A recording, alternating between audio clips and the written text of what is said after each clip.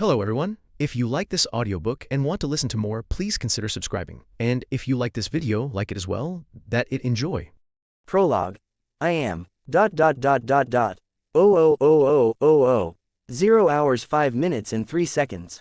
Almost there. Finally. Oh oh oh oh oh oh. 0 hours 5 minutes and 0 seconds. Only 5 minutes more and I will discover what is this about. I have had this countdown for as long as I can remember. Well, it was not always a countdown. Before was simply a white and shiny blue spot in my field of vision that oscillated every second. I never thought much about it, I always thought that everyone had it. Well, I was wrong. Not everyone has a white shiny wisp floating in their vision. I remember talking about it with my parents, but after an unwilling drive to the ophthalmologist, the doctor said that I had no issues. Except for the need to use glasses, even though with only 0.25 in each eye. But that was unrelated to the floating white thing in my vision. After that, my parents said that was inventing things for attention and I never touched the subject again, with them at least. Later I discovered that I could move the white wisp. I can put it on the edge of my vision with a thought. I practiced with it. I thought that was some kind of superpower. I tried putting the light above other people's bodies and objects. Nothing happened. It's simply a useless thing impairing my vision. Well, till I look at it more attentively. Then I noticed. It was pulsating, like a heart beating, every second. My eyes focused on the light with terrible intensity. I wished to discover its secrets. I was a curious 9-year-old, a stubborn one that stared at this light for 2 hours. I wished to understand it, to be capable of knowing what it means. I was frustrated, then I gave up and grown tired, wishing that was easy to understand instead. And suddenly it is. I took my eyes for a second from the light and then it morphs into something else. It becomes a countdown clock. I will never forget, the first line that now is filled with zeros had the 8th of May 12. Only in the next day when the 12 became an 11, I understood that was a countdown of years, months, and days respectively. Beneath it is the countdown of hours, minutes and seconds. But that's all it did. It showed me that it was a countdown to something. It gave me no clue about what is the something. I can make it become a blurry light again, but this way is easier to understand. If I had to guess, I think that it adapted to my human mind in accordance with my wishes. I, for real, think is alien. I'm not even kidding. If I turn it in a blurry light again and watch very closely, sometimes it's possible to see some weird symbols and shapes floating in the blurry light. It's like the whole light is made of these symbols compacted in a way that is impossible to tell them apart. Like the human mind can't comprehend it completely, I even got a migraine from staring at it for too long. I tried separating them too, but nothing worked. It also didn't took long for me to figure out that the countdown would end when I became 16 years old. It is very precise, and if is not, is close enough to be irrelevant. I know that was born more or less at 20h and something, and right now is 2011. Ah yes, today is my birthday. And here I am, alone in my room while my whole family is out without me. Let's say that I don't have a good relationship with them. In truth, I think I don't have a good relationship with anyone beyond my aunt and her husband, and some online friends. I kinda committed social suicide in the first year of middle school when I talked about this countdown. I cringe every time I remember it. I was so passionate saying how I have this thing that probably allows aliens to track me down and that they will kidnap me when I turn 16. Life sucks, and if was not for my curiosity and desire to closure to know what this countdown means, maybe I would have killed myself. For real. That and games, animes, mangas, and other fun things. It was my only companion and solace in this shitty life. 0 hours 1 minute and 1 second. 1 minute, I release a huge breath that I didn't notice that I was holding. I'm nervous. It's finally gonna happen, right? I'm not crazy. I'm not crazy. Something will happen. I'm sure of it. 0 hours 0 minutes and 32 seconds. Huff hoof. I stand up and hold the kitchen knife I grabbed earlier. Come on aliens, demons or whatever. I will at least hurt you a little. 0 hours 0 minutes and 14 seconds. Or kill myself. If aliens come here to abduct me, I will kill myself. Slit my wrist and be done with it. No one will put anything in my anus. 0 hours 0 minutes and 7 seconds. Ha ha ha. 0 hours 0 minutes and 3 seconds. I'm trembling. 0 0 hours 0 minutes and 2 seconds. I'm afraid. I thought that I was ready, and here I am, almost passing out before even this thing reached 0. Maybe this countdown is my lifespan, that's it. I will die. Fuck this worthless life. I accomplished nothing. 0 hours 0 minutes and 1 second. Why do I need to go through this alone? No one believed me. All alone. 0 hours 0 minutes and 0 seconds. Fuck it. Come. Ding zing. Dot dot dot dot dot. Dot dot dot. Dot dot dot dot dot. Dot dot dot dot. Dot dot dot. What happened? I blink, feeling groggy and dizzy. I'm on the ground. Did I fall? I almost fell over the knife. I sit down while pushing the knife away, which was dangerously close to my neck, anyway. Exclamation mark. Exclamation mark exclamation mark exclamation mark exclamation mark. Oh my god. So, what was this about? The information went straight to my brain, that's why I fainted. That and the download, or activation if you want to call it, of my power. Yes, a power. The dream power of every weeb like me. 0 hours 4 minutes and 3 seconds. Oh shit, I have only 4 minutes to take my things. I stand up fast and dismiss the screens beside the new countdown. On the screens, the same information went straight to my brain. But on them, the information is clearer and easier to understand.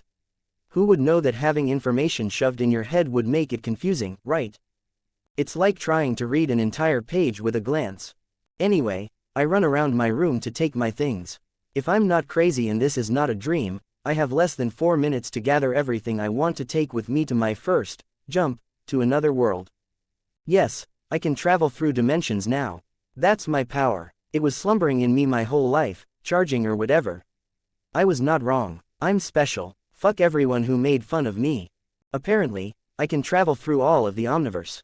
To all sorts of dimensions that I can't even imagine, and even the ones that I can, not only imagine but also remember from the many works of fiction. The information is still giving me a headache, but I remember something like, infinity is real, everything is real, formed by the collective thoughts, and relative projection of realities. It all appeared in my head. I think I understand what this shit means, but not entirely. Basically, beyond the infinite number of dimensions with ridiculous things like, everything is made of bubblegum, fiction is also reality somewhere. Oh yeah, if I don't select the world, I will be transported randomly. I can't let this happen. What if I ended up in a fucked up place? With a thought, a screen opens in my field of vision. It looks like a search engine. The form of my power is like this because of me. It's this, computer-like, thing because it's the thing I'm more familiar with navigating through. If I want, it can be something that I can control solely by my will, or even a book, or whatever. It was like the white spot in my vision from before. I stopped for some seconds, thinking about where to go, before biting the bullet and typing the name of a certain movie. Hey, so it's really there. There are other options, but I go to the conventional start of the plot, and leave the screen hanging there. I just need to make my jump before the countdown ends. Like that, I will not be sent to Warhammer or something. And this is the price of this power. I'm leaving my own world forever.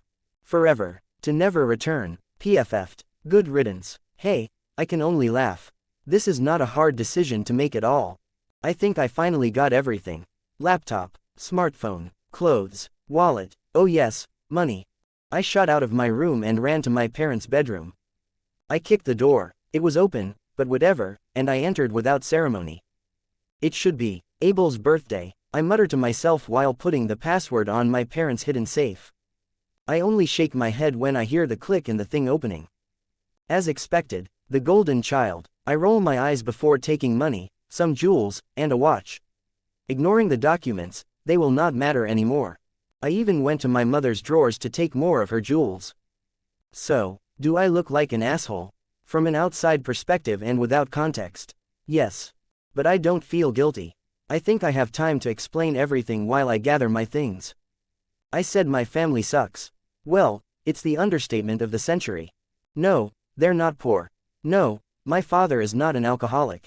No, there's no sexual abuse or anything heavy involved. But it sucks. Arg, maybe it sounds like I'm whining. I know some people have way worse, but my life sucks.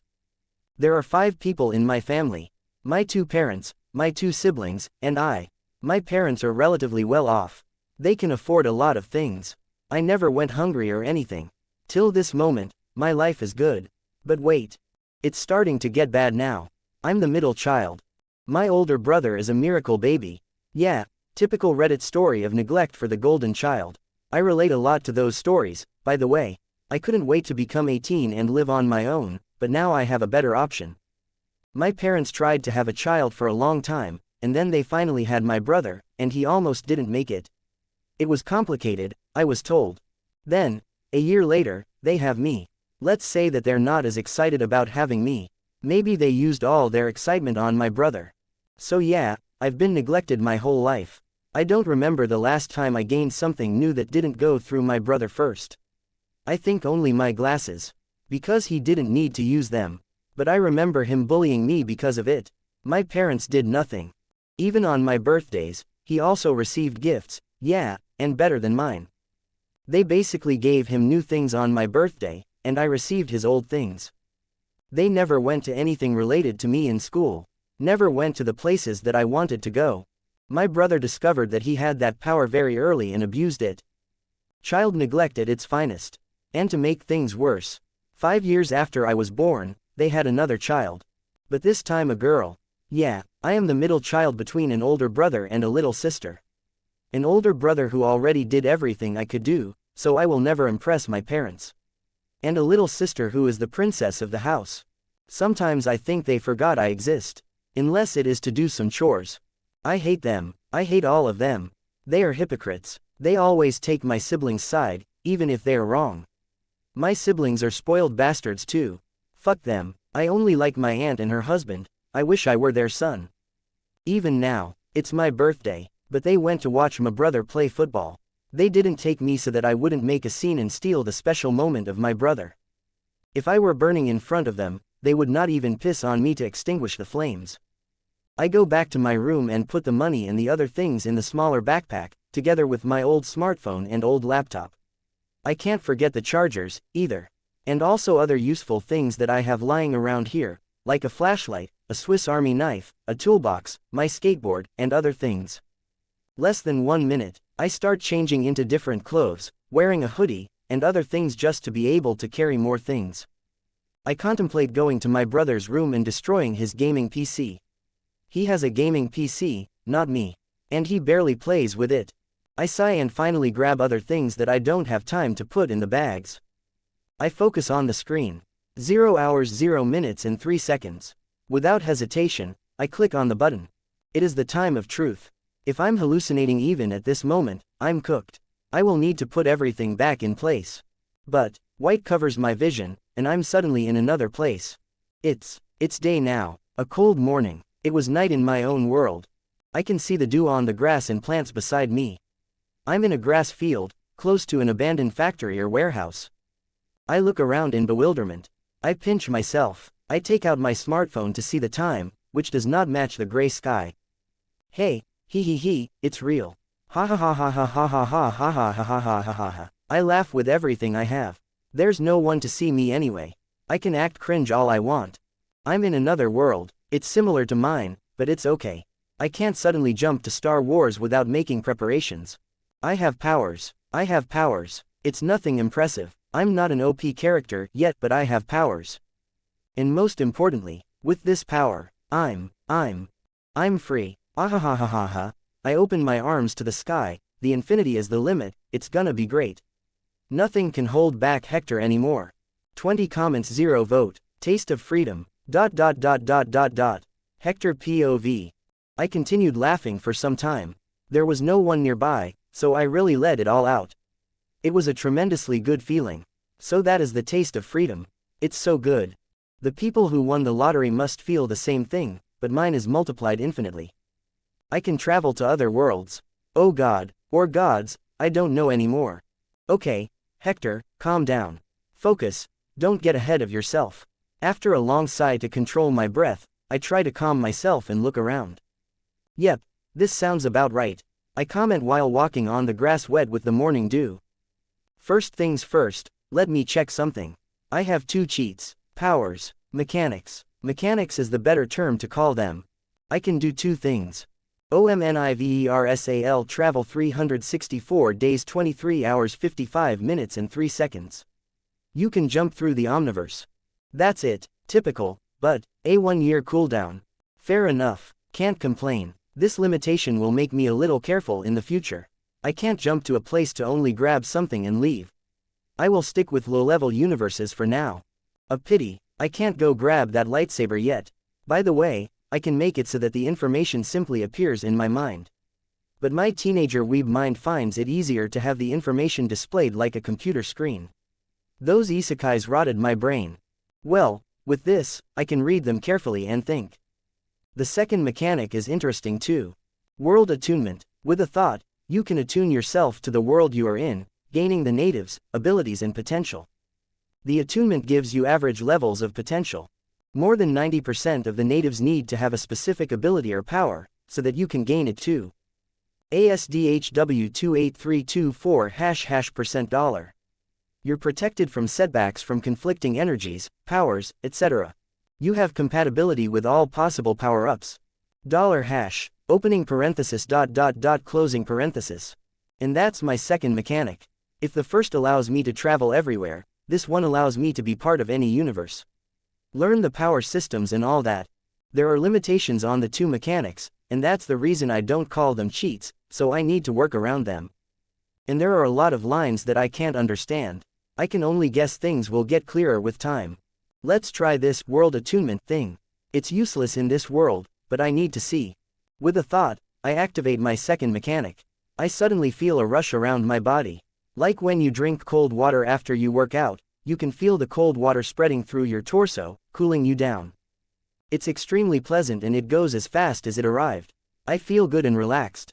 Is that how people who go to spas feel after massages and all those things? Damn, I roll my smooth shoulders and feel my body a little. I don't feel any different or stronger, only rested. Healthy maybe. It's probably because this world has nothing like magic, key etc. I comment before moving my eyes to see that world attunement window again. And something attracted my attention. World attunement 4 years 364 days 23 hours 59 minutes and 21 seconds. 5 years, I almost cough. The world attunement mechanic has a 5-year cooldown. Okay, no need to think it is unfair. That means that I need to be smart. It's okay, I can work with it. Ideas are already appearing in my mind. And it will probably lower the cooldown in the future, let's be optimistic. But before I sit down to think about it more deeply and make a plan, let's grab that power, I say, and start searching. I'm not clear where it is, but it is a hole in the ground in an open space, so I must be able to find it easily enough. So, right now I'm in a world of a certain underrated movie. Chronicle. The plot is simple. 3 teenagers acquire the power of telekinesis after finding an unknown object underground. That means I can get telekinesis by doing the same. There are 2 reasons for me to choose this world. First, a power that anyone can acquire, even a normie like me. I was not sure about world attunement when I chose to come here, and it was unnecessary to use it. Maybe I should have kept it to use in the next jump, but whatever. And second, beyond this small plot of 3 teenagers with powers, the world is completely normal and similar to my own universe. So I can adapt and do other things before I jump again. I had a small time frame to choose my first world. This is the best I could think of under pressure. And truth be told, I chose well. If everything goes well, I will leave my first world with a superpower and with all the preparation that 1 year can give me. I can even pat myself on the back for such quick thinking. How did I choose so well under pressure? Well, it's because I'm a weeb. In my home universe, I read a lot about jump chains and even wrote some jumpers' paths. One of them is a doc that I called Gradual Power Up. It's me putting the builds of my character going into low-level worlds first and slowly climbing the ladder of power. The world of this movie, Chronicle, is one of the first jumps. That's why I thought about it fast. It was on the back of my brain. Now, more calmly, I can think of other worlds that would not be so bad. In reading World Attunement, maybe even some shonen anime world would not be bad either. But I'm happy to come here first. I'm the cautious type after all. Found it. I see the hole. So, explanation time. Omniversal travel allows me to travel to any world, and I can choose any time period.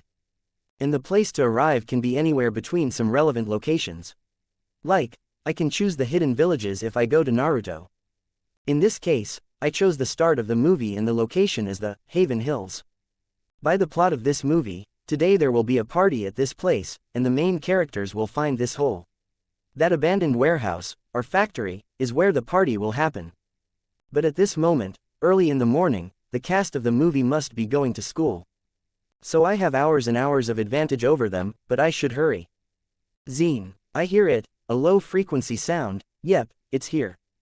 With a huff, I calm myself and put my backpacks down, and go grab the flashlight. I'm grateful for the 5-minute prep time that I had before coming here. Things would be hard if I arrived here naked or something. With a flashlight in hand, I go down the hole in the ground. The low-frequency sounds are getting more frequent. So, in the movie, it was never explained what gave the teenagers powers. But the director told the public later when the second movie was axed. Apparently, there are those rock organisms living thingies beneath us, slumbering. They have some sort of psychic powers that turn people into mindless drones to collect food for them. The organisms give telekinesis to the living drones and control them. Now, the one that I am searching for, is dead. So it will not transform me into a mindless telekinetic drone. It will only give me the power without controlling me. It is what happened with the main cast. Those frequencies are like the last spasms of a corpse. Rigor mortis or something like that. I always wanted to be a doctor. Zine. This is unpleasant. But I finally found it. The movie is one of those that is filmed in the style that the characters are recording, you know. I think it's called found footage. Some horror movies are filmed like that too, so it was not clear what the thing looked like completely because the character who is the cameraman was not reliable, but now I can see it. The part I'm seeing reminds me of that Pokemon Staryu, but made of crystal. It shines slightly in this dark cavern. Now, I don't know how it activates, so I simply touch it like one of the teenagers in the movie. Zing. Slowly, the crystals shine in an ominous red light. I can't hear anything beyond the low-frequency sound. This is giving me a migraine. It's a good sign, right? I feel something wet on my lips, and I touch it to see a dark liquid in my fingers. Blood. I'm bleeding through my nose. Exactly like in the movie. Suddenly, the whole cave starts rumbling. Okay, this is my cue. I run with all my strength through the narrow dark path, sand and small rocks falling everywhere. With a sigh of relief, I left the small hole, but I did not relax. I grabbed my things and continued to run away. I almost fell when my step did not find the ground. Fuck, the ground is sinking. I continued to run without looking back. Only after I reach the trees and bushes again do I stop to catch my breath. I looked back to see that the ground kinda sank some feet. Does that rock organism become dust or something? The adrenaline of danger is high, and I smile. A smile with an iron taste because of the blood reaching my mouth. It will probably take some days, but I have telekinesis. I have a superpower. Well, I will have it. The telekinetic powers that I, hopefully, acquired grow with time and practice, like a muscle. So I will not even try anything for now. In the movie, it was unclear how and when they discovered the powers. Damn, unreliable cameraman, I say loudly while grabbing my things. Time to find civilization. Now is when I noticed that I didn't bring any food. What oversight. Just because I'm in a modern world, I shouldn't tch. Okay, now I just need to survive. Food and shelter. Let's find a city, buy some groceries, and find a hotel. Walking out of the property of that abandoned warehouse, I find a lone road here in the middle of those hills that surround his place. Normally one would do that thing with the stick to decide in which direction to go, but I have a skateboard. I put the skateboard on the ground. So it will be better if I go down. Too bad the internet on my phone is not working, and there are no traffic signs nearby. Information is important. Lesson learned. Next time, I will prepare better. I started rolling down the lone road carefully. I was never that athletic, but I could do this much. Quote. Quote. Quote. Shit, it's far. Whatever I'm going, it's far. The world is big without a car. Luxury is really the enemy of a man. I murmur. It makes us weak and spoiled. The cherry on the top is that it is not always downhill. I need to leave my skateboard and walk uphill, too, in some parts. The design of this initial map is not user-friendly.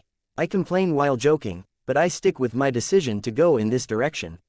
I don't believe I will not find a city before nighttime comes. Maybe I used my whole luck gaining superpowers, but not even a car passed to give me a ride. I went on myself till I saw the city. No, it's more like a small town. Finally, I sigh in relief. By the position of the sun, it must be lunchtime.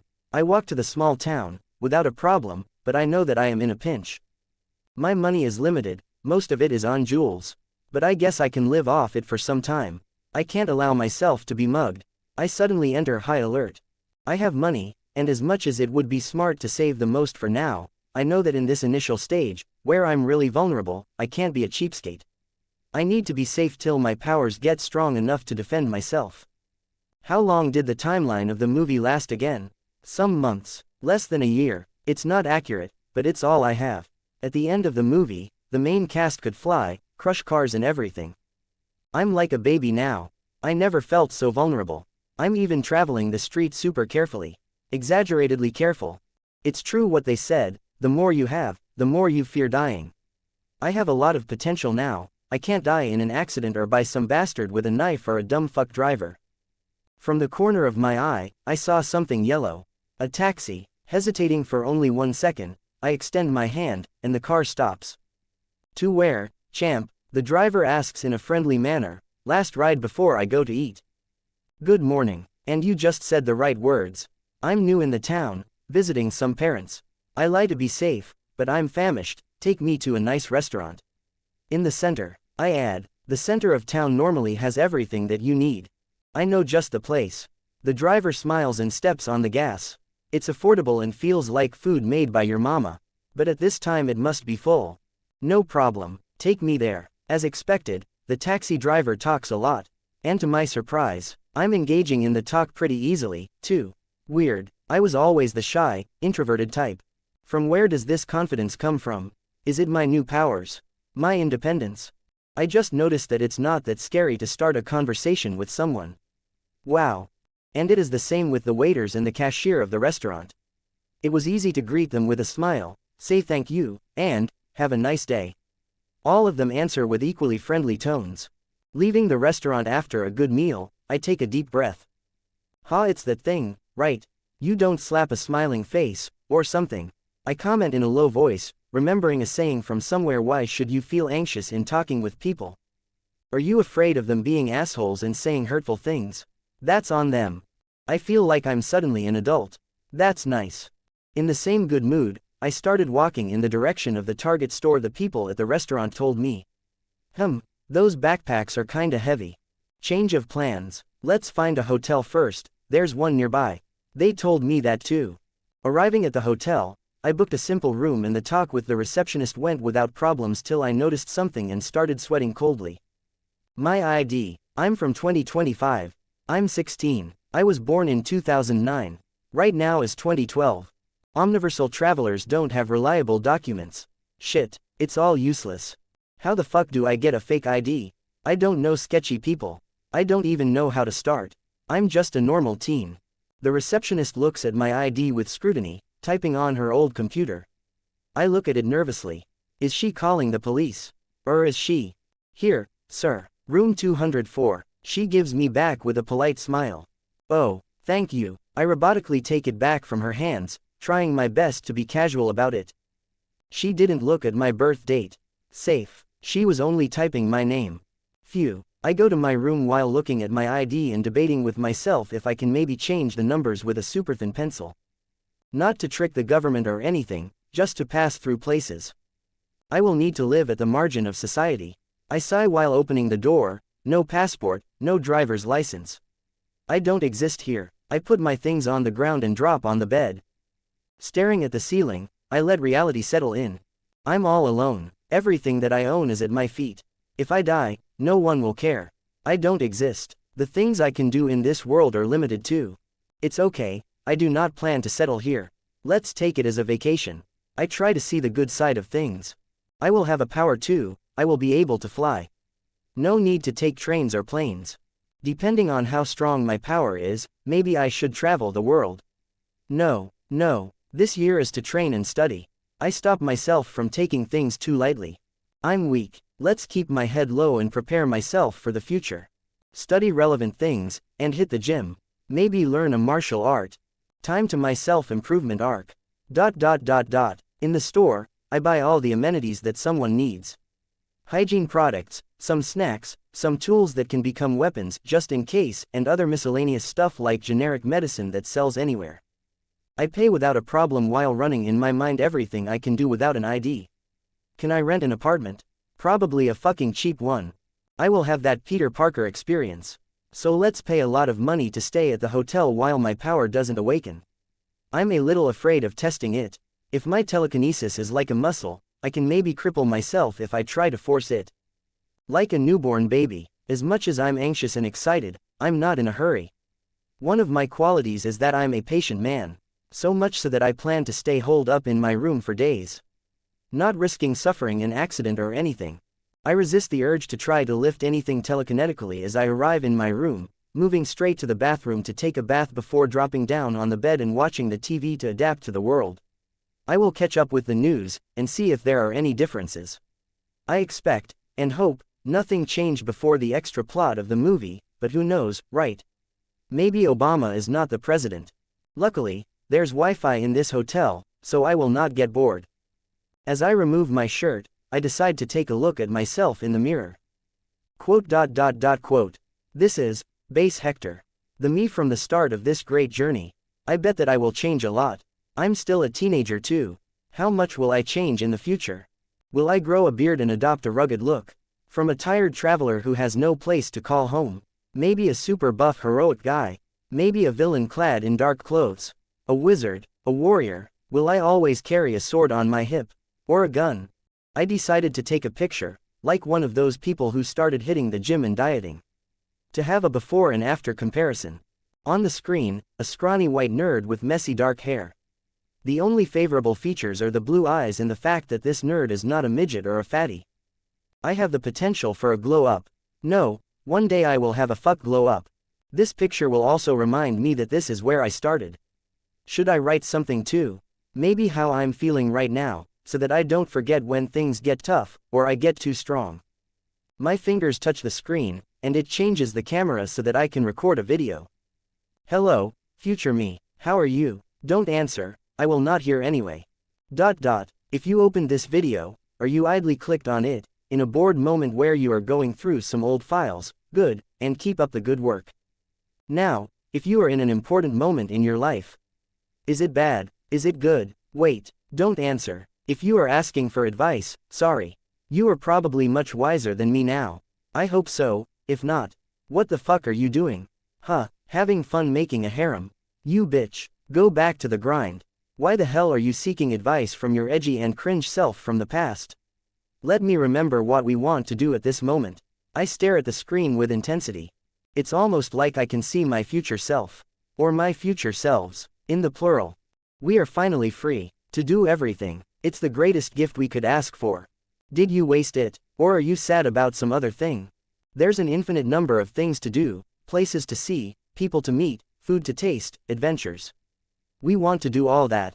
We want to do silly things and serious things. We want to thread the line between good and evil, doing what fancies us. We want to be incredibly strong and still live a normal life. We want to live forever. We want to seek perfection and hope that you never achieve it. I let my emotions flow out, saying whatever comes into my mind. It's my future self, there's nothing to hide from him. He knows I'm not a good person, and I have time to think, and I discovered that I want to do some bad things too. For necessity and because I want. If you are sad because of something, or something is not working for you, just stop and go do something else. Why are you forcing yourself? Did it become a chore? Do I need to remind you that nothing binds us? We should seek strength, but we also should enjoy the process. I trust that you balance the two things well. I know that there's a lot of booty out there, but consistently improve yourself too. After a sigh, I decided to finish the video. I'm kinda cringing already. Anyway, I don't know if you remember, but today was the first day that I talked and socialized with a lot of strange people. Okay, given that they were workers and I was a customer, it was not really an accomplishment, but even so, it was progress from my antisocial self. Now I'm confident that I can do anything and bear anything. Loneliness, enemies, relationship troubles, whatever. I'm sure that we can handle it. I open my arm. I mean, look at us. And now look at yourself. How much did we progress, huh? Look how far we've come. Even the mistakes are an experience. We lost nothing because we started with nothing. And we want everything, even if we have to take it. Remember, after being mistreated and controlled for so long, living a suffocating life, we do what we want now. I remember my future self of the most important. We will seek strength to never be forced to do anything we don't want again. Enough of being controlled. I stop filming and put away my phone. I have no idea what the future holds for me. I have plans, obviously, but I can change and act differently from what I'm imagining myself acting in the future. But as much as I am an overthinker, I know that there's no point in planning that far ahead. Well, it could be fun. I had fun planning jump chains. Now that I'm on it for real, it will be even more fun. I say, but despite that, I do not go to work immediately. I enter the shower while humming an upbeat tune. Because for now I just want to enjoy this quiet and peace for once in my life. Freedom. 14 comments 0 vote. Noob Traveler first steps. 1 year later. Tomorrow afternoon. I'm closing now, so I will touch it tomorrow morning. Then you can come take it. I say to the customer in front of me, an old lady. A usual case of a smartphone going to shit, and the owner wanted to recover everything that was on it. Family pictures, contacts, documents. After saying my goodbyes to the old lady, I go to the back of the store and shout. Mr. Raisin, I'm going now. I will close the front door. Yeah, thanks, kiddo, the man shouts in his rough voice from the back. He is my boss. I work in this small electronics shop. Those who repair a little of everything for the people nearby. Mr. Raisin repairs refrigerators, stoves, and microwaves, and installs things too. I'm the guy who deals with the more modern things, like laptops, smartphones, cameras. I was lucky to land this job. That was one of my few skills. I was always the curious type, to disassemble everything before putting it back. My parents are never happy with it. My brother always snitched on me, too. He was good at it, always snitching at the exact moment before I reassemble everything. So I kinda suppressed this talent for a long time before taking it back in the form of rebellion. Yes, being a nerd was my rebellious phase. Lame, other people would use drugs and steal, but I don't want to give my parents any reason to disown me or put me in prison. I walk down the streets of Seattle, pulling my hood up. I'm still in my first world, the world of the movie Chronicle.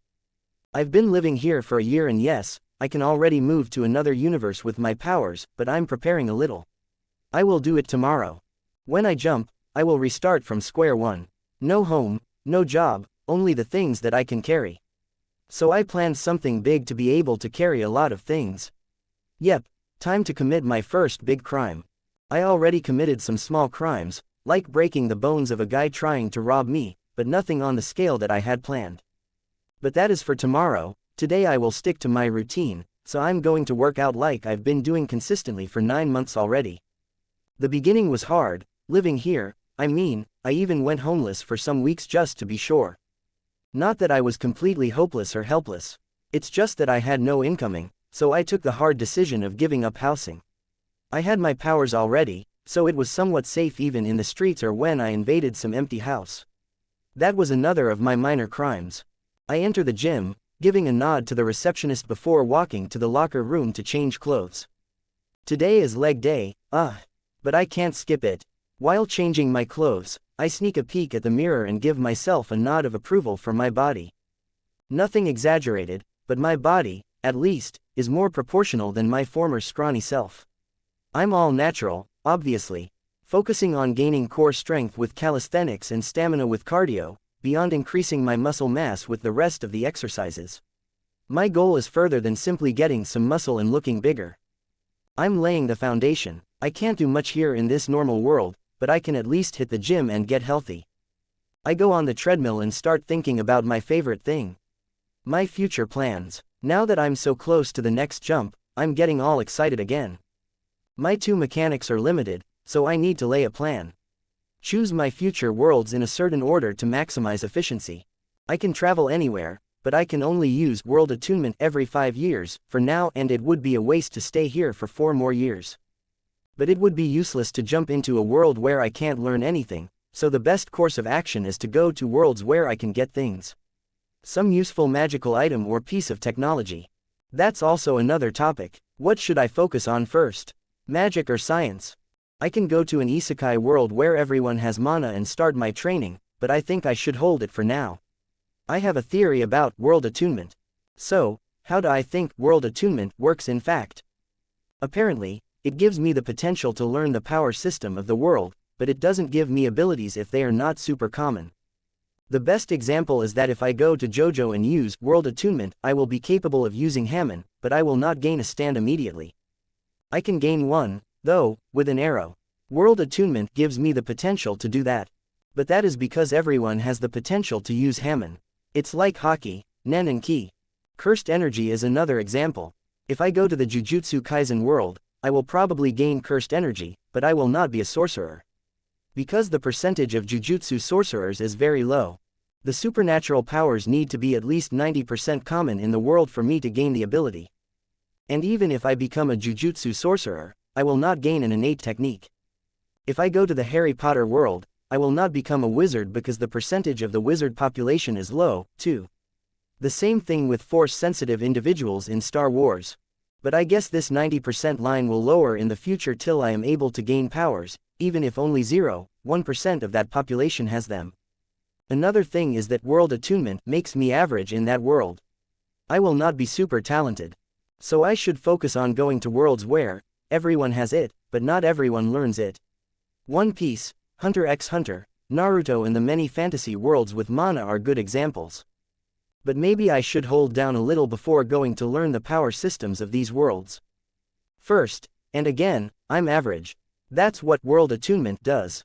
I can learn things, but I do not gain unique abilities or become super talented or anything like that. I will never be Gojo, I can only be Kusakabe. I will never be Goku, I can only be Yamcha. Or Naruto and Sasuke, I can't even be Kakashi, I can only be Iruka. I gain the average talent. Average, it's humbling. It's good that I keep that in mind. Right now, I have the power to make me feel like a god in this low-level modern world. I need to remind myself that I'm simply a background character in the great scheme of things. My advantage is that I can learn everything. With time, I will be op. With time, I need to find a way to become immortal too. Yeah, it's not in the package being immortal, healthy, having mind defense, and those things. I need to get those things on my own. Hence why I'm hitting the gym. But maybe there's a way to surpass everyone. Again, I will receive the average talent each time I use world attunement. The thing is, I think it stacks. I had the idea when I was reading a Chinese shoujo novel recently. This world has the same fiction as my other world, a good part of my studies is about future worlds to visit.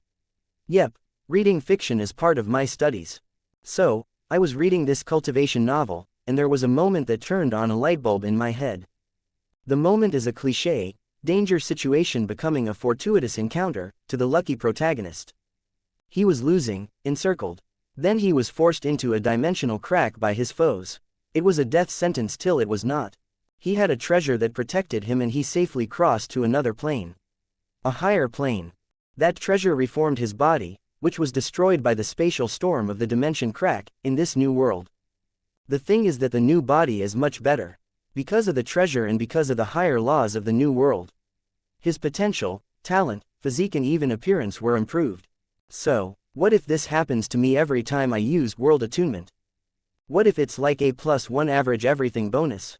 Maybe right now my body is qualitatively 2 times better than the average. I gained muscle mass faster, now that I think about it. Other things support my claim. My acne disappeared a little, my hair is not that frizzy anymore, and I didn't get that change of season cold that I always got. Okay, maybe it's puberty, but there's one thing, my lens thickness decreased. This doesn't happen normally. It is like a nerfed version of what happened with Peter Parker. My body has become better. I'm receiving a boost with each attunement. Even if it's average, if I attune myself to other 10 or 20 worlds, I will start to become a talented individual even by main cast standards. The thing is the cooldown. 5 years. To attune myself with 10 worlds, it would take 50 whole years. That's a lot. That's a life. I hope the cooldown decreases with time, but even if not. I'm a patient guy. And again, I need to acquire immortality. As a side note, I also have the theory that attuning myself to a higher world may bring more benefits. Like if I use world attunement in those Shanja cultivation worlds will be better than using it in a simple sitcom world. But that is not something I want to test now. The cooldown of jumping is still 1 year. I can't go to those dangerous worlds as I am right now. Slow and steady, I will win the race. Later, I go back home with my trembling legs. For real, I think I'm going for that super soldier serum. I want to be natural, but that juice is looking really tempting right now. I walk through the streets of Seattle unafraid, even though this is not a very safe neighborhood. I went through some shit in the beginning, but now I'm less tense. Moving to a new universe can be challenging, who could tell? But it is possible to survive with some focus. I didn't even commit that many crimes. I really went to do honest work. Hot take, I'm less and less empathetic with homeless people. I know a lot of them, and the great majority simply don't want to work or receive real help. With 2 hands, you can work for yourself and live cheaply, gaining some dignity. And I didn't even cheat with my powers, I was really secretive about it. I didn't use them to my advantage that much. Not that I'm a good person, I'm simply cautious. In the future, I see myself treating the Geneva Convention like a to-do list. But this is when I need to do all sorts of things to acquire power, wealth, and everything else. Now, I only need to live in a frugal way, and I'm good. I have my half-time job. I do my self-study. I hit the gym. I'm better than I was when I lived with my parents. Obviously, I gave up some things that normal teenagers value. My money is still decreasing. I have no social life, no family or friends, no school. But these things are useless to me. I'm an omniversal traveler, bitch. I look at the night sky, completely dark because of the city lights. I can have everything, but for now, I'm alone. Hey, fuck it, I laugh. So what? This is nothing. In truth, I enjoy being alone. I'm happy. I'm happy because I know this one fact. This is the hardest part of my life. Everything will get better from now on. Things will get easier and easier. The hardest part of everything is always starting. I remember my grandpa saying it to me before he passed away. Good man. I finally arrive at my Peter Parker-like apartment. Unfortunately, there's no Ursula Ditkovich to give me cookies. Only crackheads, but they hold their drugs tightly, those selfish people. Tisk, not that I would use. I'm not dumb. I thought for some time about being a drug dealer or even a drug lord, but again, not worth it. Anyway, when I finally entered my small apartment. Home sweet home, I sigh with a smile. Here, I'm free. Here I can use my telekinesis. The keys float from my hand to their rightful spot on the wall. I kick my shoes off my feet. They fly high, but stop just a little before hitting something, and then they obediently float to the corner. The socks accompany them. It looks like some wizard used a spell on the inanimate objects. But this is the fine control that I painstakingly trained. My jacket gets off my body and hangs itself. The TV is turned on, my bag goes to the corner, the doors open for me, the faucets too, the rest of my clothes leave my body. That's the result of my training prioritizing control over power. I can type on my laptop from a certain distance now, I can build Legos telekinetically, and I barely need to move my body to use telekinesis, too. A small move of my body is enough to trigger it. Now about my telekinesis strength. It's kinda neglected, I admit. Last time I tested and crushed a school bus in a junkyard, so it must be on the 10-ton scale. Not that much, it would have been stronger if I actively trained that, but it's not like there's a gym to espers around here. And the last thing I want is to attract attention to myself and be forced to fight the armed forces. Hey, this reminds me of Mob Psycho. The message is that even with powers, just continue to live a normal life. I'm not that special.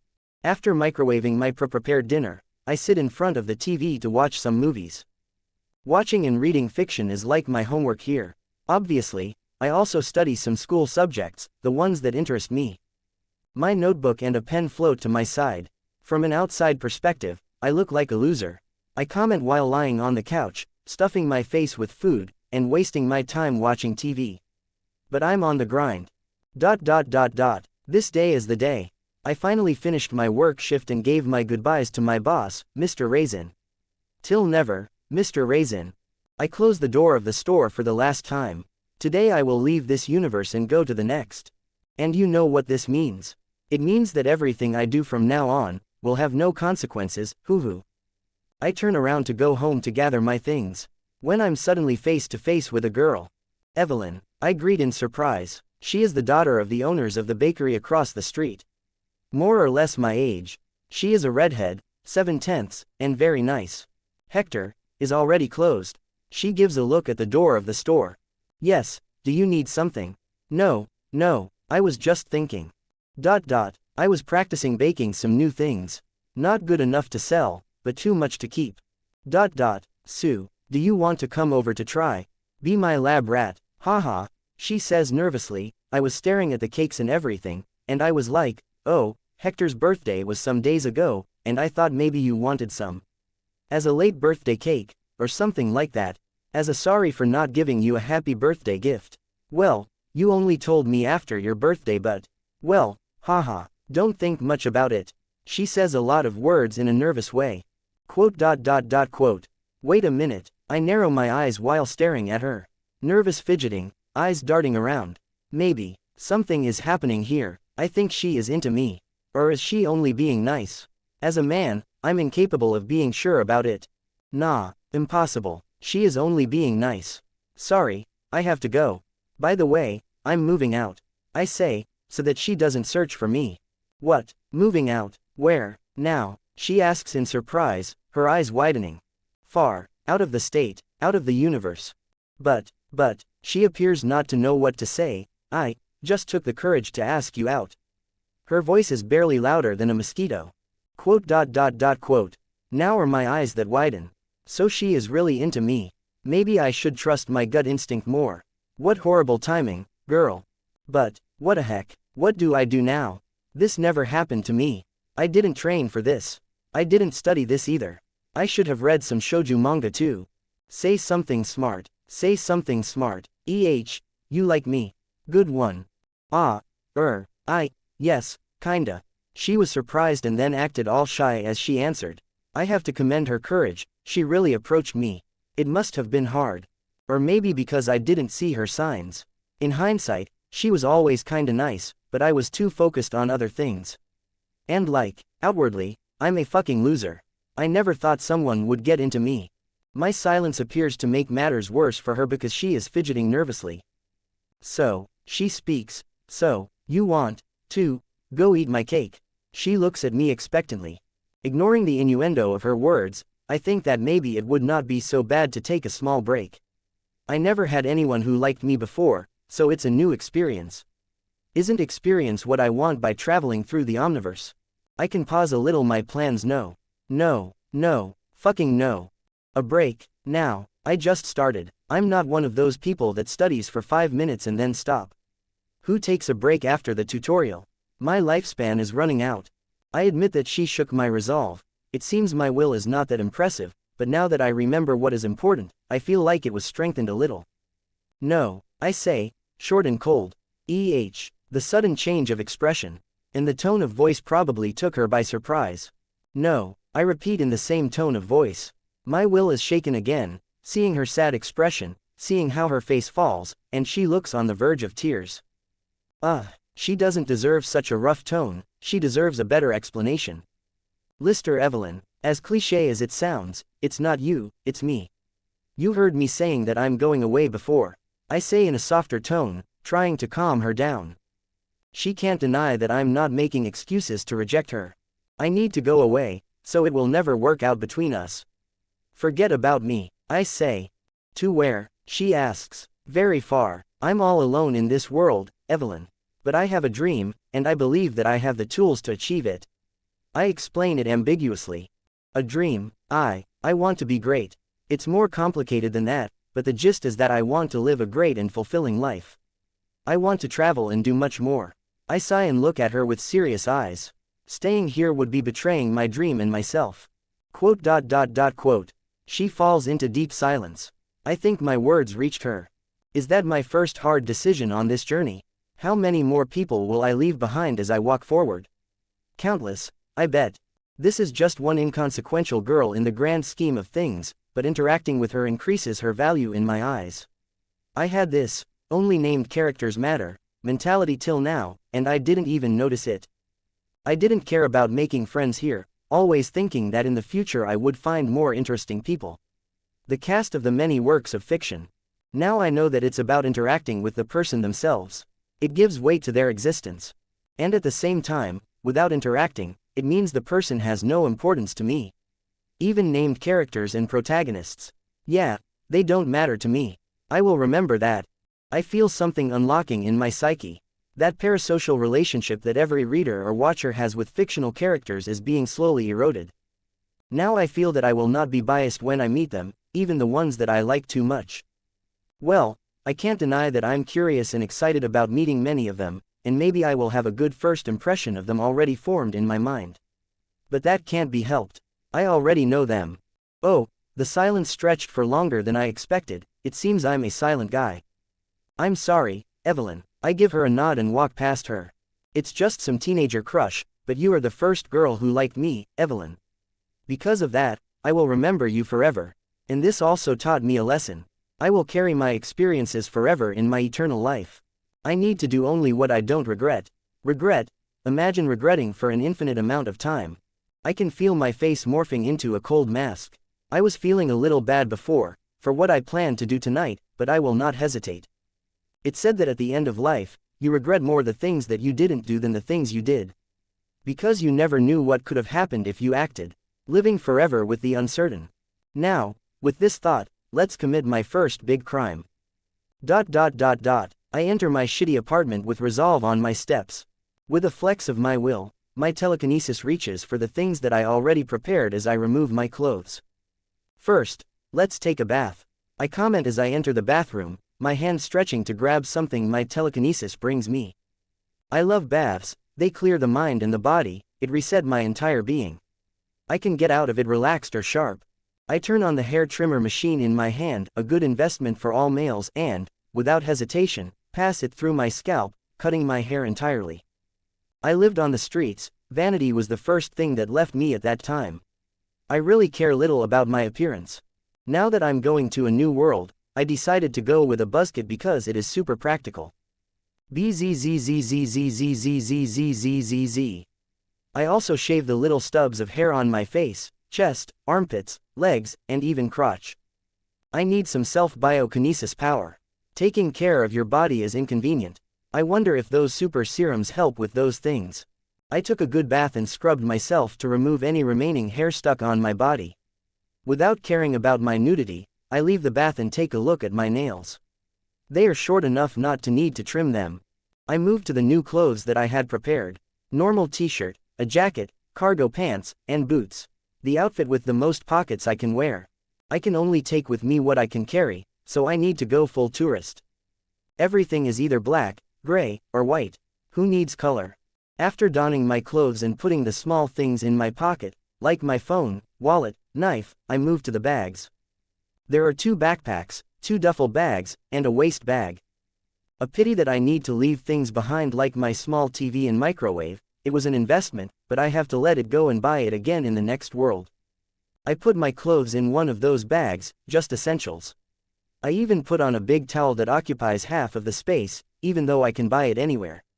But I like this specific towel, and, The Hitchhiker's Guide to the Galaxy, taught me that you should always have a trusty towel. On the other backpack, I put my electronics, my laptop, my books, and notebooks. This is the studies backpack.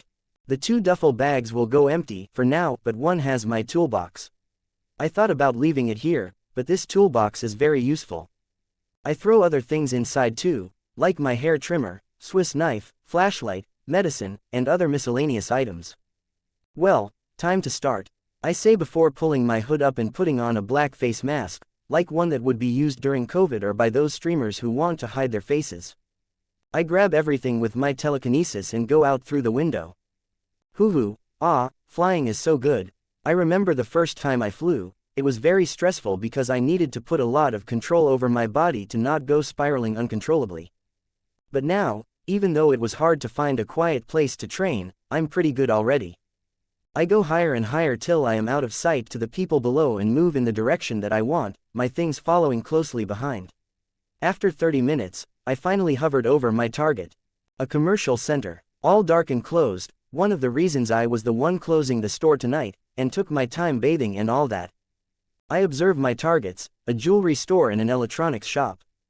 The two are from famous brands, so I don't feel bad about stealing from them.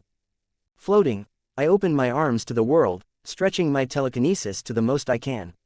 It's like tendrils that get thinner the longer it goes. For the first time in a long time, I feel the strain of my Esper's muscle. And it's a good sensation. I feel like a god, but the knowledge of the vastness of the Omniverse keeps me humbled. Taking a deep breath of the cold air of the night, I finally attack with my full power. BZZT crash bam. I researched a lot and scouted around here for a month. I know exactly where to hit to maximize efficiency. The power lines and power poles that I pull cause an insta-blackout. I also don't neglect the backup generators, and I also destroy cameras and anything that can bring any problem. The last nail of the coffin is me swinging down my arm while I float in the air. An invisible blast flies and creates a hole in the ground and I throw a lighter on the hole. Boom boom boom. A gas leak generates an instant explosion. Quote. I can hear the screams of surprise and fright from the people nearby. But even the ones nearby don't get hurt, so whatever. Looking down on my work, trying not to feel like a god, I try to remember if I forgot anything. Explosions to distract, the blackout to delay response, and now this whole commercial center is a ripe fruit ready to be plucked. I don't care about the consequences of what I'm doing. I do not even care if someone sees me. I'm going away to never come back. So what? This is true freedom, completely free from consequences. I could commit the most atrocious acts and simply jump away and continue to live normally. It's almost a chilling thought. Let's be careful not to derail too much on the path, not that I'm afraid of being evil. I just don't want to become a caricature villain or a nihilistic asshole like Rick Sanchez. Bam crack, without a care, I blast the front of the electronics store open. Come to Papa, I can't help but smile. I'm like a child in a candy store. All those things that I wanted to have in the past, but were denied to me, are within my reach. Ah, this is so good, looting is so good, my gamer mindset is making an appearance again. I can't carry much but it's okay, I can simply do something like this again in the next world. I go straight to the expensive stuff. The last generations of laptops, tablets, and smartphones are my main targets. But I also don't neglect headphones, mouses, and other pieces like CPUs, GPUs, motherboards, a lot of cables, and even some consoles. I studied tech over the last year. I always wanted to be like those smart tech savant characters. I'm not a genius, but I can study it anyway. I filled one of my duffel bags with a lot of equipment and more than half of the other. I think I took enough. I comment while looking at the bag that is almost bursting.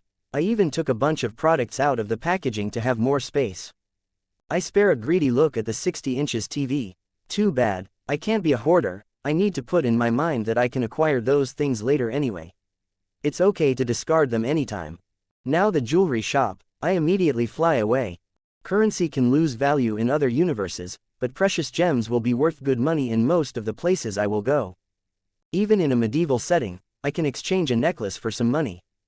Boom. In this jewelry shop, I was even more merciless. Blasting the protection glasses with waves of my hands, grabbing everything without even taking a second look. I even put a lot of expensive watches on my arms and covered them with the long sleeves of my hoodie. Rings and necklaces too. PFF'd. Haha. I accidentally took a look in a mirror nearby.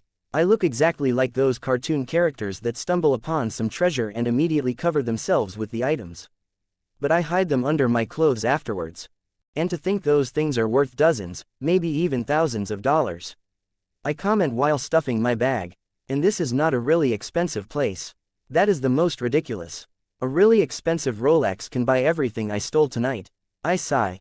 I can't help but think that those things that are unattainable to others will be trash for me. The world is unfair, but I'm happy that I'm on top.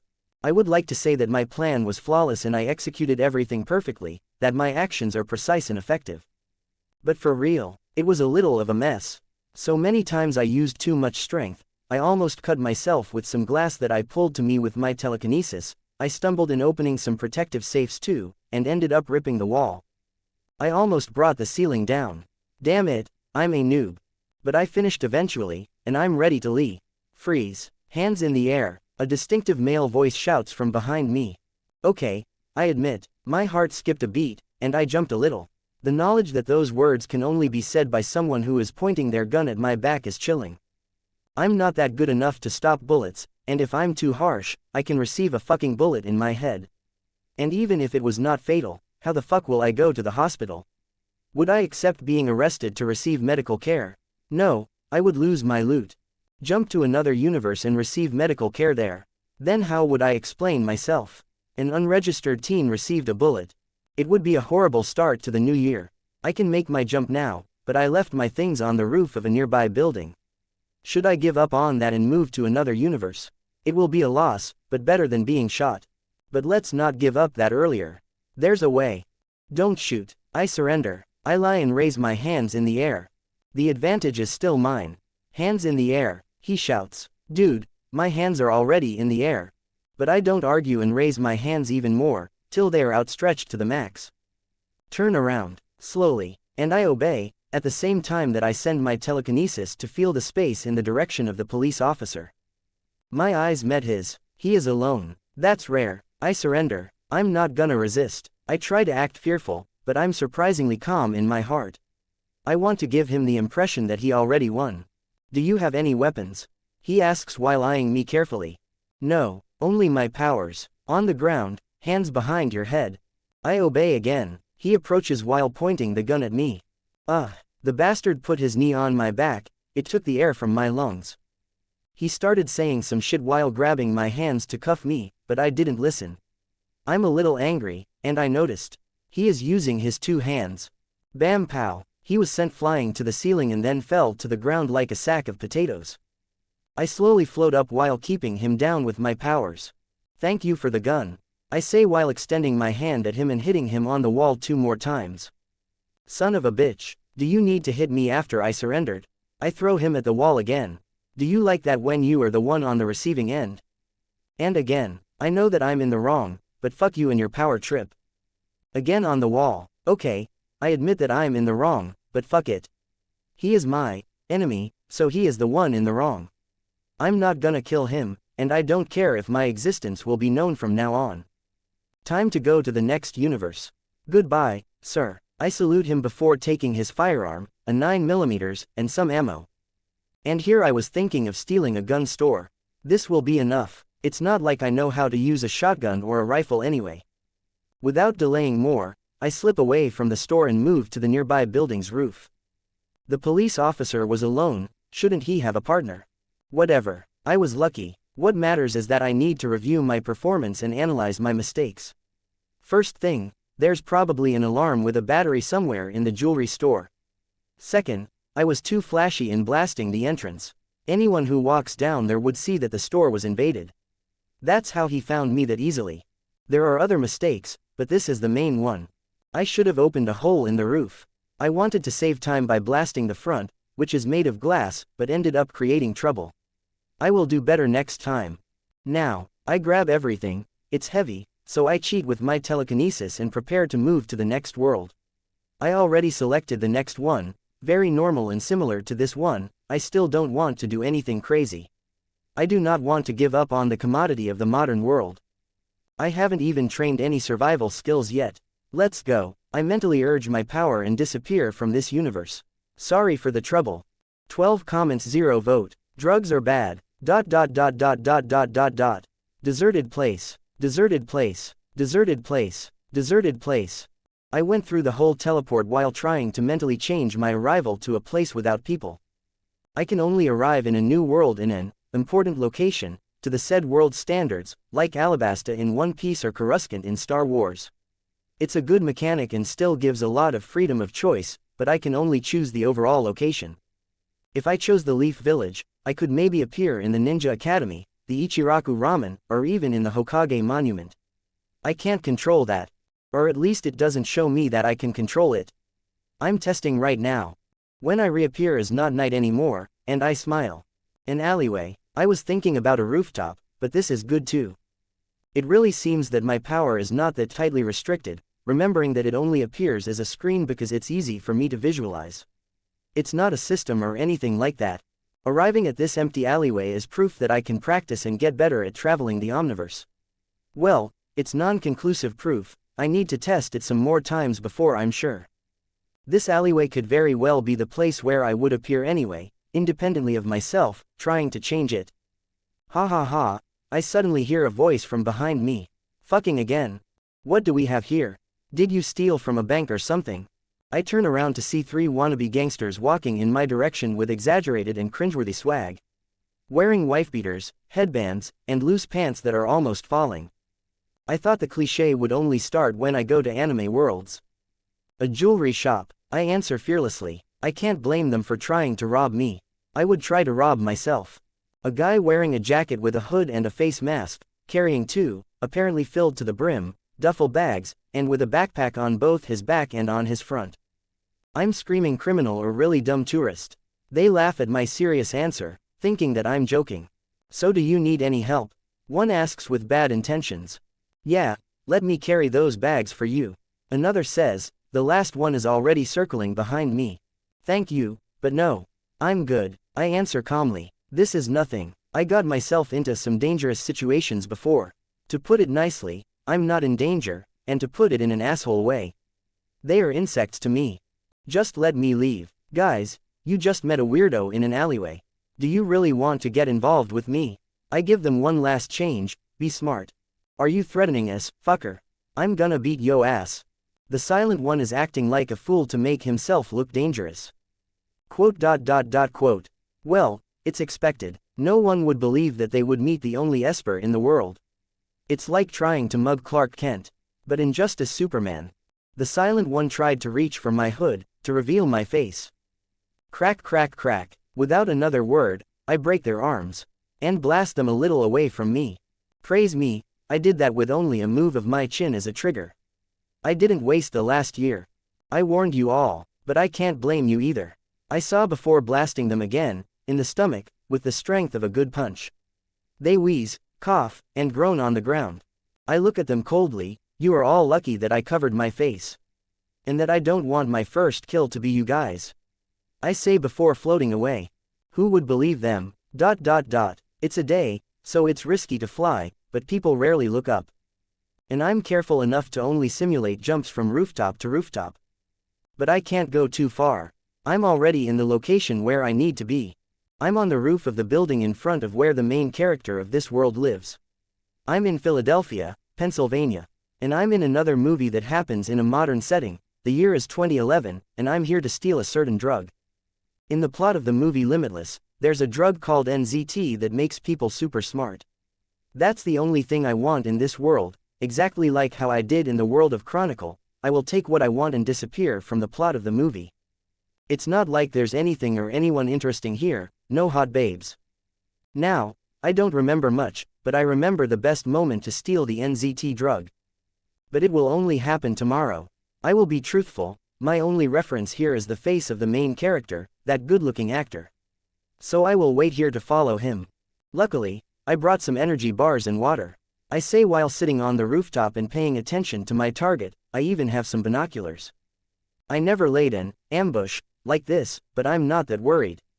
In the worst case scenario, the main character will acquire the thing, and I will steal it from him in the future. And I'm a patient guy. I wait and wait. I waited for hours. I need to pee. They never tell you those things in the movies. Should I abandon my post? Like, I know that he will come back eventually. At night, he will be home anyway, and I will only act tomorrow. Oh, there he is. Yep, even trying to make him look like a homeless, the actor is too good-looking for not be eye-catching. Oh, he is taking the pill. Yep, I'm at the right moment. Time to go. I grab my bags. Dude. I need a fucking pocket inventory power or a magic bag. How I envy those bastard MCs with game systems in their inventories. I took off my mask and hood, revealing my bald head to the world, and crossed the street to the rundown building. The NZT must be kicking in, and if I remember well, he will end up fucking the young Asian wife of the landlord. That scene is iconic. A good first thing to do when you gain powers. Too bad I didn't have the time for that yet. One day I will relax. That's why I'm focusing now. Carrying my many bags and receiving some strange looks from the people nearby, I enter the building and start climbing the stairs, hearing a woman scolding someone in a loud voice. Better cock block him. Cheating is bad, guys. NTR is a trash fetish, except when I am the one stealing the girls. Excuse me, I call, making the MC look at me blinkingly, looking groggy, and the Asian cutie stops shouting. I must be being analyzed, so I will just be brief. I couldn't help but hear the talk. I say with an awkward smile, "Are you the landlord's wife?" I wanted to rent an apartment for a month. I say, and then raise some stacks of money. I will pay up front. Money, another great power. Batman knows what I'm talking about. The Asian wife instantly abandons the MC, whose name I still don't remember, and turns to me with a smile. Better spend your time with a new guy with money than a brokey, right? We did not finish this talk. She looks at the MC with a glare, shooing him away before turning again at me with a smile. Damn, she can change expressions fast. Come, let me show you a good apartment. It's small but cozy and clean. She guides me to another floor while I watch the main character absent-mindedly enter his own apartment, memorizing the door. He must be super smart already, but the effects will last till tomorrow, and tomorrow he will want more. Then I will follow him. We end up settling in an apartment on the same floor as the MC. There's a magic eye on the door, so it will be possible to spy on him. But I will not need to do anything till tomorrow. After all, he is riding the waves of being super smart. Now, let's take away all those things around my body. Ugh, jewels, so useless. I will just keep a watch for the utility, not even the most expensive one, just the one that looks more robust and discreet. Oh, he is not cheap either, damn, that much. Whatever.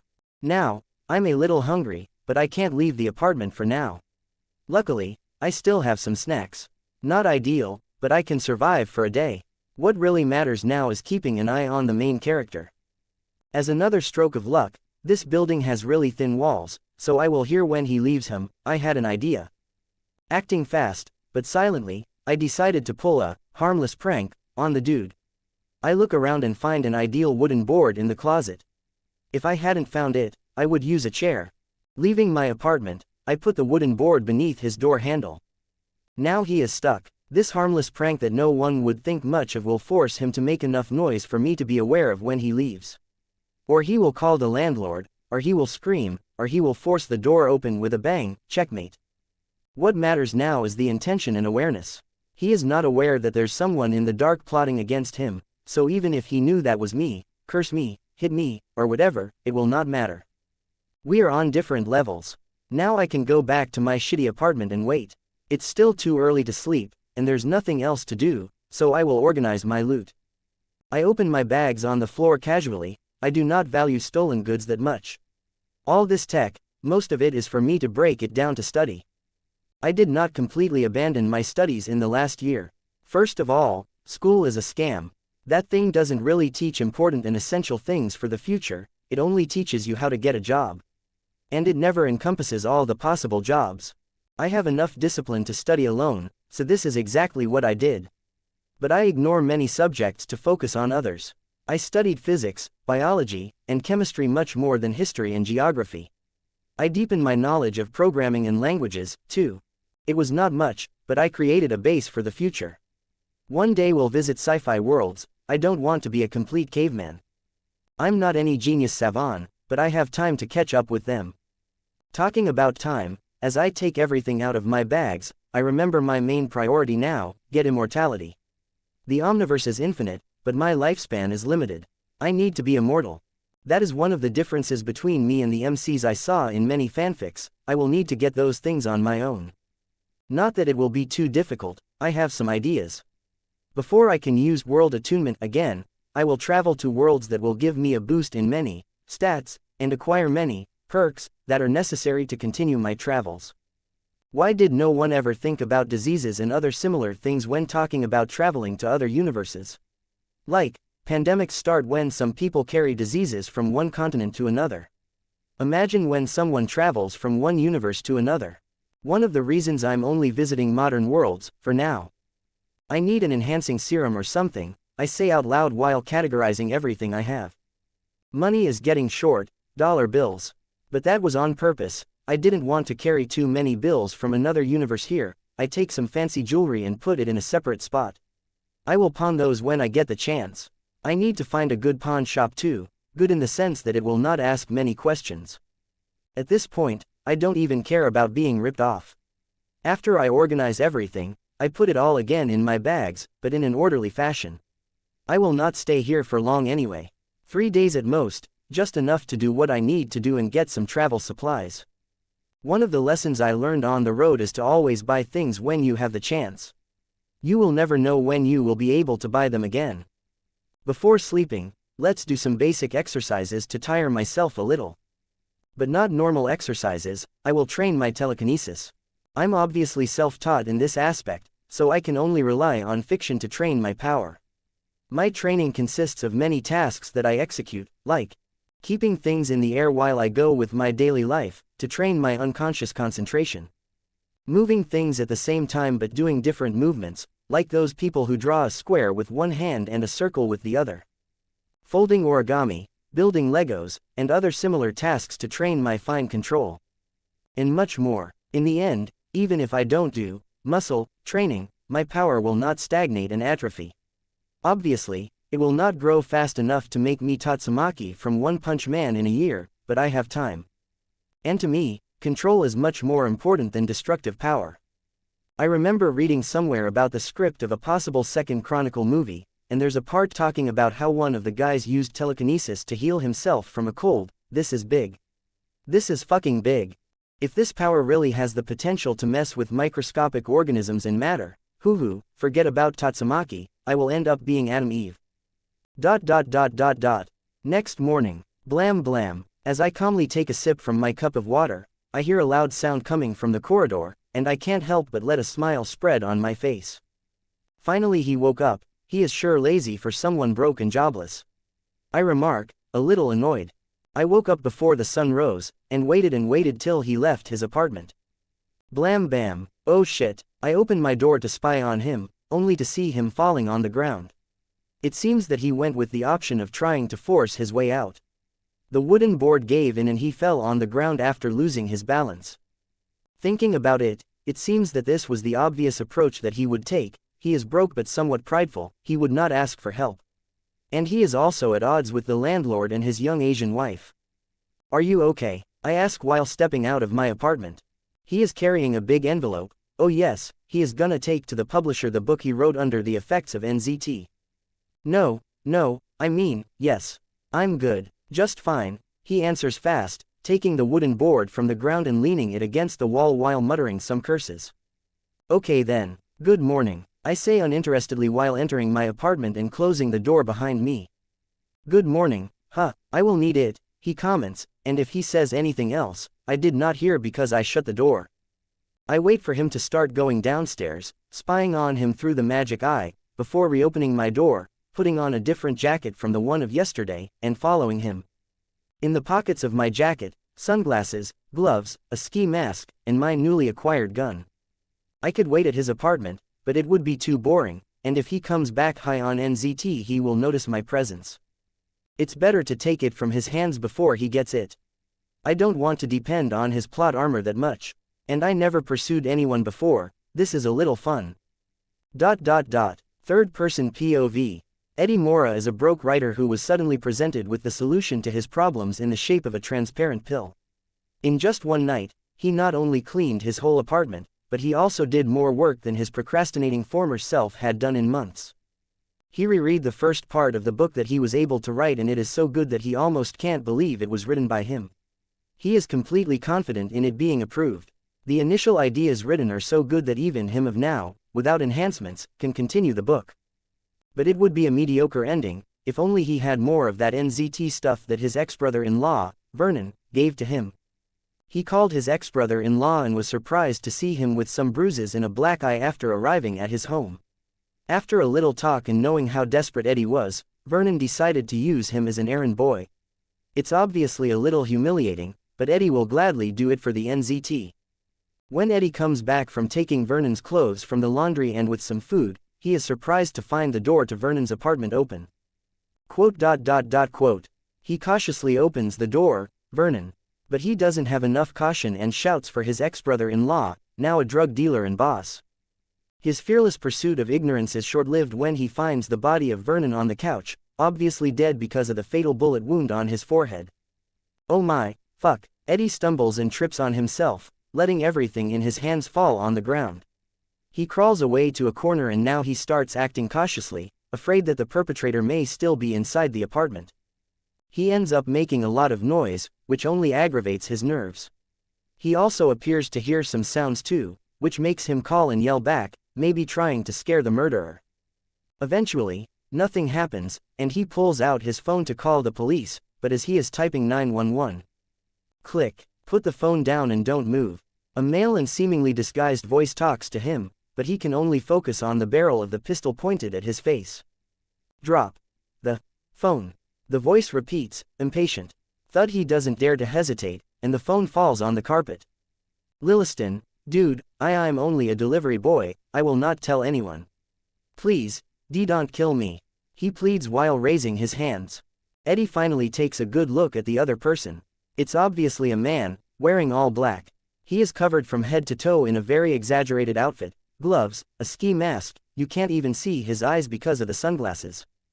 I will only kill you if you try anything, the other person says deeply. I don't want my first kill to be you either, the one that is obviously Hector's comment. Internally, Hector finds it funny that with a gun, people listen, while the thugs who tried to rob him the other day didn't listen. He is more dangerous without the gun, the need for an obvious threat to put things under control. He learned something new today.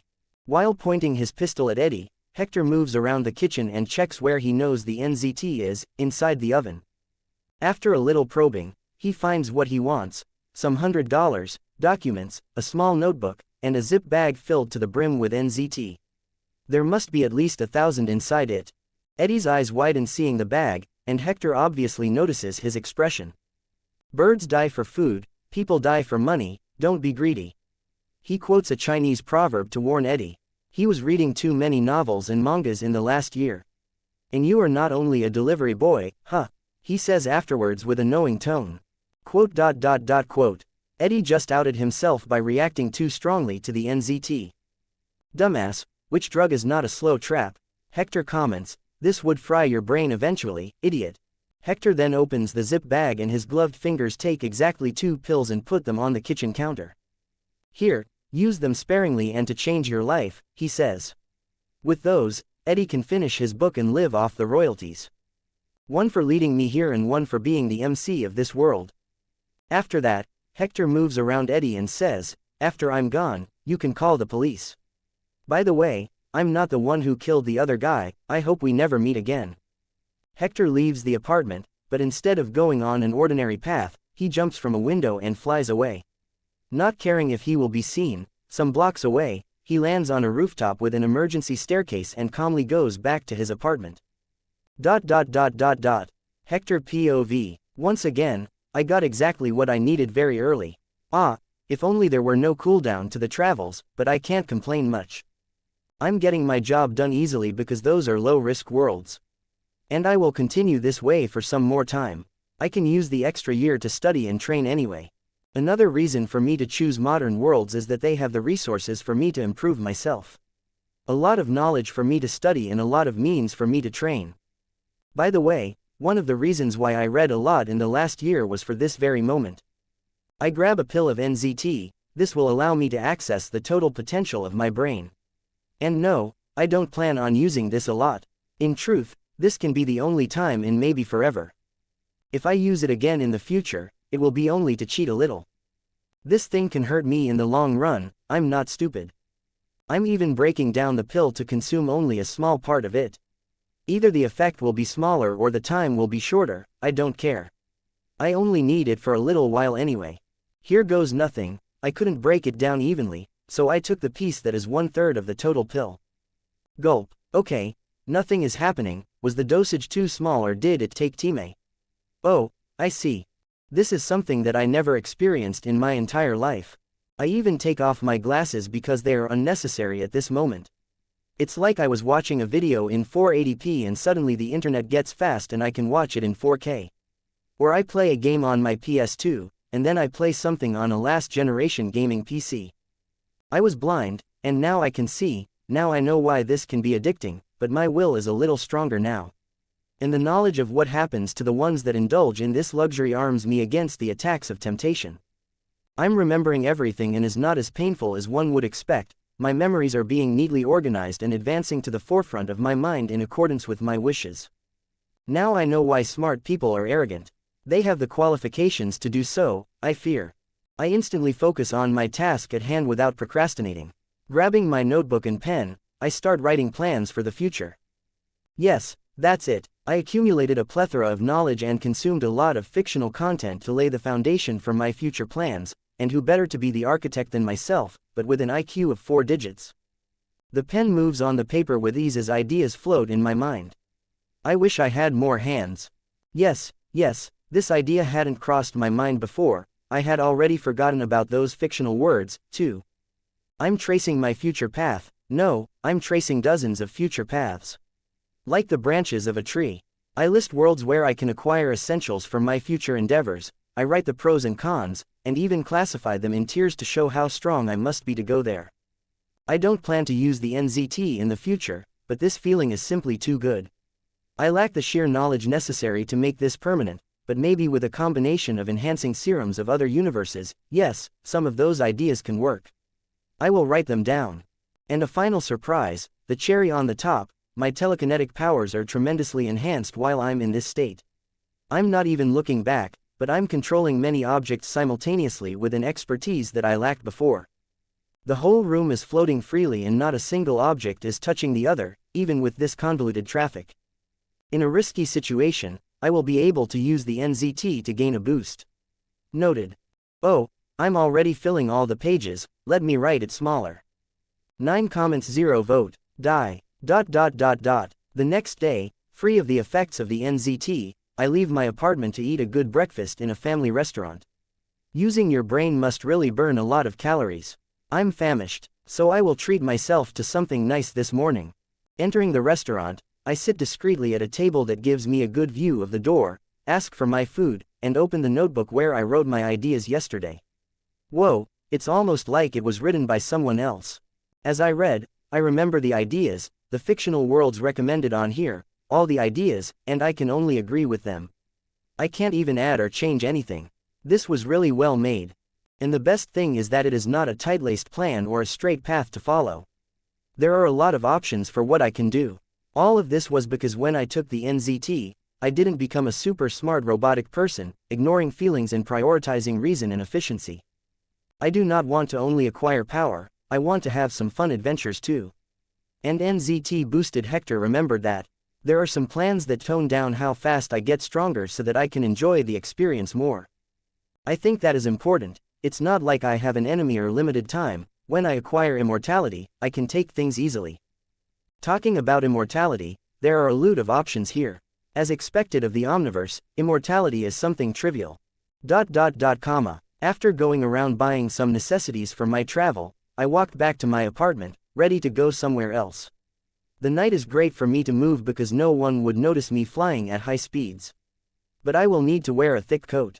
I bought things that I could run out of during a long travel. Like toilet paper or trash bags, shout out to the one who invented plastic. One of humanity's great inventions. Trash bags are so convenient, too. It helped a lot when I lived on the streets. When I open my door, I stop for a moment and sigh. Closing the door behind me, I look at the mess in my apartment.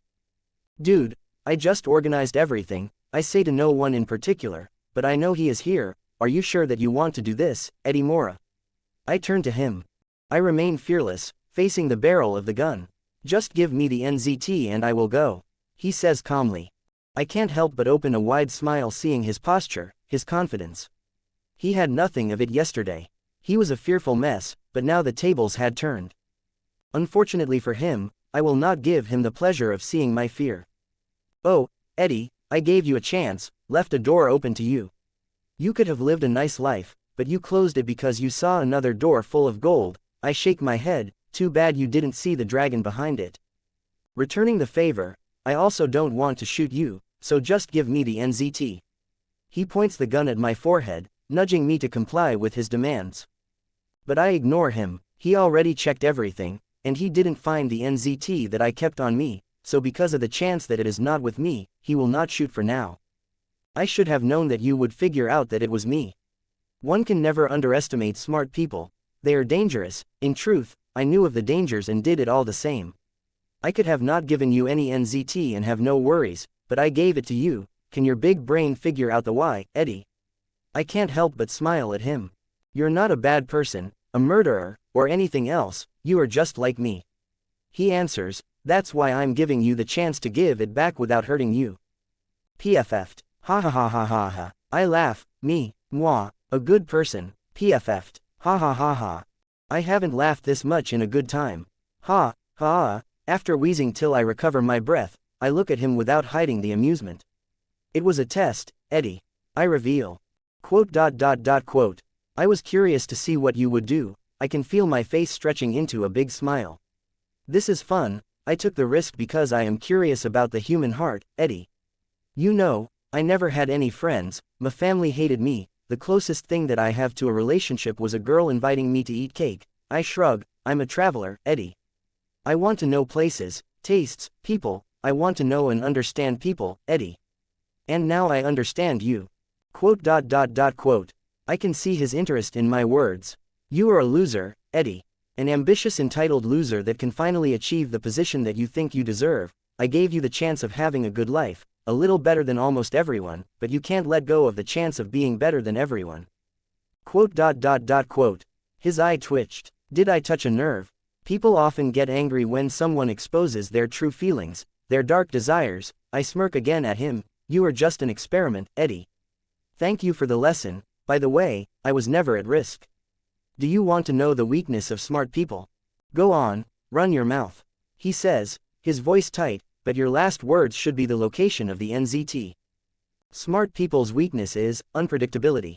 I reveal, it's the lack of knowledge, it's dumb people's actions, it's irrational feelings, it's the unreasonable forces of the universe, it's unimaginable things. My smile turns mysterious. Quote. Chess players can predict so many moves forward because they know how the pieces move, they know the pieces, limitations, the rules, the board limits, they know what their opponent can do. Pro players in any game are like that. But real life can be unpredictable, Eddie. You are not infallible. I shake my head again. For example, you can't even pull the trigger because I'm locking it with my telekinesis. Quote. Question mark exclamation mark exclamation mark exclamation mark quote. Click. That was the sound of me moving the safety pin. I say before bam I hit him with a telekinetic blast, and he was sent flying till he hit the couch. See, Eddie, you didn't know that I could do this, that's why you lost, Mr. Big Brain. I hold him down with my telekinesis and make his gun float around me. Then I flip him over to see his shocked face. You didn't have enough imagination. I'm like a strange chess piece that can move differently from any other, a recently released character in a video game that you don't know how to counter. I stood above him, taking my gloves out of my pocket and putting them on slowly. You are a writer, right? I will give you a paraphrased quote from Dr. Manhattan. I'm disappointed in you, Eddie. I'm very disappointed. I can fly, I can move objects with my mind, I can travel to other realities, and I have infinite potential. But you, Eddie, you're just a man. The world's smartest man poses no more threat to me than does its smartest termite. You goo. He was gonna say something, but I kicked his ribs to shut him up. Shut up, you didn't deserve to talk anymore. I gave you the chance, Eddie. You are out of chances now, you won't even have the chance to beg for mercy. I let the gun fall on the ground harmlessly. And slowly, a kitchen knife floats into my hand, his eyes follow the knife's path. He is smart enough to know where this is going. I gave you two choices, and your decision would impact how I would respond. Why do you have to be so greedy, Eddie? That's why I didn't like you when I watched the movie. You are an overeager attention seeker. Entering the stock market and not even faking a little. Attracting attention to yourself even when you can die as easily as any other. Flaunting something that you did not earn. Relying on external help. Everything about you goes against my style. I'm a much more discreet guy. Even with the powers of a god, I will move under the radar. Maybe in the future, I can play God in some weak worlds, but I'm too cautious to do what he did. Thinking himself special and untouchable, PFF'd. I hold the knife tight and crouch down above him, knee on his stomach. You are my experience, Eddie. A lesson that I learned. I raise the knife above us. I will use a knife to make it personal. Like with you, I'm curious to see how I will react after killing a person for the first time. He pleads with his gaze. It seems that even his super brain can't come up with a solution at this moment. Do you know what your last name means in Portuguese? I ask. Whoosh thud. Die, Mora. I stab him in the heart, and he jerks up at the impact. I watch unblinkingly as he struggles against the brief pain, his eyes losing the light, his body going still. I stand up while leaving the knife on his chest. Nothing. No puking, no feelings of guilt. That was surprisingly easy. A stab and someone died. It's not like I'm banalizing the weight of killing someone, but what before was a person, filled with dreams, ambitions, feelings, memories, and potential, now is only 70 kilograms of meat. But it was easy. A moment he was there, and now he doesn't, and I don't feel much. Maybe only a little of the weight of my actions, the weight of my future. The path will not be that easy, and I will do worse things. But only that, it's just the cold truth. Am I a psychopath? Nah, I have feelings. Well, whatever. I have the eternity to self-reflect, time to go. Eddie messed up my things, look at this. I turn to look at his corpse. Maybe I should have made him suffer a little, just a little. Look at that, I'm a little petty. This I discovered about myself, too. I bag everything with the tranquility one would not expect of someone who just murdered a human being. First of all, I'm not having a breakdown or anything. I know that it's just a matter of time before I take my first life, and my little mintrick shift blaming kinda helped in get rid of any guilt. After all, if Eddie was not greedy, he would still be alive, the choice was in his hands. Second, Eddie has no one to miss him, at least for some days, so I don't need to fear the police knocking on my door. But I will be the primary suspect. I didn't bother moving his body and killed him in my apartment. The landlord's young Asian wife will give my description and all that. But again, how does this affect me? Not much. I'm leaving the country. I can already fly at a very good speed. The United States is big, but I can be in Mexico or Canada before a sketch of my face appears on the news. And even in the worst case scenario, even if I'm caught and go to jail, 1 year later, I will jump to another universe and leave the consequences behind. Obviously, I will not let myself be caught. Please, I have telekinesis, no prison will hold me. And I don't want to lose my loot. I take everything and leave through the window, the veil of the night covering me. See, Eddie, I fly high and enjoy the chilly breeze. This is what power is for, not to show off, but to live without consequences. Not like I don't plan to one day show off or play God in some weak worlds, but I'm a quiet guy. The type that would create a tower and live in seclusion. As I fly to the rooftop of a nearby building, I think about the day that I will be able to build a home. The very nature of my power is against settling somewhere, but I think it's a temporary thing. When and if my powers grow stronger, and I will be able to freely travel like I have a portal gun from Rick and Morty, I plan to create a base. Heck, I don't even need to wait till my powers are super free, just need to lower that world attunement cooldown. I take a coin from my pocket. Then I just need to choose a post-apocalyptic world and build a home. Or maybe an empty world, or maybe one with lower technology where I can be treated like a god. I can't underestimate the value of human resources. I take the coin and throw it into the air. Head, Canada, tail, Mexico. If I go north, I will settle in Canada somewhere isolated. If I go south, I will travel through South America. It's a beautiful place. Maybe before I go to see the fantasy-like wonders of fictional worlds, I should see the normal wonders of nature. This way I can enjoy it more. I catch the coin, not even bothering to put it in the back of my hand, I simply open my palm and, head. So, Canada, I nod to myself, okay, I like the cold more anyway. It's closer too, and without wasting time, I go north. Thanks Internet, for teaching even a noob like me how to travel. I promise that I will learn not to be dependent on you so that I can go to low-tech worlds without a problem. But till there, I will continue abusing modern worlds. As expected, it was easy to cross the border. Pennsylvania is already pretty close to Canada, so I just messed up my sleeping schedule, traveling at night and sleeping in cheap hotels during the day. Sometimes I just slept on the streets or the roofs of big buildings. My secret places are those last ones. What better way to be safe than in an inaccessible place? I didn't even need to leave Pennsylvania. Well, I kinda need to fly over the border of Ohio at night, but it was brief. The next day, I was close to London. Yep, there's a London in Canada. I discovered it just now. Now here I am. I pause, floating high in the air, land of the beavers, nice people, Robin Sparkles, Terrence and Philip and, I can only remember those. After having a little fun, I continue flying. I plan to stop at Ottawa. As good as small cities are, big cities also present their advantages at hiding places. Too many people, you are just another one. And I want to do some tourism too, sell things, buy others, maybe settle for a month. I settled for a year. Canada during 20,112,012 is a pretty good country to live in, not gonna lie. I like the cold, people keep to themselves, I can buy anything around here, and I lived pretty well in an isolated small city that is close enough to a big city so that I can do my things. Inside my cozy apartment, I sit on my chair with my hot beverage. In this last year, I studied a lot, but I lost a little muscle mass. In other words, I prioritized mind over body, not that I neglected it, but I didn't hit the gym, I only exercised at home. I didn't go back to being sedentary. And in the next world, I will solve this problem. With my telekinesis, I bring my notebook to my hand, the same notebook that my supergenius self wrote. On it, there are tons of ideas for new worlds, with things that I can acquire and all that.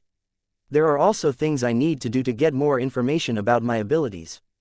For example, I open a certain page.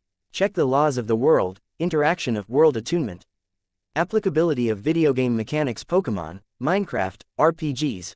This section is about testing different worlds' laws and principles. What would happen if I went to one of those isekai worlds where everyone has a status screen and can level up? I will probably gain one too, not that I will gain a cheat skill or anything, but it would be a boost. But what about other game worlds? Like Minecraft, would I gain the building powers? That would be huge. And what would be the difference between Pokemon from the games and the animation? Would people act robotically, and the legendary Pokemon stay in a single location? And Warcraft, is there a difference between the game and the normal lore? And those isolated movies of superheroes? And the list goes on. There are many ways to cheat to the top, but I also don't want to take away the fun of the accomplishment. If I get too strong too fast, there will be no challenges. I still plan on being stronger than the verses that I will visit, but I can't be Superman and then go to the world of Naruto. Not even learning jutsus will be that fun. A steady progression is the key, it will be safe and fun. The path I planned is simple. The first 5 years before I'm able to use world attunement again. I have 3 more jumps before I'm able to use world attunement again. Anyway, the next world will be to make my entire being better.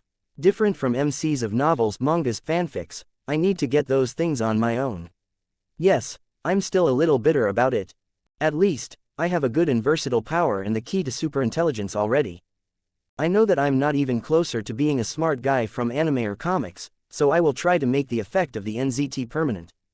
Next is enhancing my body, gaining some defenses, and then immortality. With that, I will have a good foundation where I can work forward. During the cooldown of world attunement, I will go to worlds that have a high level of technology or magical artifacts, to collect them. That will be the first phase. Then it will be the shonen arc, where I will go around using world attunement to learn the power systems of those shonen manga and anime. With jutsus and haki, I can be considered a strong guy already.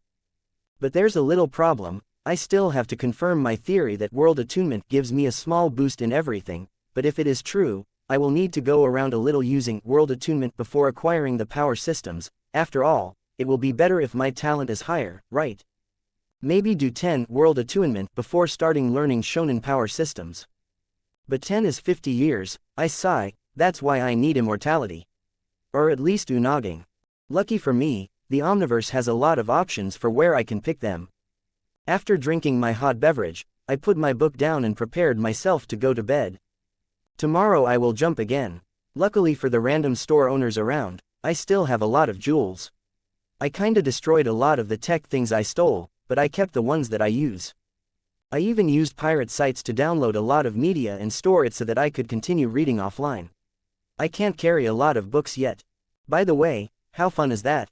Reading fiction is important to my future. I will never not find it funny. Haha, I have a second notebook where I write things that I saw that I want. From items to girls, I'm not that horny, but I need to be crazy to not go bang some Disney princesses. I even have a list of easy pussy that I can get.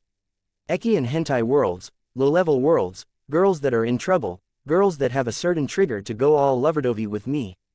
Pussy, like any other thing in the Omniverse, is easily attainable to me, I just need to be at the right place at the right time. Exhibit A. Boa Hancock, like, punch a Tenryabito and then not care that she is a slave. Exhibit B. Darkness from Konosuba, I don't need to say anything more.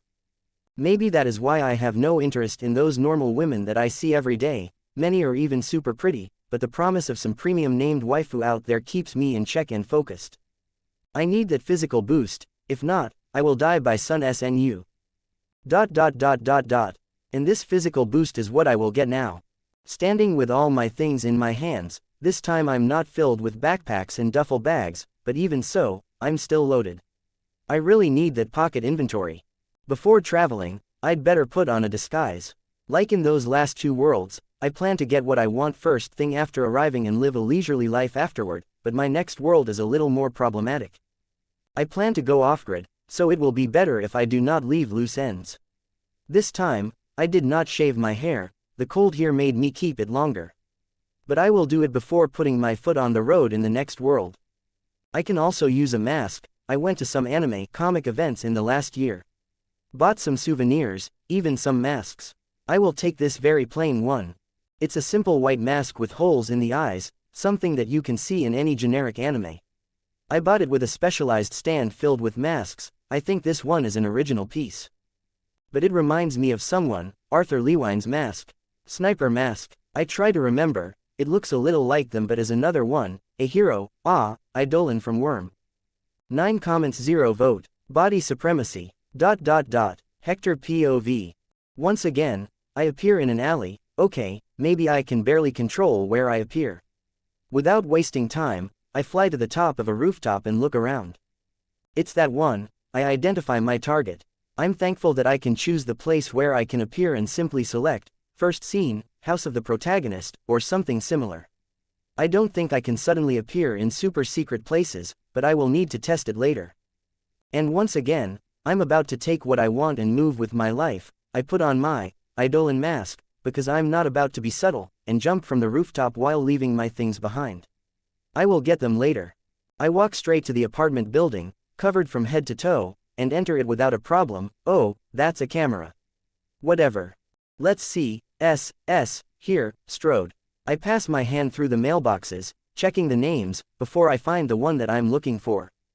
I use my telekinesis to force it open, but I disguise it by letting my hand come into contact with the lock so that it looks like I opened it. There's only a yellow envelope that I unceremoniously open, committing a federal crime and found it. I can't help but smile under the mask. The Hercules method. Now with this, I can achieve physical supremacy. Well, time to go. And just like that, walking confidently like I own the place, I get out of the building. Seriously, just act normal and like you are not doing anything suspicious, and no one will find it weird. I go back to the rooftop, grab my things, and fly away. Simple as that. ... This world is not like the other two, where the plot happens in an isolated place. There are some dangerous people out there, not that I'm not confident in taking them, I have some tricks, but it's better to disappear from the radar till I master the Hercules method. The Hercules method, I opened the book that looked more like a normal fitness magazine and started reading the contents. Before trying to enhance myself physically using serums or other artificial means, my genius mind under the influence of the Enst came up with this idea. First, it's better than all serums that I can acquire with my current abilities. Second, it's natural, well, at least in the way that it will not do anything bad to my body.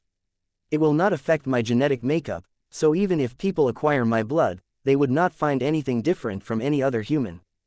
Third, finally, I have a type of immortality. Unaging at least, with a very good resistance and a decent healing factor. Fourth, and final, it will be a good test. The Hercules method clearly says that every and any human can practice it. It doesn't need any mystical inner energy training or anything, so, maybe I don't need to use the world attunement to be capable of learning it. Many worlds in the Omniverse are like this. Can I become a vampire if I'm bitten? Probably yes, even without using world attunement in the specific world with vampires. There's nothing extra that I need to learn, nothing that I don't have. It's a safer test than many others. Obviously, In the future, I will still use world attunement, in some cases, just to be safe, in case the consequences are too big to handle. But now, it costs nothing. Mind, body, and spirit, aligning it towards a specific goal, hunger and desire for something, focus on what you want to become, let's try it. I stay only in my boxers and start seriously practicing how the method instructs. Here in this shitty, empty apartment that I invaded. By the way, I stole the book from the main character of this world, Luther Strode, but apparently, it is not even that rare. I could probably ask and receive a copy, but then I would be on the radar of the other users.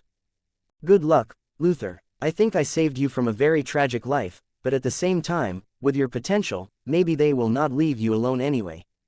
Not my problem. Third person POV. Gunshots and screams can be heard in a certain building. It's night, and the whole of El Salvador sleeps. But crime never sleeps, Butchie Splat Hector says in an eerily calm voice, despite him smashing someone's head into the wall. 6 months have passed since he came to this world and started training using the Hercules method, and despite being much slower than the talented Luther Strode, much slower, he confirmed it, the Hercules method works. It's a sharp contrast from the skinny and lanky 16-year-old nerd Hector from the past. This adult 18-year-old Hector is tall, broad of shoulders and chest, has a V-shaped torso, and all the muscles are big and proportional. He still didn't achieve the comic book hero physique, where some guys have biceps as big as a woman's torso, but he already achieved something that would make people think that he is not natural and is on steroids. He is not Batman, but more like Nightwing. Not that he wants to achieve an exaggerated hero build.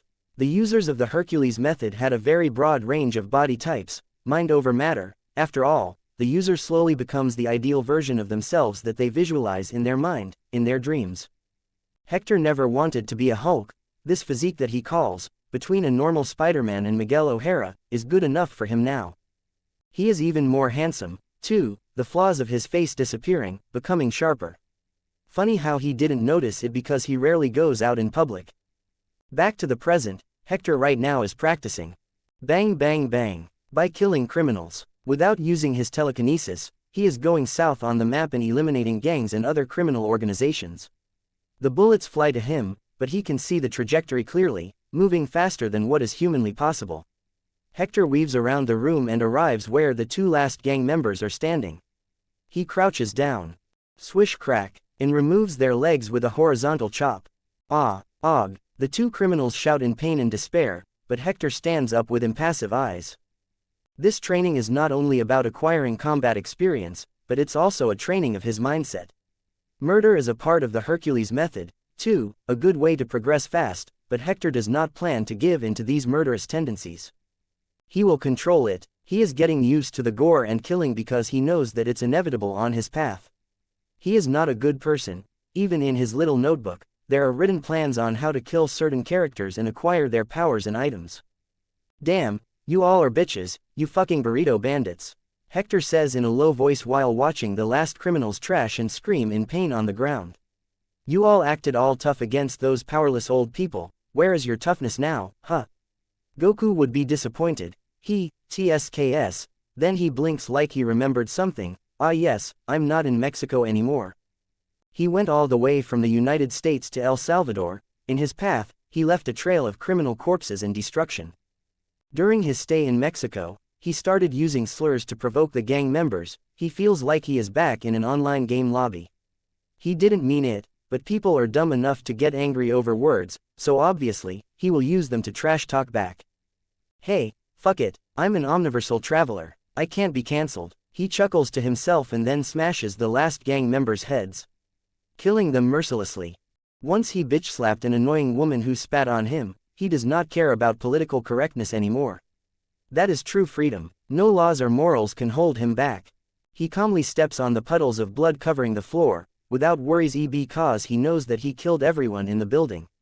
He also has senses that are sharp enough to hear anyone moving in the building, so he knows that he is alone. He doesn't even look at the money and drugs lying around, but he takes some ammo to his pistols and rifles. Nowadays, he uses his hands more as a weapon, but he learned that a gun pointed at their face is easier to understand than threatening people with supernatural abilities. After leaving the building, he walks calmly. This place's reputation is not good, so even if the neighbors heard gunshots, they would not do anything and just stay holed up in their homes, too afraid of doing anything. Hector is not acting like a hero or anything, he is just using those criminals to train his mentality. It would be better to start by killing people who deserve it. He crouches down and jumps on a wall, before bouncing to another and another till he reaches a rooftop. All of this without telekinesis, only with his incredible physical prowess. On the rooftop, he removes his mask. 6 months, and I think I'm on the same level that Luther Strode achieved in 2 weeks. He looks at his clenched hand. I'm really average, he says without resentment or any negative feelings. That is something that he accepted very early. It's already a blessing that the Hercules method worked, if not, the trip would have been a waste, so he is okay with not being talented. I have time, he repeats the mantra that he keeps in the back of his mind. A reminder to never rush and to never let jealousy cloud his judgment. Jealousy and any other petty emotion, like vanity. He is bigger than that, he is destined to be bigger than that. The greatest user of the Hercules method is 10,000 years old. So he really gained at least some centuries even in this lower level where he is right now. This next 6 months, let's just travel. He made a pause in his studies in those last months, only training and traveling. So instead of doing things in a half-baked way, he will keep his studies aside for now and travel to experience the good and bad of the world. I should start talking with normal people more, I'm starting to only see people as bags of flesh and blood. Training the Hercules method and walking waist deep in the bad of humanity has its downsides. The reason he looks so apathetic now. But he knows not to generalize because it's stupid and to keep an open mind about the good and the evil of people. It's too early to become a nihilist boring guy. Hector POV, I finally reached South America. Before the cooldown of my ability ends, I have some months to explore the southernmost part of Latin America. I spent too much time in Mexico, but it can't be helped. I stayed in the same place for months till I got the hang of the Hercules method. And I have to say, this body is incredible. Now, in this hideout, I put a knee on the ground and my other leg goes behind me till the sole of my foot touches my neck. Look at this flexibility. Damn, it's simply too good to have a healthy body. Fat acceptance people are dumb. Well, I saw some chubby people who are super healthy too, like that, breakdancing Hermano. PFF'd. Ha ha ha. Ah, traveling is nice too, you experience all sorts of things. I stop stretching and start doing push-ups only with my thumbs, and when I say only with my thumbs, I mean it, I'm standing vertically from the ground while doing push-ups. It's like those training in anime, how cool is that? After doing a 100, I pushed myself off the ground with my thumbs and spun in the air before landing perfectly. Hoof, really great, and to think that this is still the lower part of the food chain in the Omniverse. With my mind, I can feel the blood flowing through my body perfectly, the muscles contracting, and I have control over almost everything. I walked to an old couch that was lying around here in this abandoned apartment. It was dusty, but after a harsh shake with telekinesis, it became almost new. I sit on the couch and make some food float to me. One of the downsides of becoming an absolute unit is how much I need to eat. I was already one of those skinny guys who eat a lot and never get fat, but now I eat as much as 5 hungry construction workers. I think that is the process. I can't create mass from nothing after all.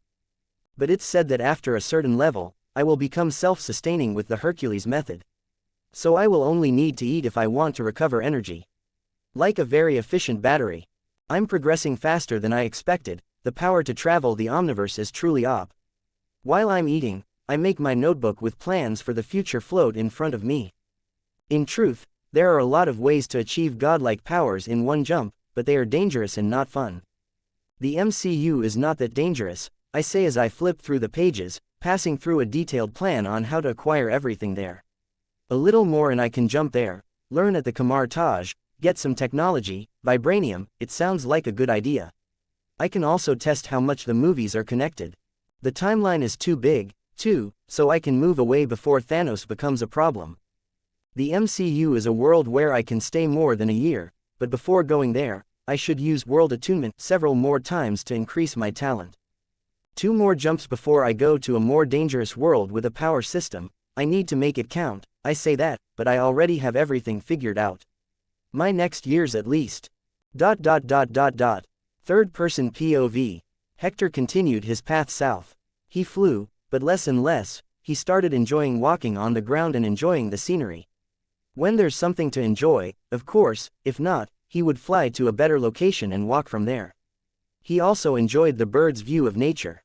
The only human on this planet who can fly, only he right now can imagine how good it is to look down on everything between the clouds without any external help. Right now, Hector is taking a ride in the back of a truck on the roads of Peru.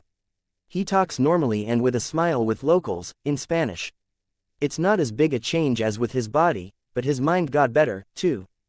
Not even near the level of the NZT, but his mind is a little sharper, and his memory is clearer.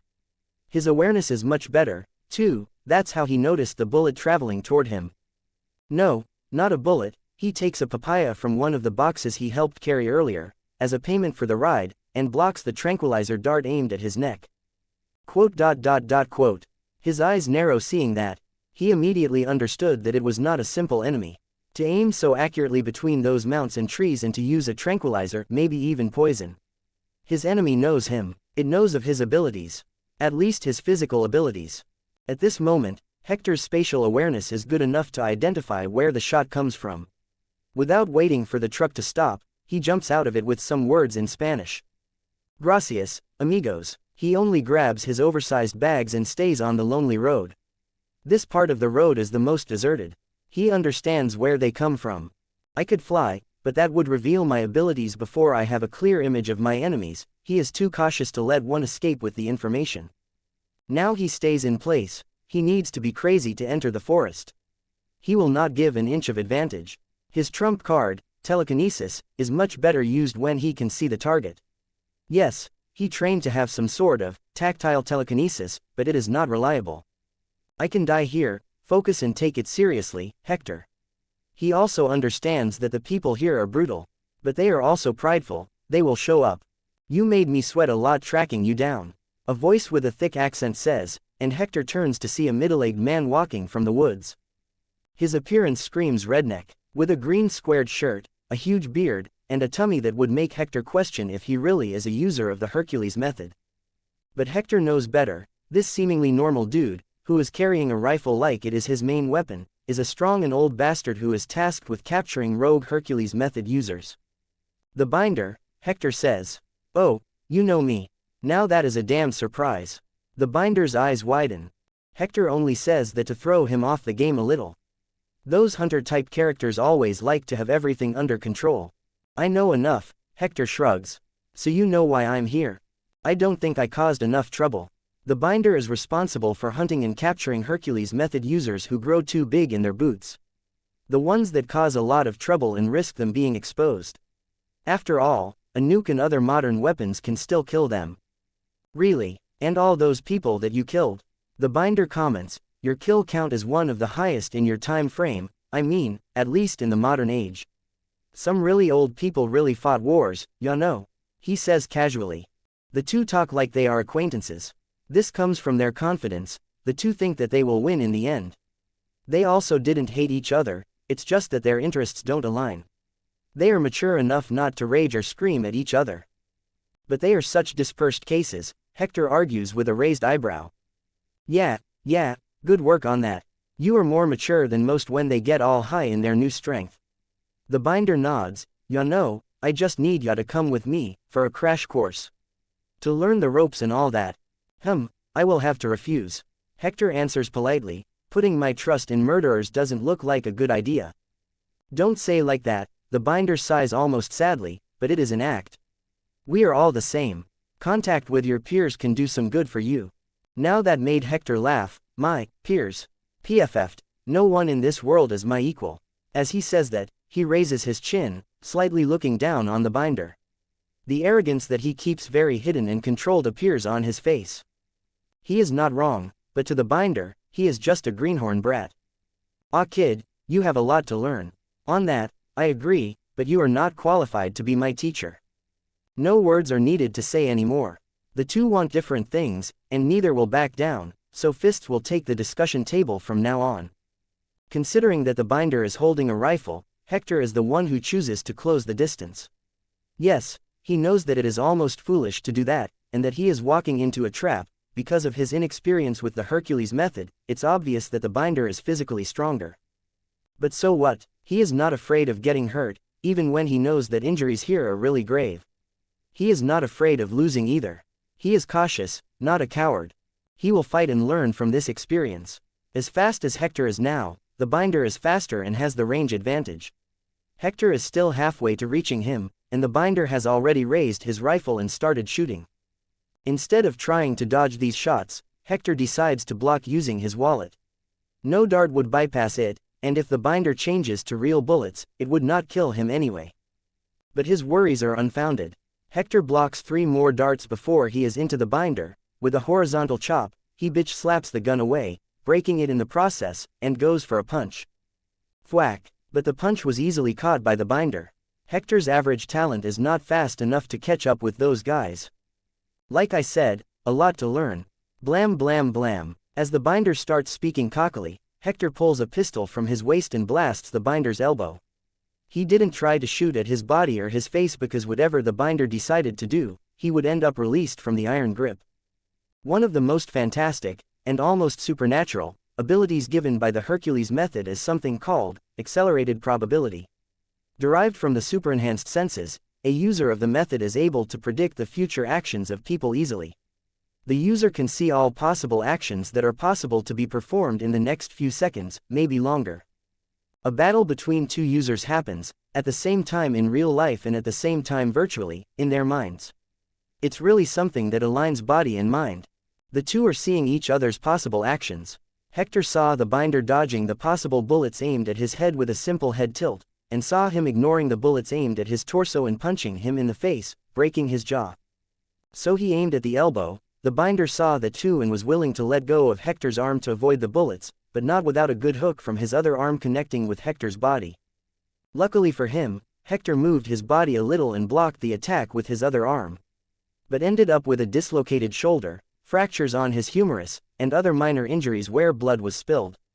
Now Hector allowed himself to be thrown out and made some distance. He already took the binder rifle, so he could calm down and be a little more careful. But the binder will not be giving him the chance of either thinking or fleeing. Despite his seemingly out-of-shape body, the binder is fast and, with a powerful kick on the ground, dashes at Hector, appearing on his face almost instantly. Quote exclamation mark quote. Hector's eyes widen and he raises his guard. Only one arm, the other is still hurt, and he was not given time to put it back in place. He gives a quick kick in the overall direction of the binder, being careful because one of the possible actions of his opponents is grabbing his foot and twisting his ankle. This kick is more to use the binder as a platform and jump back. But even so, the binder will not let himself be used that easily. He punched his kick, knowing that he was stronger, and easily broke his foot. The only sign of pain that Hector shows is a grunt and a change of expression. He was never an expressive person, and he always had a good resistance to pain, but even he could feel all the small bones of his foot breaking, and he couldn't help but wince. Still in the air, Hector puts his shoulder back in place before landing on the ground with only one foot. He didn't take his eyes off his opponent, who continued pressing on him mercilessly. All right then, come. He squares up and decides to give as much as he can to make this guy suffer, too. A telekinetic command discreetly sends his bags to a hidden place between the trees. He knows that this will take some time. Bam thwack, a punch hits Hector square in the chest, but he returns with a punch of his own, directly on his enemy's throat. You have balls, kid. Only, too, despite wheezing in pain, Hector still kept joking. What follows next is a very bloody and slightly unilateral fight. The binder grabs Hector by his neck and travels through the woods while carrying him at high speeds. Hector was fast enough to see it coming, but not fast enough to dodge, so he did the next best thing and put his forearm between his neck and the binder's big and meaty hands to not allow his enemy to twist his neck that easily. As a counterattack, he uses 2 fingers to stab the binder in the eye. Hector is not fighting by any rules. This is a life or death battle. Rules: sportsmanship, chivalry, respect, honor. What are those things? Something that you probably write on someone's tombstone, Hector guesses. Not on his though. Because he is not planning on dying here. As promised, he gives back as much as he can. With each attack that breaks his bones, he makes sure to deliver one that cuts the binder's flesh. He eats attack after attack, giving up on defending, and only trying to minimize the damage by dodging a little. Instead, he starts to counterattack with more ferocity. His eyes become red and with black sclera, a sign of a change of emotion in the Hercules method's users. He is filled with bloodlust now. His previous hesitation and cautiousness about not getting too hurt are thrown out the window. He stopped caring about not losing a limb or some organs, he just wants to kill the opponent in front of him. The forest around them could very well be a theater stage, made of cardboard. The two fighters are not above grabbing trees and rocks to throw at their opponents. Hector is not above throwing sand in the eyes of the binder either. He fights with everything he has, using everything he has, well, almost everything. His trump card still waits on his sleeve. The two dragged a fight to a nearby, and shallow, river. Hector, by some miracle, ended up on top and tried to drown the binder in the water, forcing his weight on him while holding his neck. But the binder doesn't look affected. Who knows for how long a user of the Hercules method can hold their breath? Maybe for hours, even days. They're almost perfect humans. Such bullshit. Hector breathes out after being thrown away by the unaffected binder. After a small moment of reprieve, the two start fighting on this very river, their knees submerged. The river is a canvas, their blood the ink, and their fists the brushes. In no time, the river becomes red a little below their location, like a scene of hell tainting the purity of nature. At this point, the binder is not that nonchalant anymore. Hector's blows started hurting him more and more, the adrenaline takes him to another level. The attacks are so strong that when a punch lands on the other's body, the water is forced out by the impact. They know how devastating these attacks are. Rocks are like papyrmish. If their bodies are not tough enough, mingled parts of flesh would fly together with the water and blood. At some point they reach a certain stalemate. With roars, they advance at each other, interlocking hands while trying to force the other back. Roaring, they struggle to push the other, arms trembling and bulging with veins. I have to say, your mentality is really in the right place, the binder compliments him. When your body catches up with your mind and finally clicks, you will fly. He talks like a senior instructing a junior. His words make Hector show a mysterious smile, his teeth marred with blood. You have no idea. He chuckles and finally reveals his trump card. The binder's face reveals great surprise when Hector seemingly receives a boost of strength, slowly pushing him down. It simply doesn't make sense how Hector suddenly overpowered him. The binder was forced to his knees. For the first time, he is on the back foot.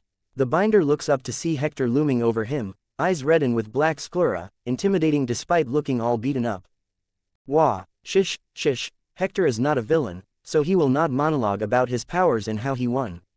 Despite his desire to do it one day, just for the fun of doing it.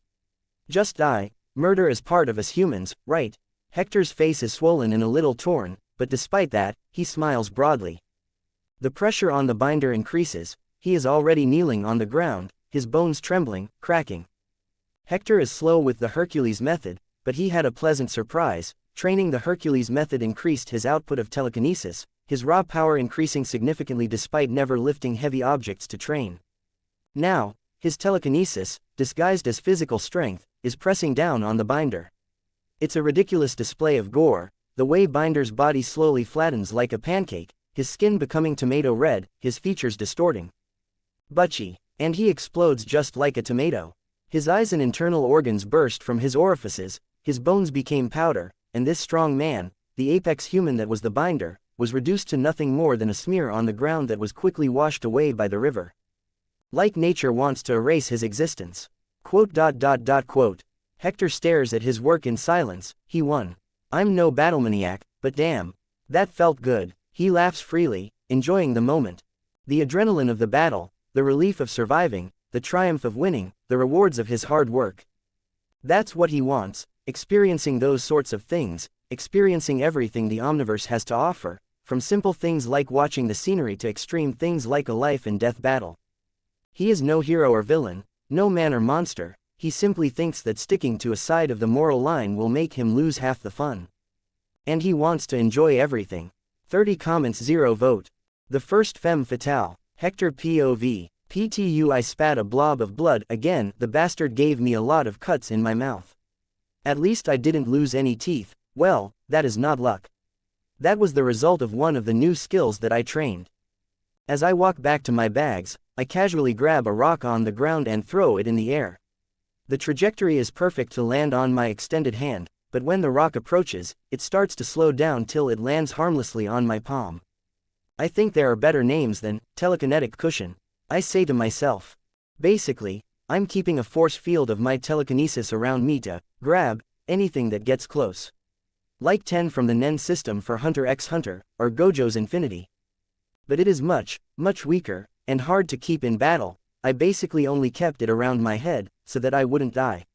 Thanks to that, I have all my teeth, even though I can feel my face swollen like a fucking muffin.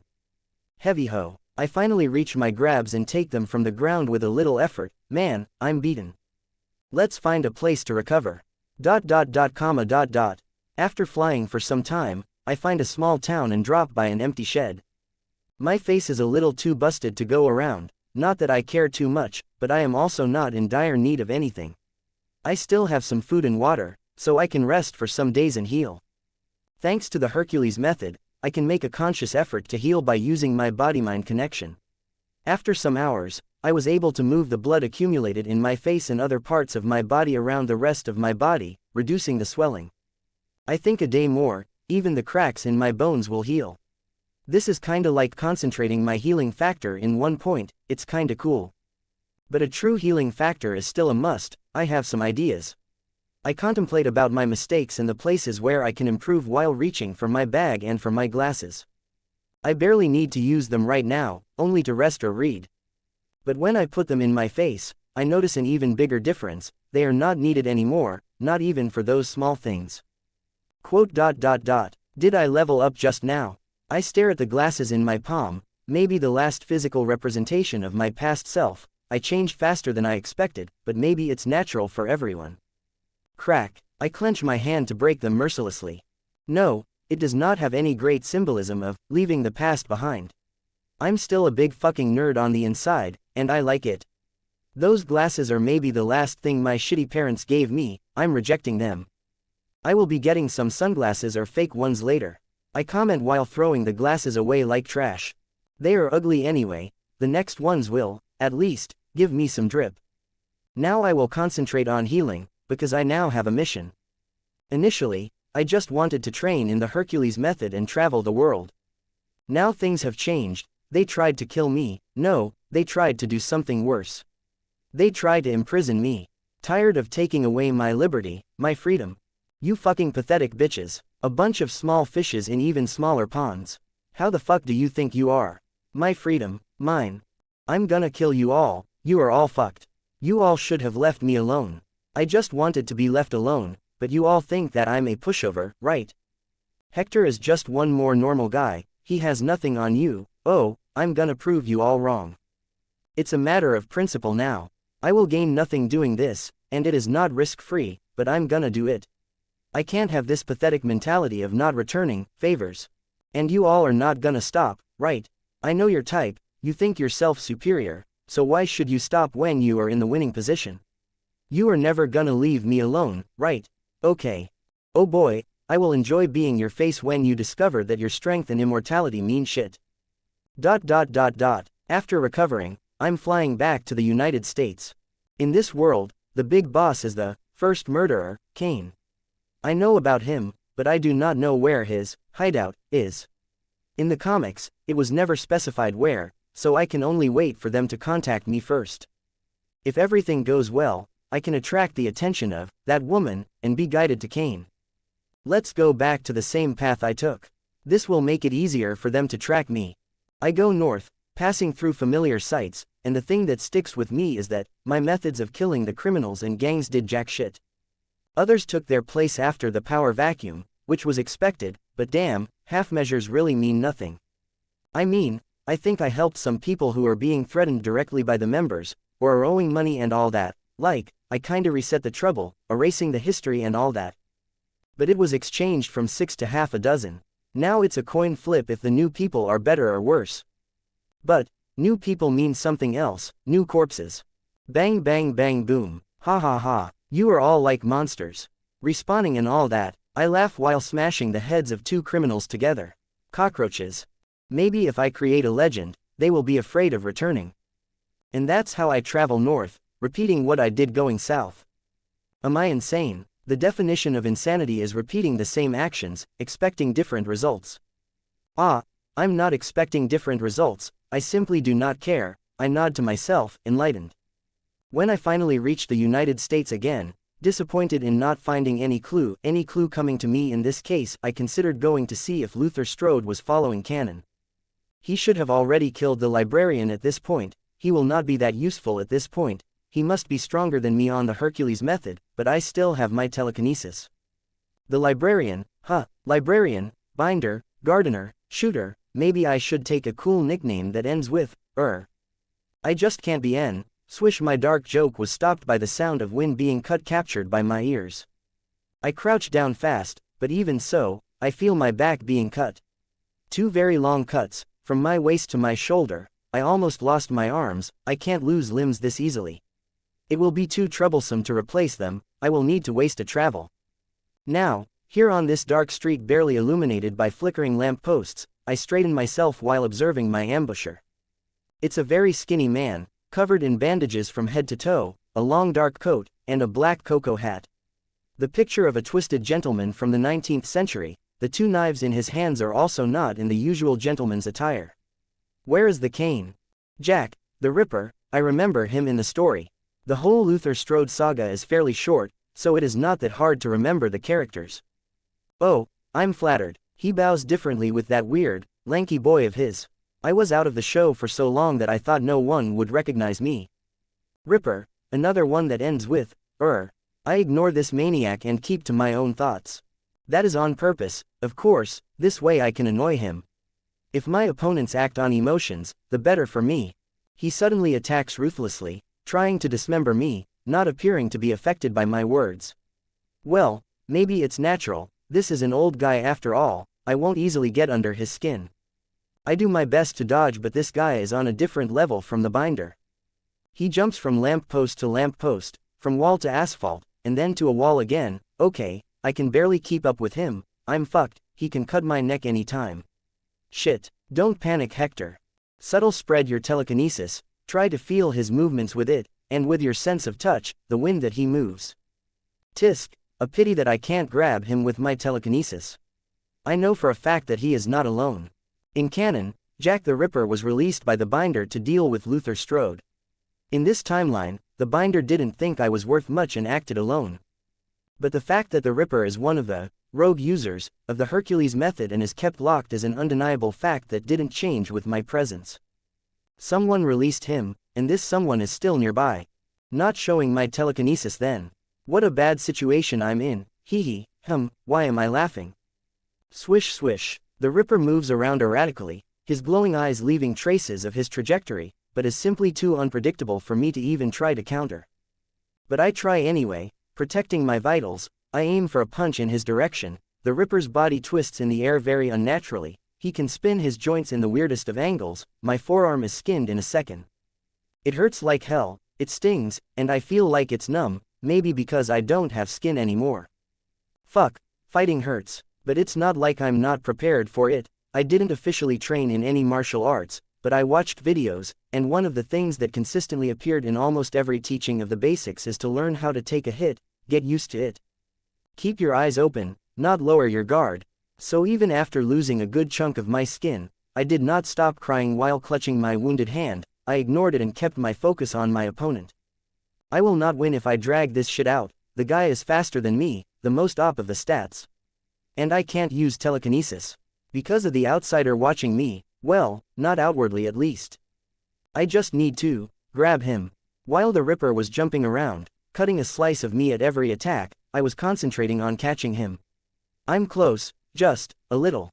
Gotcha. When he attacked once more, I did my best to give him a hug.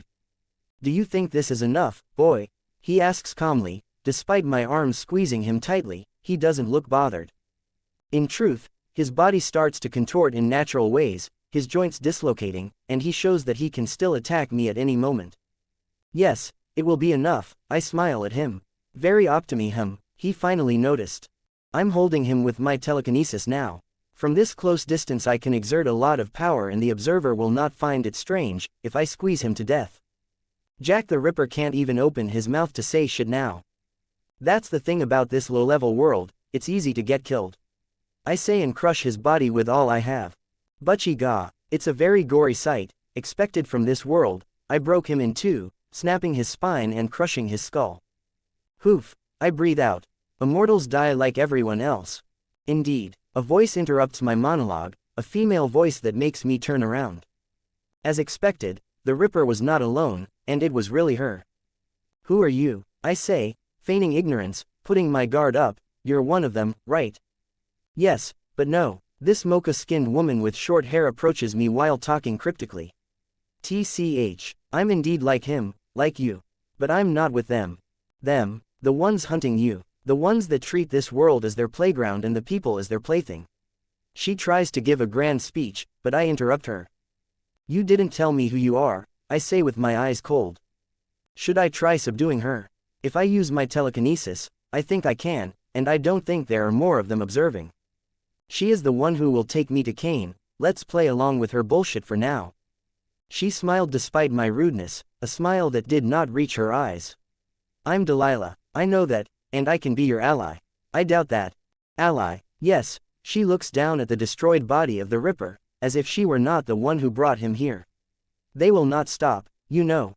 You will never find peace. I reached that conclusion alone. That's why I decided to kill all of them.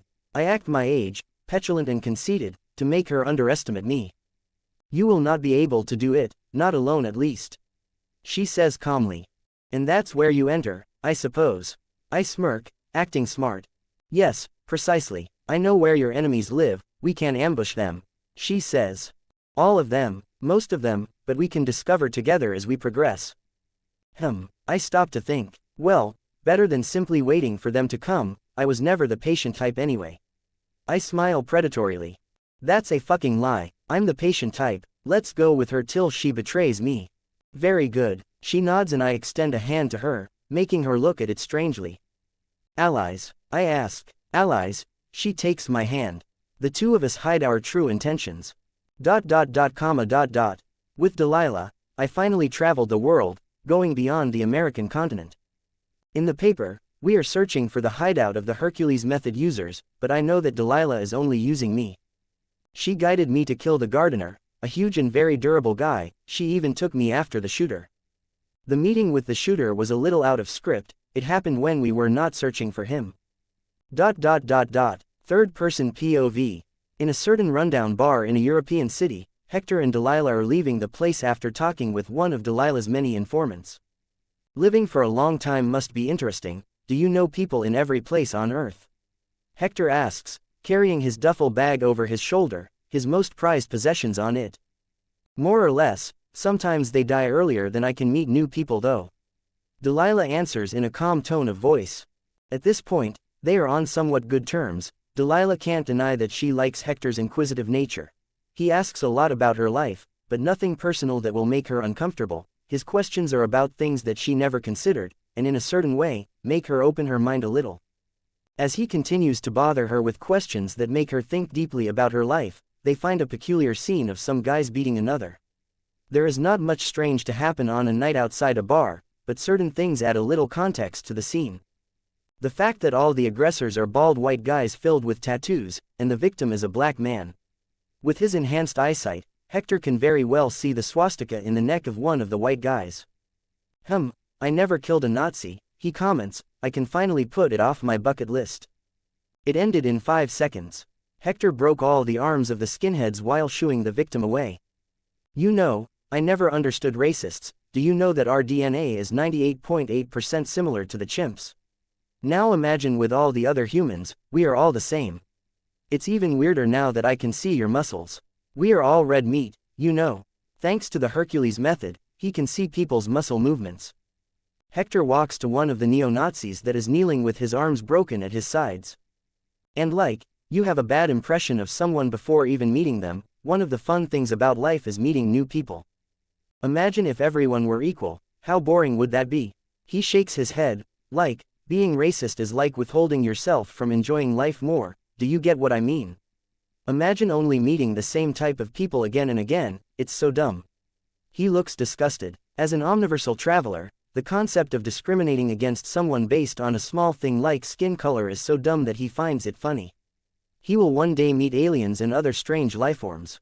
He pauses to wait for some sort of explanation. He wants this guy to tell him the reason for being racist. So, what do you have to say for yourself? But the neo-Nazi only groans in pain. Maybe I'm an idiot for expecting a smart answer from you. He shakes his head again, and crack breaks the guy's neck. Are you satisfied? Delilah asks in a calm voice after watching Hector play along with his victims. A little, he admits. If you are going to be racist, be against a race that deserves it, like goblins from Goblin Slayer, demons from Frerin, or Skrulls. Quote. Thanks to that little show of old justice, the shooter ended up approaching them. You see, the shooter's backstory is tragic. He originally was a slave taken from his home, then after acquiring the Hercules method, he lived through the Wild West and segregation while being hunted by the Binder. It's not for nothing that he doesn't trust anyone and is hard to find. To this day, he acts like a vigilante, destroying rings of human trafficking and other unsavory businesses that are connected with his past of suffering. Hector would go as far as to call him a hero. Why are you searching for me, boy? The shooter, wearing cowboy attire, appears from the shadows and asks Hector, and this is your next victim, Delilah. He practically glares at the woman. Quote. But Delilah shows no expression. For your good work back there, kiddo. I'm gonna give you some advice, don't trust this woman. The shooter warns him. I know what I'm doing, Hector answers cryptically, he doesn't need to be warned. HMPF, suit yourself. The shooter scoffs. Now that you are here, why don't you tell us what we want to know? Delilah steps forward and asks the shooter.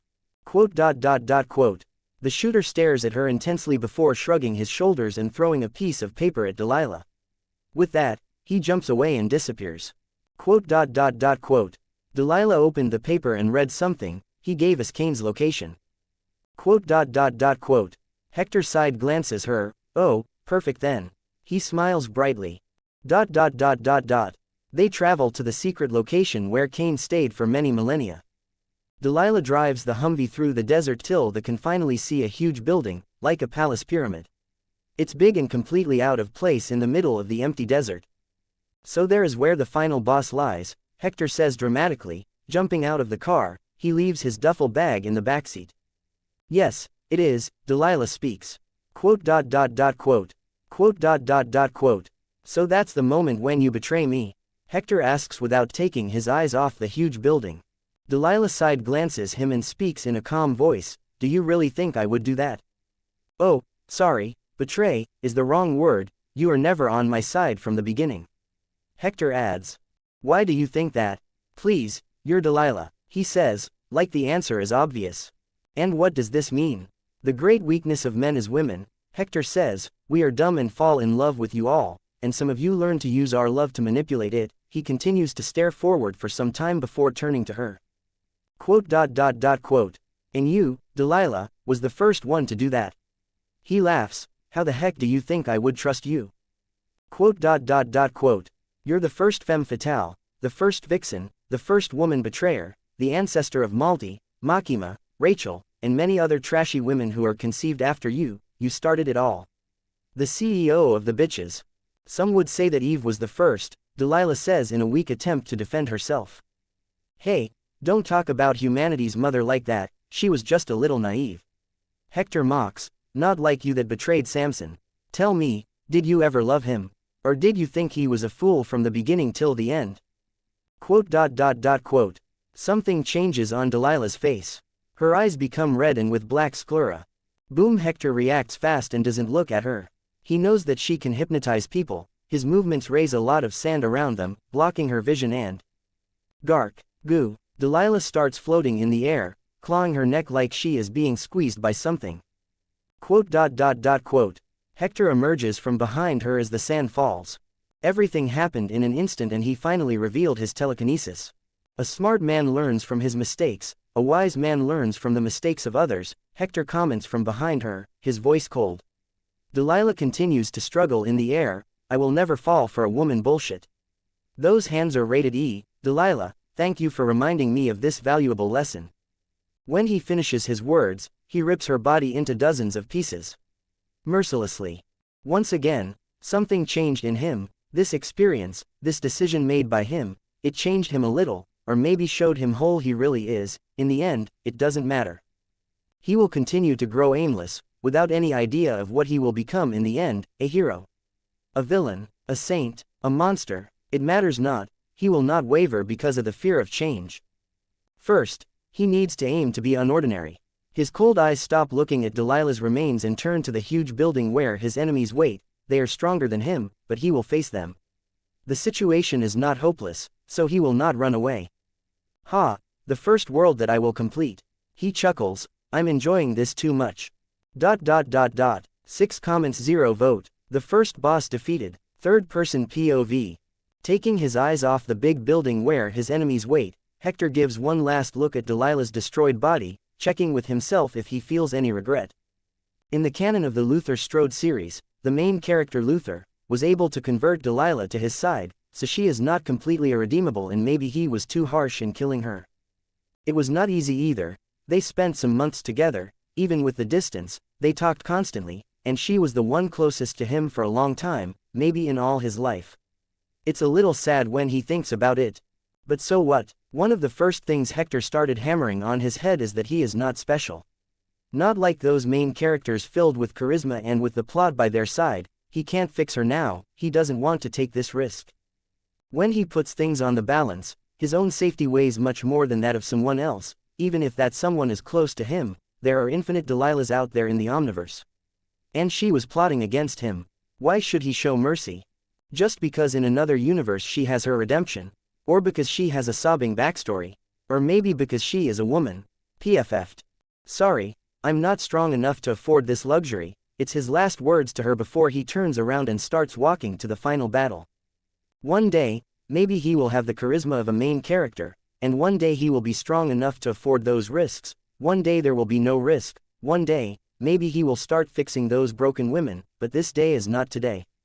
Today, and for a long time in the future, he will walk alone. He is ready to forsake the perks of being a dimensional traveler for now. Riches, luxury, women, he will use and discard them so that he can grow as an individual. And his mindset is what will make him strong. Boom. Hector blasts open the huge double doors with a kick. Knock knock, he says sarcastically while walking inside the building. He remembers this scene, it's pretty similar to the one in canon, except that Delilah is not siding with his opponents for now. He knows he made the right choice in killing her. 3 people are facing him now, 2 very muscular black men in tribal attire and an Asian man, not so well built as the other 2, wearing a kimono and with a katana. Miyamoto Musashi, right, big fan, but of your representation in Vagabond, not you. But as I will not meet that one for a long time, Hector smirks while talking with the Asian man. Sorry, you two I don't recognize, he turns to the duo of black men. We are, one of them starts saying, but Hector interrupts. Sorry, but I don't care. You will be dead in a minute anyway. He says dismissively, I was kind of forced in this quest, but it is all about me, not about any of you. His plan was to lie low for years and years, amassing strength in different universes. He never thought that he would be forced to get involved with the plot of the visited universes so fast. But he can't turn his back and run away when people threaten his prized freedom. Arrogant boy, do you really think that another starts saying, but Hector interrupts him again. No, I don't think that I'm stronger than any of you or that I can leave this place alive easily, he concedes pretty calmly, surprising his 3 opponents. I know very well that I'm the weakest, but, if being stronger is enough, what would be the point of a fight, right?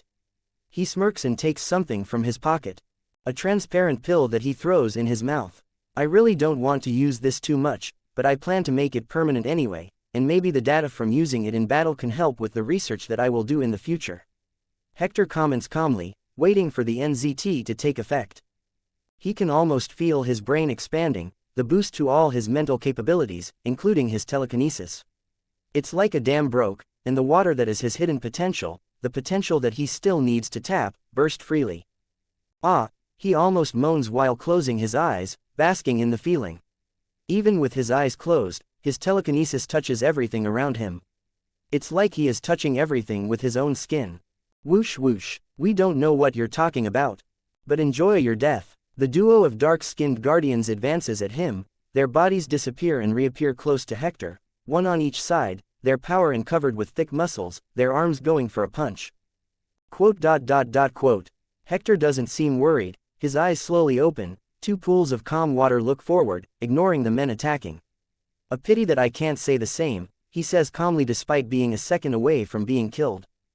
Just then, faster than everyone thought possible, he stretched his arms, his hands reaching for his enemies' faces, but not touching them. Splat splat, the two are disintegrated instantly. You two didn't even have the time to enjoy your death, Hector continues. The mist of blood that was previously the two powerful warriors was circling around him, but not touching his body. He remains pure and untainted in a certain area even when a bloody rose blooms on the ground. Miyamoto Musashi lived for a long time and saw many things, but he never once saw something like that. He didn't even touch them. What is that? Wind pressure, a martial technique, inner energy. The famous samurai felt danger like he hadn't felt for a long time, he couldn't even predict his opponent's next moves. Hector's eyes turned to him, they are different, Musashi noticed. The experienced samurai can read a person through their eyes. Previously, Hector was an inexperienced and slightly nervous youngster. But now, it was a 180-degree turn. Hector's eyes are emotionless and incomparably deep. Musashi can't read him anymore, he is the one being read. He is being analyzed like he is a toy in a child's hand. You are next, Hector says. Despite not having a drop of aggression in his tone, Musashi felt it. Death. He is in unbelievable danger. In the face of death, the samurai instincts kicked in, and he attacked. Flee, freeze, no, fight, even if it is hopeless. Much faster than the guardians, Musashi dashes, the ground cracks under his foot as he zooms in, katana being removed from the scabbard in an instant, the blade cutting the path to Hector's neck. Bang, butchie. But he was stopped when Hector raised his hand and pointed at him with his index finger, simulating a firearm, and shot something invisible at Musashi Miyamoto. The torso of the samurai is blown away, a huge hole appearing, taking away all of his organs. You are good, but sorry, I'm thinking so fast that even before you think about your next action, I've already devised many counters. Hector praises, while explaining how he was defeated. Despite losing his heart, lungs, stomach, liver, intestines, and all other organs in his torso, Musashi is still clinging to life. And clinging to his sword. Hector can recognize the will of this swordsman, the spirit of a samurai. Or something like that, he is only a weeb, after all. But facing danger like that is respectable. You are kinda cool, too bad Kane made you his bitch. After one last look, Hector watches the light leaving Musashi's eyes, and then he steps over the corpse. Just another corpse. After being killed, this opponent lost all value to Hector. His mind is focused on the actual threat, the final boss of this world, the one that took the efforts of the protagonist, his allies, and a lot of plot armor to win. Hector has none of that, but I can cheat. He walks down a flight of stairs. The more he goes down, the less sophisticated the building becomes. The human-made walls return to the rustic cave walls. Almost untouchable stone covers everything. After walking enough, he found a huge open space, supported by huge pillars that may or may not have been polished by human hands. This whole palace took a lot of time to build, he comments as he goes down, his voice echoing in this emptying cave, but I guess time is the thing you all don't lack. He finally stops in front of a particular pillar. A man is bound, and seemingly mummified, on it. Only his mouth is free. You killed Delilah and the rest, the man says, his voice deep and ancient. Yeah, sorry for breaking your toys. Hector shrugs. That is just how the world works, you murder, and you are murdered. The man chuckles.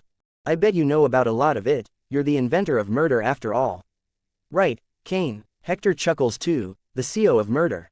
Biwahaha. Kane laughs uproariously, even bound, the reverberations of his body make the huge pillar and the cave tremble. You are a funny guy. So, now that you killed the rest, why don't you join me in? Stop right there. Hector interrupts and raises his hand. This cliché speech will make me cringe, and the time of the NZT is limited. There's nothing that you can offer that can move my heart. He is an omniversal traveler after all. So let's murder each other, and the winner takes all. Kane pauses for a moment before laughing again. Crack boom, he then flexes his body and frees himself from his bindings. You have the right idea, boy. What is your name? He asks while the bandages and the chains fall from his muscular body. It is really a ridiculous muscular body, his biceps thicker than a man's torso. Following the trend of this world, you can call me the Traveler. Hector says. Binder, shooter, ripper, gardener. HMPF, too bad you will die now. You had a bright future ahead of you with this mindset. Cain gives him some praise. Hector's progress with the Hercules method is mediocre, but he has the right mindset. He would go far. In other words, his talent is mediocre, but his potential is great. And probably has some tricks up his sleeve if he can kill the rest. Cain will pay attention to that. Swish. Quote question mark quote. But it seems he did not pay attention enough, because suddenly he was hit with 3 darts from behind, an impossible angle. There's nothing there, and he didn't see Hector's body moving. Those darts are from the binder, filled with a neurotoxin to stop the connection between brain and body. To a Hercules method user, with the whole mind-body connection practice, something that can tamper with it is like kryptonite. I'm Batman, Hector says in an exaggeratedly deep and hoarse voice. Who said that I would fight fairly? I want to win. At the same time that Cain is shaken by surprise, Hector starts using his telekinesis to destroy the pillars around them. He will bury Cain here, beneath thousands of tons of sand and stone. He is not so optimistic to think the darts will work, and true to his paranoia, on Cain's skin, close to where the dart hits, a bump starts growing, and then it pops. From the open wound, blood, and Hector can guess that the neurotoxin too starts pouring out, cleansing Cain's system. Such bullshit, Hector smiles. He is happy because if Cain can do this, it means he will be able to do it in the future, too. Cain dashes at him, becoming a blur, his arms that are bigger than a normal person reaching to turn Hector into mincemeat. Hector moves a hand in front of him to stop Cain and he really paralyzes the man in the air. Hey, he smiles seeing that. The buff of the NZT is really something else. Cain's fists are just some inches away from his body, but he remains calm. Everything was calculated by his boosted big brain. From this close, the strength that he can apply with his telekinesis is at the highest, and mercilessly he starts tearing Cain's body apart. Sorry for not giving you an epic fight, I'm the type of guy who creates an OP mage build in Elden Ring. Boom. With the last flex of his will, Cain's body explodes. He would have had a high chance of living if he were not that eager to get closer. Unfortunately, Hector didn't give him any choice when he started destroying the place. All to corner Cain to attack. He even stood in front of the exit, blocking all routes of action from his enemy. Oh, blood, he feels something touching his lips and he finally notices the nosebleed. Yep, I shouldn't abuse this. I will try to keep a low profile in the next world so that I can rest. He did not even want to go into this quest, but they forced his hand. Hector is a quiet guy who will bring you no harm unless it benefits him in some way. After getting the Hercules method, he could have very well stayed in a bunk for the rest of the time his Omniversal travel power is on cooldown. But he doesn't have a bunker. Let's see if there's something interesting around here. He starts looking around, stepping over Cain's remains, which made a puddle of gore on the ground. ... Hector POV. Nothing. For real, nothing. I looked around 2 times. I flew to have a better view of this whole place and even used my powers to dig in some suspicious places, and I found nothing. No treasure, no weapons, nothing, just some miscellaneous things that I can find anywhere. Ah, man, I groan, going back to the front hall where I fought the guards. All this trouble and no loot. Way to destroy my mood. With a sigh, I move to the corpses and crouch down to take the, probably, most valuable thing here.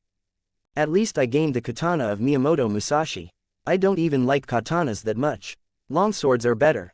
So overused by those isekai authors, I roll my eyes. But this is a katana of a legendary samurai, so it should be special in some way. More resistant, at least, after all, he is too strong to use normal things. Till I get my hands on a cold weapon made of some fictional bullshit material, this will do. It's not worth going to Westeros or Marvel yet. One is too low level and the other too dangerous. Maybe I can go to Westeros as a vacation, play God a little, see dragons, take a magic sword, see if those women are really beautiful. With my powers, I can take everything there without obstruction. I don't think even a fully grown dragon can do anything to me. And I can run before winter comes. Or take a nuke with me there. Let's see if the others can resist a nuclear summer. Here comes the sun, do-do-do-do, here comes the sun, and I say it's all right. Humming the Beatles, I left this place. Despite being a good hideout, it lost its purpose because I don't have any more enemies. Now I just need to prepare my things for my next world. With only my new katana, I go back to the car, stepping around Delilah's remains. Luckily, I learned how to drive. I can fly, but it's not every day that you can drive a Humvee through the desert. I will abandon it when the tank is empty. A good charity for the guy who will find it. Those things are worthless to me anyway. The Omniversal travel is finally out of cooldown, and I am ready to jump. I check one last time the things in my duffel bag. My things decrease with time. I don't hoard a lot of electronics and clothes anymore. In truth, most of the space of this only, but very big, duffel bag is occupied by food. I eat a lot, and to where I'm going, I will need this food. Let's go. I'm already used to the transition of one universe to another. Well, more like I'm used to how underwhelming it is, so seamless and normal. I don't feel anything. I'm in one place, then I'm in another. It's strange that something big like teleporting to another universe is so easy.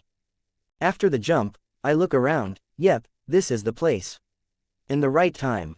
I'm on the rooftop of a skyscraper, the night sky above my head, and a very busy and lively city below me, full of movement. I hear some sounds, a person blabbering his mouth, his voice slurred, obviously drunk.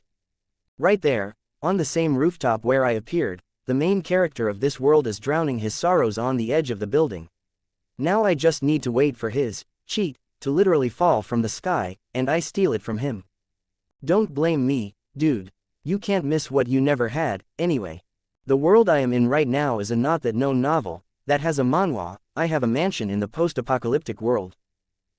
Mouthful, when did titles start being the synopsis? I didn't read all because the main character annoyed me, but the premise is nice, and the little that I read revealed a lot of interesting things that I wanted. Thanks, NZT, for bringing those memories to the front of my mind. The premise is very simple. That guy there, let me see his name again in my book, Zhang Chen. So common to Chinese MCs, how did I forget? Anyway, he is a loser. Typical too, a failure to the standards of modern society. No career, no formation, no girlfriend, no future prospects. Shame. Shame, shame on you, shame on your cow, shame on your whole family. Hey, that's why he is getting drunk right now, but this is the moment where his life takes a turn for the better, and I'm about to steal it from him. While I wait for the right moment, I look at the city below, some billboards. I thought this would be China. Is this one of those worlds that they don't use the real name of the countries, so they call it Panda Country? I learned Chinese, goddammit, a little. Well, it seems they at least speak Chinese, albeit a little differently, so it's not a waste. Oh, here it comes. It's hard not to notice the green shooting star. People from below probably can't see it because of the lights, but from this angle, it is very clear.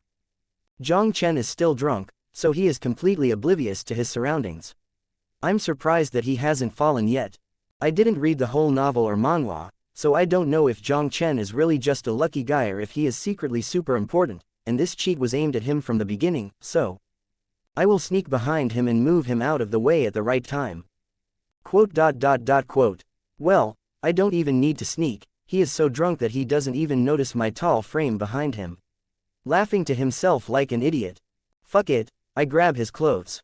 Who are you? Hua, he turns to me, his voice still slurred and his face flushed. You are drunken at the edge of a building, just stay behind me. I say in a calm voice. The green shooting star is approaching. His eyes now, focusing on me, don't see his opportunity for a great life being stolen. But I'm completely fine. He continues, but I ignore him and simply push him away, using my telekinesis to send him to the stairs. The green shooting star looks very big now. I can't risk the thing choosing him if we two are hit. Blam, it's the last thing I hear from him before I close the door to the stairs with a strong sound. Now it's only me and the shooting star. Haha, come to me, cheat. I will use you better. I open my arms as I watch the green light cover all my vision. Boom. Oh, it hurt, a little. Like being hit by a motorcycle, but my body is not that fragile. Beyond being knocked back till I hit a wall, and gaining some bruises, nothing bad happened. My clothes are destroyed. TCH, I should have gotten naked then. I have very few clothes now. And I don't have the currency of this country to buy more. I sigh again. I thought my days as a thief were over, but it seems that old habits die hard. Standing up and dusting myself, I check my arm. In my right forearm, There's an intricate pattern, shimmering before fading. It was like a green tattoo. Ah yes, it's charged with electricity. I would look around for an outlet, but I carry a pocket battery and charger for my electronics. I'm a traveler after all. I grab the battery and the charger with my right hand, and the thing in my arm starts charging. I can instinctively feel how much it needs to reach 100%. This thing here that I don't know if is a parasite, magic, or technology is the cheat of this story. It has two functions. The most important, but less important to me, is that it allows the user to jump to a parallel universe relative to this one. Yeah, I said that it is not that appealing to me. It only travels to this specific universe that appears very similar to this one, but some 100 years in the future, after a lot of things go bad. Nuclear wars, exhausting of resources, monsters, it's like Fallout. But it is still useful because the future is filled with very good and useful technology. Cybernetic prosthetics, holograms, power armors, learning chambers, serums. A lot of things that I could describe here all day. A fast way to show the level of technology of this certain universe is that it is on a cyberpunk level, more or less. And now I can travel to it pretty easily. Without a cooldown, I just need to charge this thing here on my right arm. But there, the planet is pretty fucked, so it's hard for people to live even with this technology. There's almost no food, the majority of the regions are taken by mutants, humans' lives are treated like trash. And that's the whole premise of this story. In my great advantage. There, even fruits cost a fortune because they can't be produced. It's supply and demand, baby. Capitalism at its finest. And I will be the only one taking advantage of it. Even canned food should give me a lot of money. And there, things like gold are pretty useless, so I can have a lot of money in this modern universe too. It's an infinite money glitch. A perpetual machine of money. A vicious circle. And this is without talking about the technology. Even a smartphone from there would make me a billionaire CEO here. But I'm not gonna do it. Ew, that's the route that Zhang Chen took, for some reason. I don't know, man. Koreans and Chinese have this boner about being CEOs and having a great social status. There are always those scenes of the characters flexing the facts that they are important in K-dramas, right? It must be a cultural thing. Personally, I don't care. Social status is so fragile. My ego is not so easily satisfied by having a big building and employees bowing to me, so pathetic. Zhang Chen had a lot of trouble seeking this because of his vanity. I will simply get some gold bars from the abandoned cities, exchange them for money here, and buy food. Then I will buy the technologies that I want there. No need to establish a company. No need to create a kingdom. One day, maybe I will play the big shot. I can't deny that it looks fun, I admit. Imagine having someone mistreating me just so that I can slap on their faces the fact that I'm the CEO, king, someone important. It looks a little fun. But I guess it will get boring fast. When I have real power, those things will come naturally. Ah yes, the second function is the main reason why I came here. I comment excitedly and extend my arm. Then a green light appears and I can see the image of a pocket space in my mind, a cube of 1 cubic meter. But I know it will increase with time. Hee, I can't help but laugh. Others would have something like this from the beginning, but I need to get it myself, but I'm enjoying it, building myself, brick by brick. I allow myself to be a little childish, and I shout to the night sky. Inventory acquired, 49 comments 0 vote. First post-apocalypse world and first recruitment. Hector POV, VRRR, I watch the green tattoo on my arm vibrating for a moment, then a pop-up screen appears for a millisecond. But there's nothing but gibberish there, and it was so fast that I couldn't even take a good look. This is interesting. My power reacted with this cheat. That was from my Omniversal travel power. Is it because the two are similar? Should I start looking for similar powers now?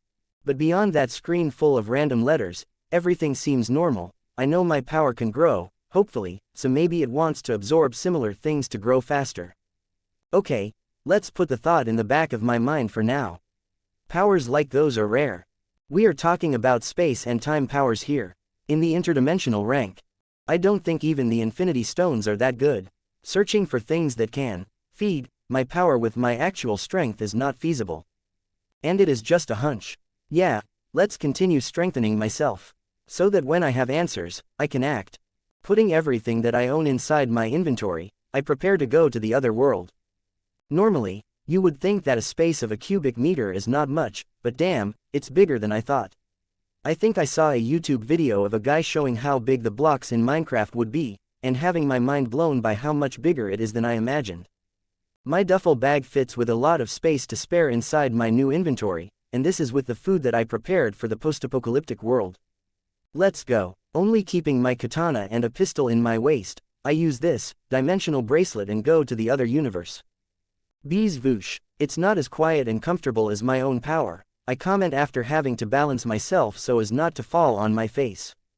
I obviously bring my attention to the maximum after landing in this unfamiliar place. With my hand on the hilt of my katana, I observe everything around me fast before jumping and lying on the top of a nearby building. Yep, post-apocalypse, alright. I nod with a morbid sense of fascination while looking around. The whole place is dark despite being a big city, it's a little strange, you know. Normally, one would associate a city like this with lights, so seeing one so dark, like a forest, it's creepy as fuck. Stormy clouds that I can bet are not rain, not normal rain, I guess. Dilapidated buildings, and vines mutated, growing in some places. And monsters, ugly monsters walking around, sometimes killing each other, sometimes just chilling. Yep, this is exactly like a forest of concrete and steel. Humanity died here, and its remains fertilized this unholy food chain. I lost myself for some time watching those mutants, like, they are the first monsters that I've seen in my life. I was prepared, but I couldn't help but be a little fascinated. Some really look like mutated animals, one can easily guess which animal they come from. Others, no clue. Look at that blob of flesh and tentacles, that abyssal fish with long legs makes more sense. But now is not the time to study the biology of monsters that defy nature, I need to find my guide. In canon, Zhang Chen was helped greatly by a woman from this post-apocalyptic world. Without her, he would be nothing. I am not as useless as Zhang Chen, and I have my personal strength to rely on, but I will not refuse the help of a resident from this world who can be employed using food as a salary. And she was pretty loyal and even had a good character, despite being a survivor here. Wouldn't this be one of the uses of my meta-knowledge? To know who is good and who is not reliable. Unless I go to an O, I don't think I can be betrayed because I will never trust people with a dubious character. Because technology is pretty advanced here, I need an identity or at least something equivalent so I can use everything offered to the fullest. I don't think I can even enter one of the cities without a certain wrist device, I remember the MC needing it. She has one, I know because she gave it to Zhang Chen, and now it will be mine. But the problem is, where is she? Zhang Chen finds her in the mansion that gave the name to the novel, but which mansion? From that direction, it must be the high-class area, I say, noticing the few skyscrapers in a certain area of the city. It's close, Zhang Chen would not be able to go far with his capabilities. So she must be close to this spawn point. Unfortunately, I don't have plot armor or the protagonist's luck to have fated encounters, so I can only brute force through it. That's why I increase my power, after all. I go inside the mansions, one by one, skipping some that are open or infested with mutants. The mansion was pretty safe initially, so I can use the process of elimination to filter some mansions and spare time to find the right one. That one looks familiar, surrounded by tall walls, very quiet and well maintained because no zombie can enter, and boring enough so that no scavenger will search for anything. I think I found the one. With a big leap, helped by my telekinesis, I jump across 2 streets and land on the top of the mansion. It's big, but logically she should be on the top or ground floor. She arrived here very weak, so, or she entered and instantly collapsed, or she entered and searched for food everywhere, found nothing, and stopped on the top floor to save energy. I jump down to the balcony and enter a big room that must be the master suite and, there she is, lying on the big bed that was probably not stolen because it's too big, or I don't know, maybe those beds are obsolete, and people sleep in pods. I approach the unconscious woman, ignoring how weird it is, and the first thing I check is if she is alive. It would be a loss if she were dead, well, I would at least loot her things, so it would not be that big of a loss. Her big chest is slowly moving up and down, so she is alive. Talking about the chest, the second thing I observe is that she is hot. I'm not a super pervert, just a moderate one, so I can admire the female form. She has the body of a hot gym girl. Lying on her side, I have a nice view of her thick thighs and huge ass, and I already talked about her big breasts. Double D's. Indeed, the main love interest. I scoff. Protagonists are so lucky, it almost makes me hate them. Time to wake her up, taking a bottle of water from my new inventory. Hee, awesome, I have an inventory now. I gently grab her shoulder and hold her in a sitting position. Her eyes flutter a little, and she trembles weakly. This is her survivor instinct, even weak as heck, she is still a light sleeper. Drink, it's water. I approach the bottle to her mouth, but she keeps it closed. Quote. Is this the moment where I put the water in my mouth and kiss her to make her swallow? Nah, drink, woman. I turn the bottle and pour it in her mouth forcefully, obviously wasting a lot of it, but I just need her to notice that it is simply normal water. Goo, gark, she chokes for a moment, but eventually, she starts gulping down greedily. It feels good, right? Good, cool, and pure water, drink bitch, drink. It's good for you, hydrate yourself, woman, ahem sorry. There you go, calm down now, the water will not go anywhere. Don't choke. At this point, she is already holding the bottle with her two hands in an iron grip, maybe afraid that I will take it from her. It's a little pitiful. Here, eat a chocolate bar too. Sugar is good, it gives you energy. It will jumpstart her brain too. I bet she doesn't have much sugar regularly, so it will be like a drug. Nom, nom, NHAC. Damn, woman, my fingers. Are all people around here rabid animals? She has the face of a model but acts like a barbarian. She was almost eating the plastic, and when she discovered that she couldn't, she started licking it. Back to life, I asked, moving a little away from her. I can't deny that feeling her soft but firm body was nice, but I'm not that horny. Click. I sigh while looking at the barrel of her gun, a few centimeters away from my eyes. Don't, I say tiredly. Who are you? She asks cautiously. Put your gun down, I don't like being threatened, and I don't want to kill you, or subdue you. I look at her seriously, I saved your life. We started so well, do you really want to put the left foot first? Quote. She stares at me while I look back, completely calm. She doesn't know that I'm holding her trigger in place telekinetically. And I can also see her future movements, if she tries to shoot. I will kill her. Fuck if she is the female lead and a good potential partner and guide.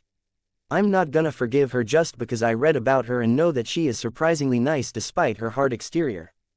You have 3 seconds to put your gun down, then you will lose the biggest opportunity of your life, and your life. I continue. Quote. Her eyes narrowed and she pushed her gun forward a little. I'm the one with a gun here. 3. Just answer my question first, who are you? 2. I ignore her. Do you really think you can kill me in this situation? She asks, but my eyes and expression continue to be calm. 1. Click. She puts the gun down and locks it. Quote. Good choice, I say and stand up. I watch her eyes widen while her face moves up to accompany my movement. I'm tall and muscular, not a Hulk, but I have a body that any natural gym bro would envy. So she obviously understands that I'm not a balloon of hot air. Instead of risking and trying to kill me, it's better to at least hear me out first. Okay, then, we can start again, she says while still holding her gun in her lap. Don't you have anything to say before? I ask in a calm voice. Are you asking for my name? It's Sun Jiao. She raises an eyebrow at me. No, you pointed your gun at your savior. I stare at her, apologize. What? Her eyes widen again. Apologize. I'm not a Japanese main character who would take threats to his life smiling, and easily forgetting and forgiving. Maybe when I become super powerful. I can understand where she came from. This is a dog-eat-dog world, after all. So I will be magnanimous and forgive her if she apologizes. You want me to apologize? Am I stuttering? One of the things I noticed is that she is speaking English, a bastard version that I can still understand at least. Maybe in this future, everyone knows English, and it is the common language. And I spent a lot of time learning Mandarin, tisk. I did nothing wrong. She raises her voice a little. Did I really stutter? I already said what you did, you pointed a gun at your savior. I continue calmly, like I'm talking with a child. I was acting completely normal. It doesn't matter if this dangerous world made you skittish. You pointed your gun at me. Ah, grow up. Did you never have a gun pointed at you before? You can't kill or hold a grudge over everyone who does that. It's simply being cautious. She huffs and crosses her arms under her breasts. Nice breasts, by the way. The things that I can do are beyond your imagination. I don't need to play by the social rules of your shitty society. I say a little more seriously now, apologize. Or what? She gives me a challenging glare. I will go away. I say simply, you are right that I'm not that petty to kill you, especially after you lowered the weapon of your own volition after I asked, but I will refuse to interact with you. So I will simply go away. After I steal some things from her, obviously. Are you a kid? She asks, genuinely confused. Why? Because I'm holding you accountable for your shitty behavior. I roll my eyes. A child would have better manners than you, they would apologize when I said, at least. Fuck you. Last chance, apologize. I look at her seriously. She squirms under my gaze. Maybe weighing the pros and cons. This is also a little test. The only thing she would be losing, it would be her pride. Allegedly, you don't lose face if you apologize when you are really wrong. On the other hand, I always showed myself to be someone with principles in this shitty world, a rare sight. With some resources and physical strength. There are a lot of advantages to aligning yourself with me. If you can't even admit your mistake, then I will be the one who doesn't want to have anything to do with you. I'm the one doing her a favor. I owe her nothing. Fine, my mistake, I'm sorry. She started strong, but her voice got louder at the end, and she even avoided eye contact, and blushed. PFF'd, haha, is it really that hard to keep human decency and courtesy alive? I joke, now we can start again. But my words made her look at me intensely. You are not from around here, right? You must be from very, very far away. Quote. I give her a look before smirking. Hey, I think you are smarter than you look. It will not be a loss to take you along. What do you mean by, smarter than I look? She shouts angrily, hey, where are you going? Do you have more water? I started leaving this room. I wanted some chairs to have a serious talk. Let's find a nice place to sit. I have a proposal for you. ... Work for me. It's what I say while putting another bottle of water on the table and sliding it to her, who is sitting in front of me. What? She asks, her eyes never leaving the bottle. When I took my fingers from the cap, she snatched the bottle with such speed that one would think that she was dehydrated. Oh, wait. I don't think I stuttered. Do you have a problem with your hearing? I ask with genuine concern. Shut up, I'm perfectly fine. She snaps at me after drinking only a gulp from the bottle. She acts like a barbarian, but she knows restraint to save the water for later. You are the one saying weird things. What is weird about hiring you? Or do you work only on your own? No, but you suddenly said that, after that whole, You're tiring. She starts, but sighs. I guess from your point of view, things are progressing strangely, so allow me to explain. I start, taking a can of peaches from under the table, like I took from my cloak, and start opening it. What is this? She gets close, to smell the fruits as I open the sealed can. Conserved peaches, here, taste some. Or all. I push the can to her, taking one to show that it is not poisoned. Quote. Suspiciously, she takes one and, so good, damn, she is blushing again. People here really have it rough with food, huh? Hoo-hoo, things will be easier than I thought.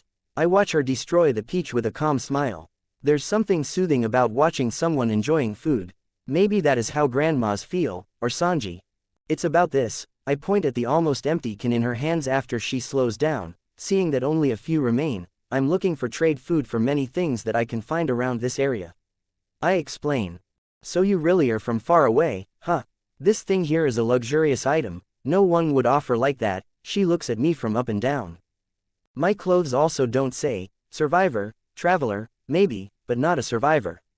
They are comfortable and resistant, but they are not roughed up after enduring the trials of this post-apocalyptic world. They are pretty new.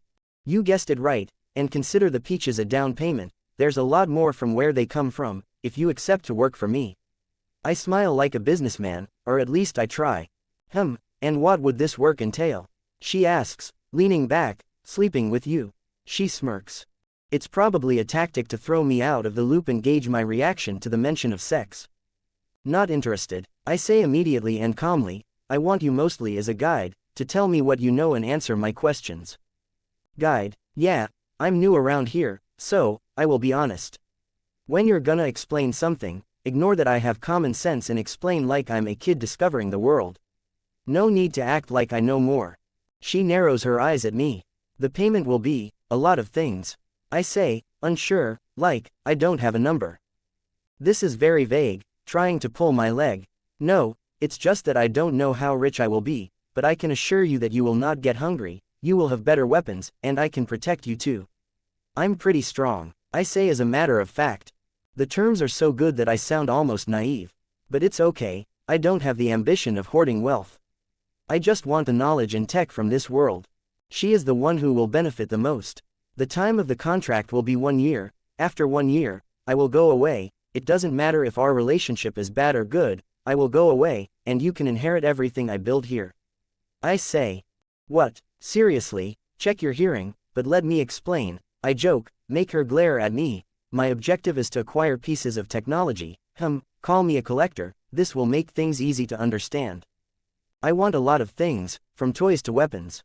I want blueprints, I want knowledge, I also plan to use this very mansion as a base, we will reinforce it in everything. The thing is, I will not be able to carry everything with me, so you will receive what stays, big weapons, sleeping chambers, robots, vehicles, even a good amount of food. I lay out my plan in a very honest way, all this after 1 year. Take it or leave. Quote. She looks at me for a long time. Are you really serious? This is getting tiring. I remove 5 cans of food and 5 water bottles and put them on the table. Do you think I'm kidding? This much can at least buy your services for enough time to see how serious I am, right?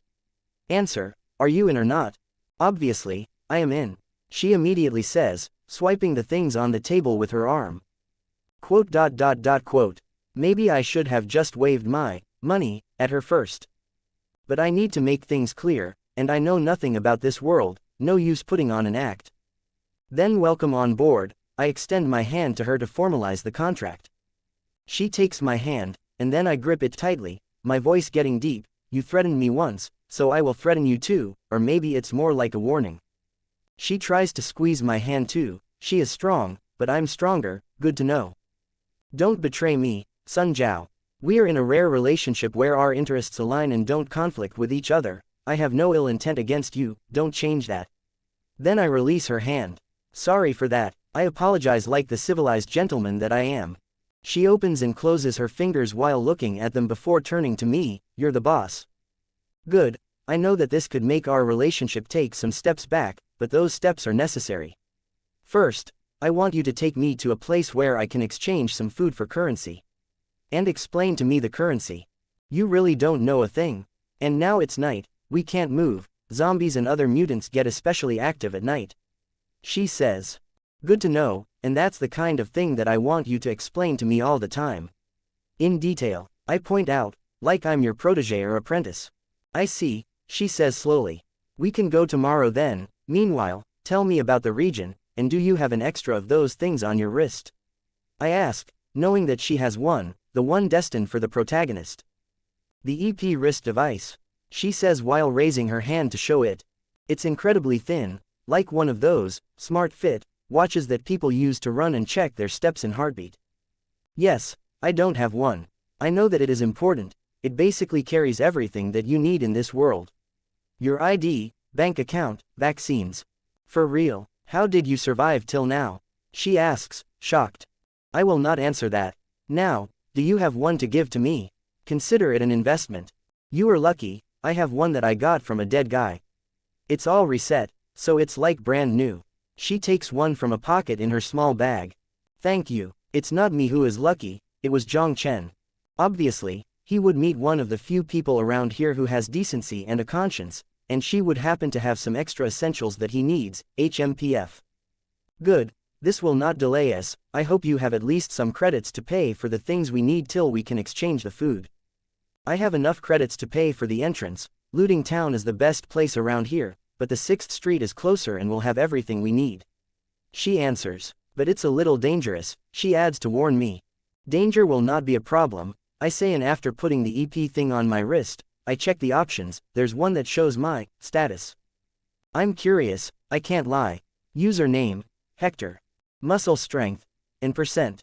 Bone strength, at $%. Reflex, $%. Brain cell strength, 60. Radiation level, 5, safe. Irregular status. None. More useless than I thought, and here I was thinking that I would gain a status window. On the other hand, Sun Jiao appears to be a lot more surprised than me. What a heck, are you some sort of monster? Or are you a rich child that received top-grade genetic injections since the womb? She shouts, slamming her hands on the table while looking at the holoscreen. Is that impressive? Of course, this EP that I gave you should be able to read at least till 150 of status. If you are above that, she gulps, I never met anyone as strong as you. I got my fair share of genetic injections with a lot of effort and paying a heavy price, but I only have a third of your strength. She then raises her wrist to show her status. Username, Sun Jiao. Muscle strength, 44. Bone strength, 61. Reflex, 40. Brain cell strength, 13. Note, Level C repair vaccine, T-virus vaccine. Oh, it seems the Hercules method is really something. From our little altercation before, I can gauge her strength, and from what I saw on the manhwa, she is just a little short of Captain America. Too bad for her, even I, the weakest Hercules method user, it's a monster that can leap above houses, tank bullets and rip off car doors.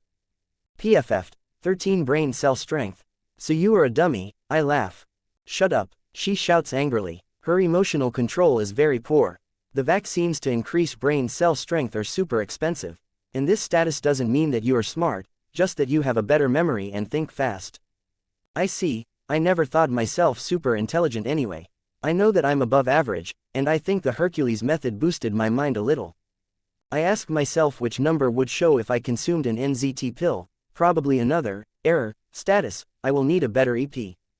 In between 10 and 20 is average, she huffs and pouts, almost cutely. I see, so I'm only 3 times smarter than the average human.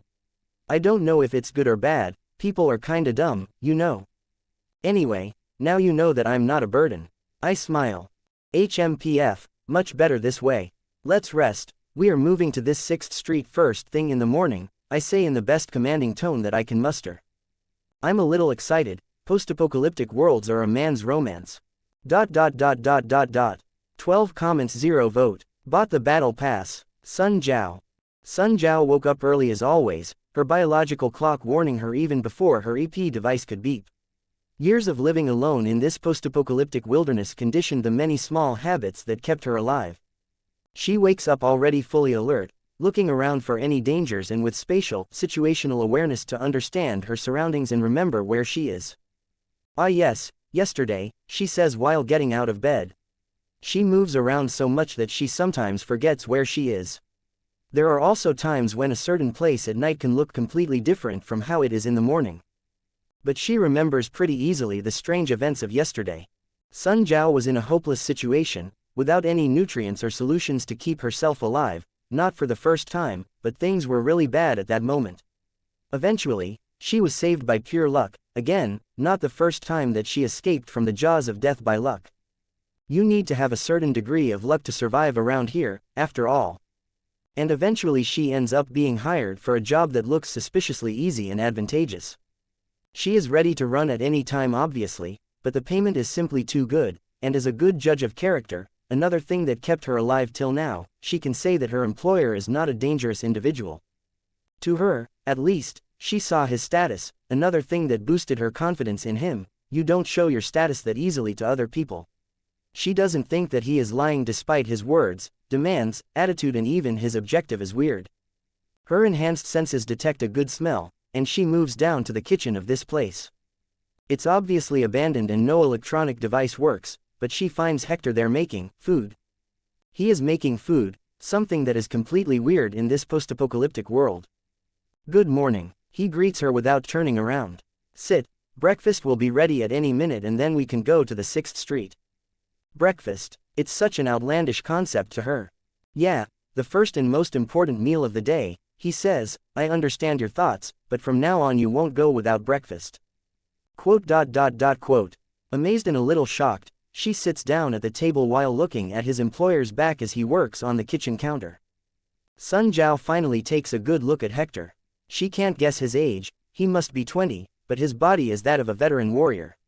He is tall and well built and pretty handsome too, she can't deny it. Dark black hair, curly and long enough to be tied in a ponytail, deep blue eyes, and a beardless face that shows off his sharp jaw. It's rare for a male specimen to be so well-groomed. She met all kinds of men in her life, and despite finding muscular and handsome men too, Hector is different from the rest because he is, the word is on the tip of her tongue, he looks clean. Is that the word she is looking for? He has no scars, no burns, no prosthetics of any cybernetic implant. He has good and well taken care of hair and clothes. He doesn't look like he spent even a day outside, but his body doesn't lie, and the way he moves around is another argument. He is not a fragile boy. He knows how to fight, he killed before. He is a big puzzle to her. Too bad none of the home appliances work. My sandwiches would go much better if I could heat them. He chuckles while his hands move around. You will freak out when you stretch melted cheese for the first time. He chuckles. Sun Jiao notices the handgun on his waist. On the day before, he commented that it was only a good way to threaten people, and that he rarely uses it. It's a little old, shooting metal projectiles instead of energy blasts, but many still use them because they can't be compromised that easily. EMPs are a thing around here after all. And there are some special shells that do a better job than energy blasts. Do you know the origin of sandwiches, hot dogs, and hamburgers in general? Hector suddenly asks. No, a guy called John Montague was an addicted gambler, hee. Well, he liked to play cards, so he asked one of his butlers or whatever to bring something that he could eat with his hands, you know, without the plates and silverware in front of him. There are a lot of them and he needs the space on the table to put the cards. So the butler brought him a steak between two slices of bread. Easy to eat with one hand, and his fingers would not get dirty with the juices of the meat. Then it became popular as an easy snack to carry and to bring on picnics. To watch a lake or something, he explains. Oh, it makes sense, Sun Jiao thinks. Not that she cares. Hector continues, the sandwich has become one of my favorite things since I became a traveler. Easy to make, easy to carry, easy to eat, and you can make so many variations, full of meat and protein, or maybe something healthier, and even sweet ones like peanut butter and jelly. You can't get bored of sandwich. He finally turns around, carrying two plates in his hands, a small smile on his face. I made a lot of sandwiches in the last years, so I'm sure you will like it even though my resources are limited. Then he puts the plates on the table and Sun Jiao's eyes widen, her mouth drooling. She never saw bread, now imagine her reaction to a full-blown sandwich. With cheese, turkey, mayo, tomato, and lettuce, the colors are so vibrant that she can't believe it. The bread looks so soft, the vegetables fresh and juicy. Hector chuckles seeing her reaction, but doesn't tease her. He starts cutting the sandwiches in half. Hoo, this makes me remember, I cut my sandwiches in the middle to make rectangles instead of in the diagonal to make triangles. My friends, from Discord, told me that I must be some sort of psychopath. He pushed her plate to her. 8 big sandwiches cut into smaller ones, just enough to fit a side in a bite. He knows she eats a lot, like him, they can't maintain their body with little nutrients after all. Maybe they're right in the end. Hector chuckles again before turning around to take 2 bottles of orange juice. He gestures to the table fancily, enjoy. Sun Jiao doesn't need to be told twice. She starts to inhale the food like she is gonna die if her mouth gets empty for even 1 second, her hands moving fast and her cheeks filling like a chipmunk. She noticed Hector looking at her for a moment before chuckling and shaking his head, before going to eat his food in a much calmer and more dignified manner. She noticed that too about him, he is educated, courteous, he has good manners. That is another rare thing around here. He is all weird, he looks as ready as anyone to deal with this post-apocalyptic world, a veteran even, but at the same time, he doesn't act the part. Well, this works for her, he is much more pleasant than 95% of the rest of the people that she has ever met, maybe 99%. Gulp, gulp, gulp. After eating everything in record time, Sun Jiao grabs the bottle of juice and chugs down with the same finesse and manners that she used to eat, none. Ah, this is too good. She even burps. Glad you liked it, and there are even better foods for you to try. He smiles widely, the first excited smile that she saw from him. Doesn't that make you excited? Discover new and wonderful foods, I love it too. And I, surprisingly, like sharing a little with someone like you. Really? She looks unsure, the post-meal clarity hit her. All of these can be considered luxurious ingredients, is it okay to eat now instead of selling? Nah, I can't sell those fresh things anyway, it would be too suspicious. For now, I will only sell the canned food. he says dismissively, finishing his food too. And as I said, it was surprisingly nice watching you enjoy it so much. Sanji was into something. You are weird. She can understand only half of what he says sometimes. To that, Hector only chuckles again, not explaining himself. Now Sun Jiao is taking Hector outside, guiding him through the wilderness of this abandoned city. The two are now in more comfortable clothes to travel light. Sun Jiao is carrying 2 rifles on her back and a pistol in her holster. She doesn't have much ammo or Type-C batteries for her laser weapons, but it will be enough to reach their destination. She gives a glance over her shoulder to observe Hector. He looks exactly like this morning, just wearing a trench coat over his clothes and a backpack. But Sun Jiao can see that his clothes are for traveling comfortably. She knows that he is hiding his gun in his trench coat and his blade is visible on his waist, but the strange thing is the featureless mask on his face. You know that they get your DNA information at the gate, right? She can't help but say, and at the trading center you will need to show your face during the registration. To her, in a world where people identify others through their DNA, hiding their faces is pointless. Hector, who was looking around, slowly turned his head to her. Do I need to show my DNA to everyone in the street? He asks in a very calm tone. No, then it is enough. He speaks in a tone that ends the conversation right there. Sun Jiao can somewhat understand, but she still thinks that it is pointless. Is he trying to hide his identity in case he gets himself in trouble? If he does that, the guards would check his ID anyway and blacklist him, or worse, or does he think that he can escape? That's ridiculous. She sees his status and knows that he is strong, but he would need to be able to fly to escape a survival camp if the guards are after his blood. The long walk was not awkward despite Hector's short answers and somewhat unfriendly stance. He asks a lot of questions. What is that? What happened here? Is that thing normal? Sun Jiao answered the best she could, remembering that part of the deal is to teach him things like he is a novice, a kid even. And what about those zombies? What type are they? Hector asks after they notice 3 zombies blocking their way. Blocking would be a strong word, they are just standing there, lethargically groaning and moaning. Type: zombies are mostly harmless during the day, it's when they stop to absorb energy so that they can hunt at night, but they will obviously fight back if you try to kill them. A shot between the eyebrows at a good distance does the work, and you will never be in danger. Sun Jiao explains. Energy during the day, are they doing photosynthesis? There are algae parasites on them or something like that. I don't know the details, but I know they are infected by something. That much is obvious, Hector says in a tone that annoys Sun Jiao, and then he steps forward. Would they die like a normal person, or only be killed if the brain is destroyed? He asks again. The entire nervous system is a weak point, but obviously the brain is the main target, it's bigger and affects the whole body. What if I cut the neck? Will the head remain alive? He starts unsheathing his katana. Yes, pretty much, Sun Jiao answers. I see, swish swish swish. Then, just before her eyes, Hector moves at lightning speed. She can still see him moving, how he zigzagged through the 3 zombies with 3 measured steps and cut the tops of their heads. What she didn't see was his hands moving the katana, she only saw a blur and then it was over. He is dangerous, let's go. With a last swing of his katana, to take the blood off, he says before sheathing it again. You are the boss, she answers and moves ahead. She thought that using cold and melee weapons was kinda dumb, but now she is rethinking it. From what she saw, he is faster than her in pulling her gun. She would need to be at a good distance to make use of the advantage that a gun gives. Boom boom crash. After walking a little more, they suddenly hear some loud sounds of battle in the distance. Sun Jiao instantly starts rushing to the site of the battle, but... Where are you going? Hector grabs her forearm and holds her in place. A battle is happening. She turns to him and says fast, in urgency. What does this have to do with us? He asks calmly. It's a common practice, she shouts, debating in her mind how to explain it quickly. In this post-apocalyptic world, if you notice some big fight like this is common to approach to see what's happening.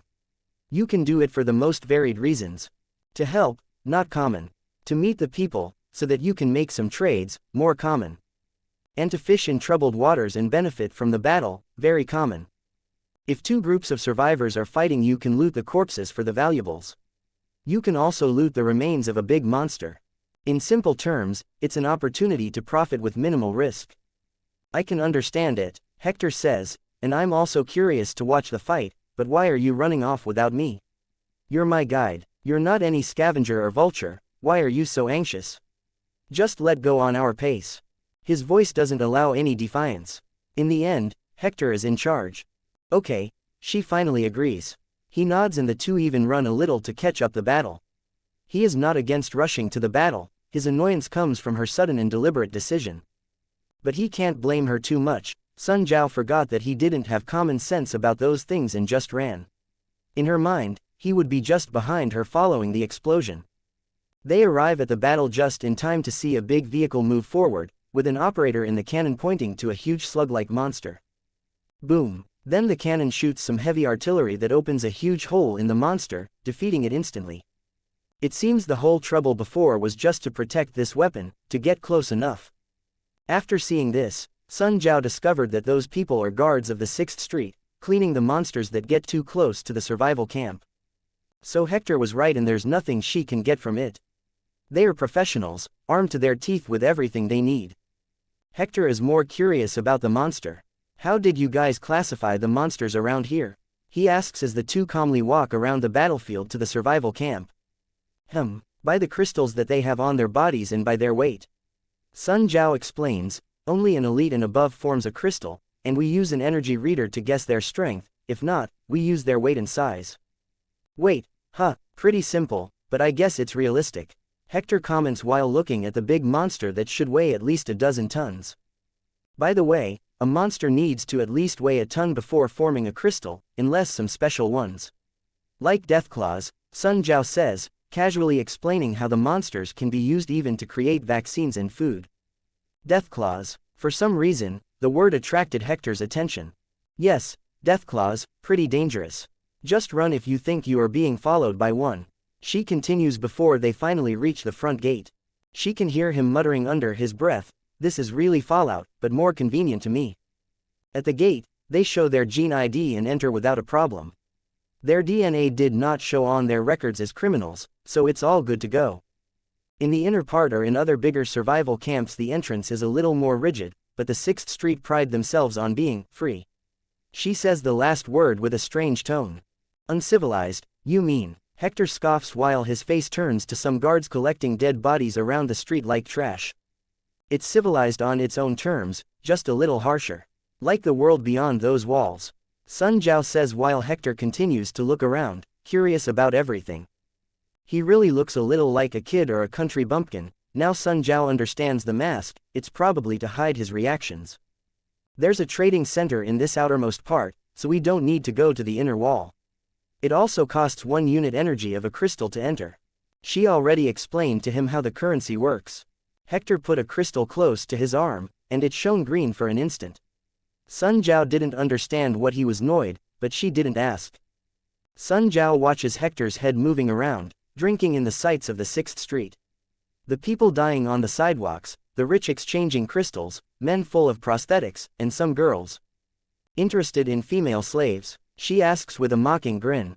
Hector gave a look at a group of 6 girls in revealing clothes chained together. So it's that easy to have a female slave? He asks back, maybe I should buy 1 or 2, to be maids, then I would release them when I go away. He says seriously. Sun Jiao gives him a look and continues with a sarcastic and acid tone. Then you have good taste, those girls are literally made for this. Do you mean? He turns to her slowly. Yeah. Those ones are literally manufactured in the survival shelter 101. There is artificial intelligence that keeps the genes of many humans and is able to create them. It seems it started selling them for some reason. Sun Jiao explains with a hard look, they can even download the memories they want on those girls so that they could better serve their new masters. A human farm? No, a human factory. Hector mutters. Yes, she confirms, gauging his reaction, but he looks unfazed, used, or maybe prepared for it. And you said something about shelter, 101. Ah yes, there are many different types of those that are made before the nuclear winter, each with a different philosophy. While she explains she hears Hector muttering, the author is really a Fallout fan, but she ignores it as one of his many oddities. They finally reach the trading center without a problem. It's a huge place, like any other shop or a bank, but here the people sell their findings. Moving to an empty desk, Hector puts his backpack in front of him and discreetly takes off one of his canned goods. "Don't overreact," he almost hissed at the attendant. But when she scanned it, she realized a loud gasp that made everyone look at them. Quote. Now, even though he is using a mask, Hector's posture clearly shows his anger toward the attendant. She must have felt it too because she shrank her shoulders like he was gonna hit her. "Forget about it," he says, "let's go to another place." He quickly takes his canned food from her hand. "Ah, wait, sir." The attendant grabs his sleeve, making him turn to her slowly. She looks desperate. "Why don't we move the negotiations to the VIP room? We can give you a special offer. I'm sure that you will not regret it." The woman appears to be on the verge of tears. Quote. Hector, on the other hand, looks very calm. He is facing the whole room, looking around. Sun Jiao noticed how his gaze stopped a tad more on certain people. People whom she can also guess are troublesome individuals. "Lead the way," Hector finally says, and the attendant almost sagged in relief.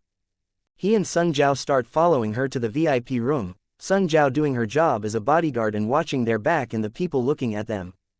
She can already see the trouble that can happen in the future. Crack. When they enter the room, she hears some strange sounds of things being broken. "Someone died here," someone shouts, but it's too late to turn around to see. Hector doesn't even bother to try to look. Third person POV. Sun Jiao left the trading center a little dizzy. Hector just received 1,000 crystals for his goods. 1,000 crystals, not units of energy, crystals. To put things in perspective, Sun Jiao had only 37 units of energy. That's her whole fortune right now. This is not even an entire crystal. After all, a crystal can hold 100 units of energy, on average. Her entire fortune is not even 0.1% of what Hector acquired just now. If 1 unit is $1, Hector just gained $100.000. But 1 unit is not only $1, 1 unit can buy a room for the night, a prostitute, a magazine, a Type-C battery. If converted to dollars in the modern world, it would be something like $10 million. But it is impossible to be accurate about it. The economy is very different, the ways to gain money and everything. In any case, he gained enough. His money is enough to fund a small army or to live comfortably for years, indulging yourself without a care. And all of that for 10 cans of food. He really hit the jackpot. As he said, this world is like Fallout, but much more convenient because he is a teleporter to a modern and comfortable world. Too easy, it's like he bought the battle pass. Fish is pretty valuable here, huh? Hector comments like it's not a big deal. Like, he is not suddenly pretty rich and a fat sheep to the criminals. Sun Jiao looks around, looking out for any threat. The whole spectacle of the trading center can have consequences. She knows that some people keep an eye on them so that they can prey on the people who just received their crystals. Luckily, it seems that they are not being followed. The VIP room has a special exit, so no one should have seen them leaving unless they had been looking for them since before entering the room. It seems that they are lucky this time, even with the attendant. Do you know that those VIP rooms also provide some special service? She asks him with a small smile. I imagined, prostitution is the oldest profession in the world. Hector answered without a care. Are you not disappointed that I prevented the opportunity of receiving their hospitality? I bet that attendant was, she continues. The attendant would be able to receive some tips beyond the commission. Well, I would not be against a blowjob while talking business, and it would not affect my judgment anyway. Hector says those words so casually that it almost seems that he is talking about something else. Oh, and here I thought that you were a blushing virgin. She teases. I'm a virgin, but not a blushing one. He continues to answer casually. Quote. That makes her pause. Wait, for real? Yes, I rarely blush anymore. He nods. No, the other thing, are you really a virgin? She asks incredulously. Hector is a pretty handsome man, well built, rich, and doesn't have a scummy personality. This makes him the top 0.001% of this post-apocalyptic world. And ignoring all that and his positive traits, it's very easy to get a woman around here. A unit of energy crystal, and you have one for the night, and thanks to all the advancements in genetics, even casual prostitutes are as beautiful as models. Even that attendant was pretty cute. I can understand your surprise. Let's say that I was busy, he chuckles, but maybe you are right, and I should wed my dick, he continues casually. HMPF. Sun Jiao suddenly scoffs and turns his face away from him, pervert. Quote question mark question mark question mark quote. He gives her a puzzled look. She was the one talking about it for God's sake, but remembering that women are inconsistent, he only shakes his head and doesn't argue. Just guide me to the vaccine clinic. Ah yes, you don't have the vaccines against T-virus and other diseases. She suddenly remembers. But it's because he is strong, and those vaccines are pretty cheap compared to the enhancement ones. So it would make sense that he would have all of them. The idea that he is strong like that naturally doesn't even pass through her head. Just lead the way, I'm very interested in those serums and vaccines. 35 comments 0 vote. Sex. Too soon. Third person POV. Sun Jiao guides her employer to the clinic, making a complete beeline even though Hector's eyes wander around everywhere. Again, with a childlike curiosity, he asks about everything. About the shops, the cybernetic enhancements of the people walking around them, weapons. Finally, they arrive at the clinic, which is empty because the vaccines are expensive, and Hector continues with the questions. What are the side effects? Can I buy the vaccines but not apply here? How many types exist? How strong can it make a person? And he goes on and on. The attendant would be annoyed if he were not a client with full pockets. Sorry, but I can't allow you to take the vaccines away. The application needs to be made here. The woman wearing a nurse's outfit and with cybernetic eyes answers while injecting Hector with the requested vaccines. Really, no exception, not even if I pay a lot? He asks. If you buy entire batches, you can do that, but we don't sell batches at this specific clinic.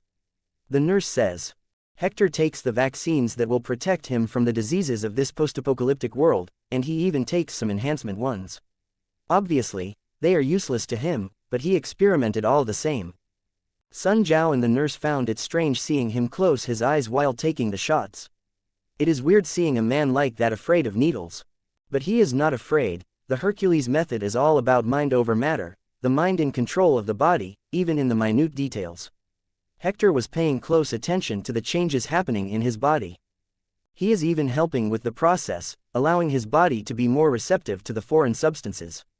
The vaccines that would take days to have a full effect will now complete their work in some hours. But in the end, there's not a big of a boost, with the exception of some increase in his bones' durability. He was already very much above those low-level enhancements. But the vaccines do something that the Hercules method doesn't do, it improved his DNA. Now, Hector is naturally better than a normal person, and it will pass to his descendants. It will also be a good excuse in case someone checks his DNA, but instead of finding some great secret, it will only find that he is naturally a little better. It was also a test of the future serums and other enhancements that he pretends to take in the future. But as only that, it's almost a miss, but it's better to have than not have. Even if just a little, there's an improvement.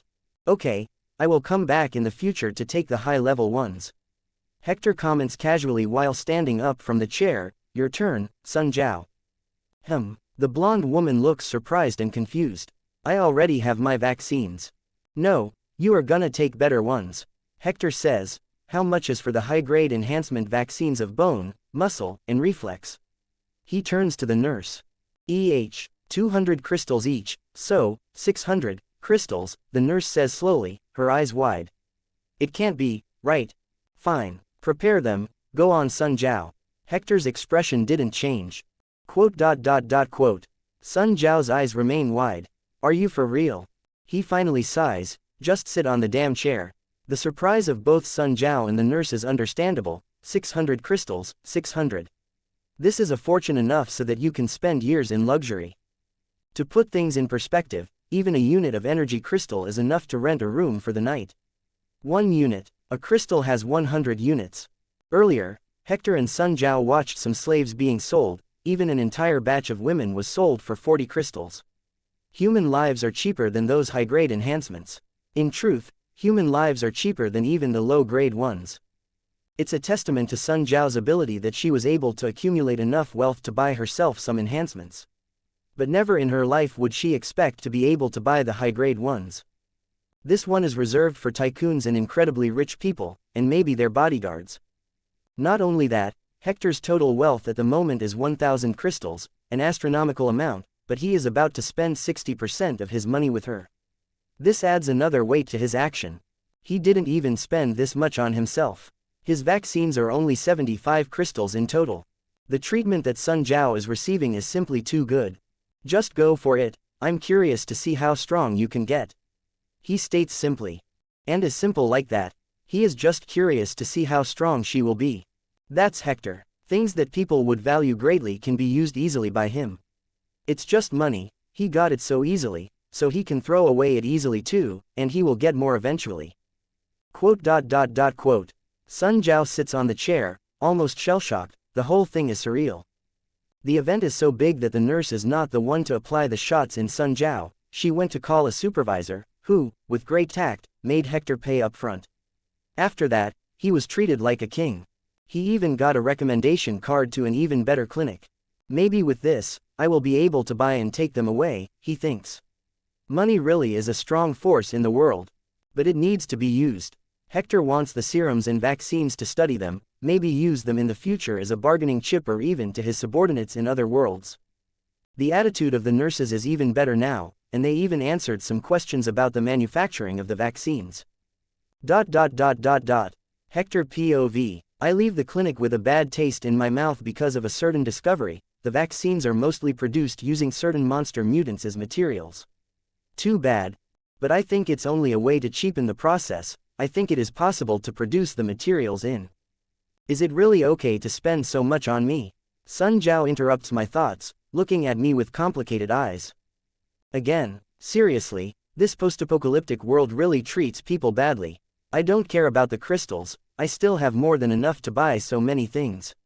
Genetic enhancements are a luxury even here, even a car is like 5 crystals. Yes, again, I think you don't have a notion of how much you spent. You will regret it later. Sun Jiao says strongly. I give her a look and chuckle. Look at you, a conscience. That's why I hired you. Is she blushing? And don't worry, I will not regret it. I don't think you will get stronger than me, even with those high-grade enhancements. I refuse to believe that they can make a Spider-Man here. I will not betray you. She says, outraged. I believe you. I answer immediately. Grr. For some reason, she glares at me before looking away, giving up on arguing. You saw how easily I can make money. Let's spend the rest and go back to the mansion. I comment. As an Omniversal traveler, currency to me is worth very little. Tell me, where should we go now? Depends on what you want. She says while looking ahead. The bazaar is a good option to buy general things, but there are specialized shops that are better options and more reliable. Taking into consideration that money is not a problem, paying a little more is no problem, right? Now you are getting it. I joke, let's buy some weapons first. I trust that you know a little about the subject. I give her a provocative look. On her end, she shoots back a predatory grin, you can be sure of that. After that, she guides me to a weapons shop that she is familiar with. It really looks like a gun shop that I would find anywhere in a normal world, except that the stuff being sold is very different. Very, very different. But they are still guns, high-tech guns, but still guns. So, what about gloves that shoot lasers? Power armors, jetpacks, hardlight swords? I ask half-jokingly. You can buy those things in the inner city or in another survival camp. Sun Jiao answers like it's no big deal. Quote. I try to not let my surprise show. I was half kidding, so in the future you will take me there. I can do that, but some places are very fancy. It's not just anyone who can buy certain things. Not even with a lot of money. Not only money, but you would also need to have some contacts. She reveals. Tisk, it's problematic. I can understand the principle. Basically, you would need to be a known big shot to have access to those things. It's not only about money. This is awkward. I don't want to attract attention, but I want everything this advanced world has to offer. I will need to spend a lot of money, and attract attention, positive and negative attention. Dealing with humans. But first, let's get a little more comfortable in this world. Buy what you can carry. I also want some lessons from you. I can use some guns, but I'm not a trained soldier. You're the boss. Her eyes shine and she goes to buy some rifles, pistols, grenades. She is acting like a kid in a candy store. And here I thought women like handbags and shoes. This one here likes weapons that turn people into pink mist. We found the place with the best rooms and service to stay the night. The most well protected too. Money is not an issue, but even I need to sleep, very little, but I still sleep every day. The thing is that staying alert 24/7 is exhausting. I will not lower my guard completely, but being in a place surrounded by four walls is already something that improves your night's sleep. We brought a lot. Nom nom, Sun Jiao says while stuffing her face with the fruits I brought. Fresh food is only for us. I didn't see you complaining when you took the sniper rifle and the grenade launcher. I tease. She has the decency of looking ashamed. Spending money that is not hers seems new. For some reason, she thinks that she is taking advantage of me. HMPF, you said to buy one of each as a sample. Yes, I did. We even brought different types of grenades to test. Do you think we still have money for a vehicle? I ask. The money dwindled fast. Again, it's not an issue, but I want to know if I should exchange an extra can of food. Absolutely, she answers, even a tank, or an aircraft. A semi-truck is enough. Tomorrow we will buy it and some home appliances. You do that while I go buy a slave. She gives me a strange glance. Are you really gonna buy a slave? Pervert. I roll my eyes. I want someone who knows technology and can teach me. In truth, I'm going for someone even more specific. The character that the original MC buys in the canon. As I said, those main characters sure are lucky, beautiful and competent girls just waiting for him to notice them. And most importantly, loyal. The tech savant that I am gonna search for tomorrow is the main reason why I came to the 6th Street. Just that, she still looks at me suspiciously. That's the plan, but who knows, maybe I will buy one or two for sexual relief. I shrug. If I'm gonna be treated like a pervert anyway, why not? And they are so cheap. Being a traveler really messes with your morals and views of the world. I like freedom. It's one of my main principles, but I will not come to a new world and impose my beliefs. Can you imagine how exhausting it will be? I'm gonna adapt. Yes, different from the hypocritical average Japanese MCs that say that they hate slavery and even so buy slaves using some ludicrous reasons, I'm gonna make full use of slavery. It's so convenient. And it's not like I will mistreat them. Heck, they will have a better life with me, and eventually, I will go away, and they will be free. Win-win. I even have a list of easy girls to recruit around the Omniverse, and a bunch of them are slaves. I just need to help them out of their bad situation before the MCs and bam, they are mine.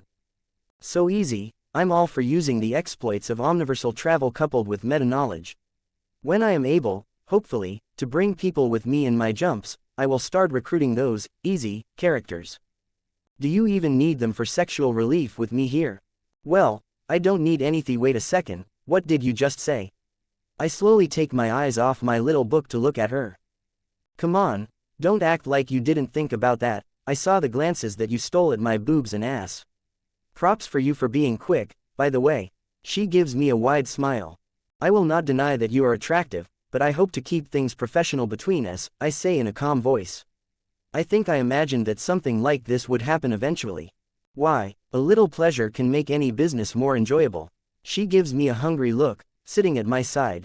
Quote. I'm surprised how calm I am. A very beautiful and voluptuous woman is literally saying directly that she wants to have sex with me, and I'm very serene. My mentality really changed. Are you doing this to have another layer of protection? You don't need to worry about that. I'm doing this because you are not bad yourself. She gets close enough that I can smell her fruity breath. You are a handsome fella, saved me, fed me, treated me very well. You can't blame a girl for getting infatuated. She approaches even more, going for a kiss. Her act finally takes away my calm because I need to think fast. It's like one of those quick events in games. True to my personality, I go for the safer option, and dodge her, moving away and standing up from the couch. Too soon, Sun Jiao. I need time to think. Too soon. The tone of confusion in her voice is like she thinks it is inconceivable that someone would reject her. And no, it's not because she is one of those girls who can't imagine being rejected. Yes, she is aware of her appeal and all that, but her tone is more like it's common sense to have those flings. Yes, too soon. I don't know how open to sexuality this world is, but I guess it's a lot. I say, remembering the half-naked girls being sold and the high mortality rate, I guess when life is hard we live every moment to the fullest, but I'm not in the mental space to have those casual things yet. And the fact that you advanced into my personal space like that, upset me a little. I say. Quote. I'm sorry, I guess. She looks genuinely apologetic, despite being confused. I sigh loudly and sit on the chair where she was previously sitting. Relax, it's more of a me thing. There are some issues with having a one-night stand. First, I need to be careful about not having children. What if they inherit my traveler powers? 2. Because I can't bring people with me yet, I don't want to get attached. Well, this one is kinda a weak excuse. I don't think I would get attached that easily. I guess it's more of a possessive thing. 3. I'm still a virgin, and I kinda wanted my first time to be with a better character. It's horrible to say that to Sun Jiao, but I guess it is how I imagined things would go. My first girl would become my main girl, or at least someone really important to me. She needs to be one of my favorite waifus too, someone like Yoriichi, Hinata, Robin. But this creates a problem. If she is one of my favorite waifus, I would not want to leave her behind, so I need the power to take her with me. But this is not possible in the foreseeable future. And the worlds of my favorite waifus are very far on the list. Should I really wait for that long? Without even tasting one of the main appeals of the Omniverse, women. I think I can wait, but wouldn't this hold me back a little? I want to enjoy my travels after all.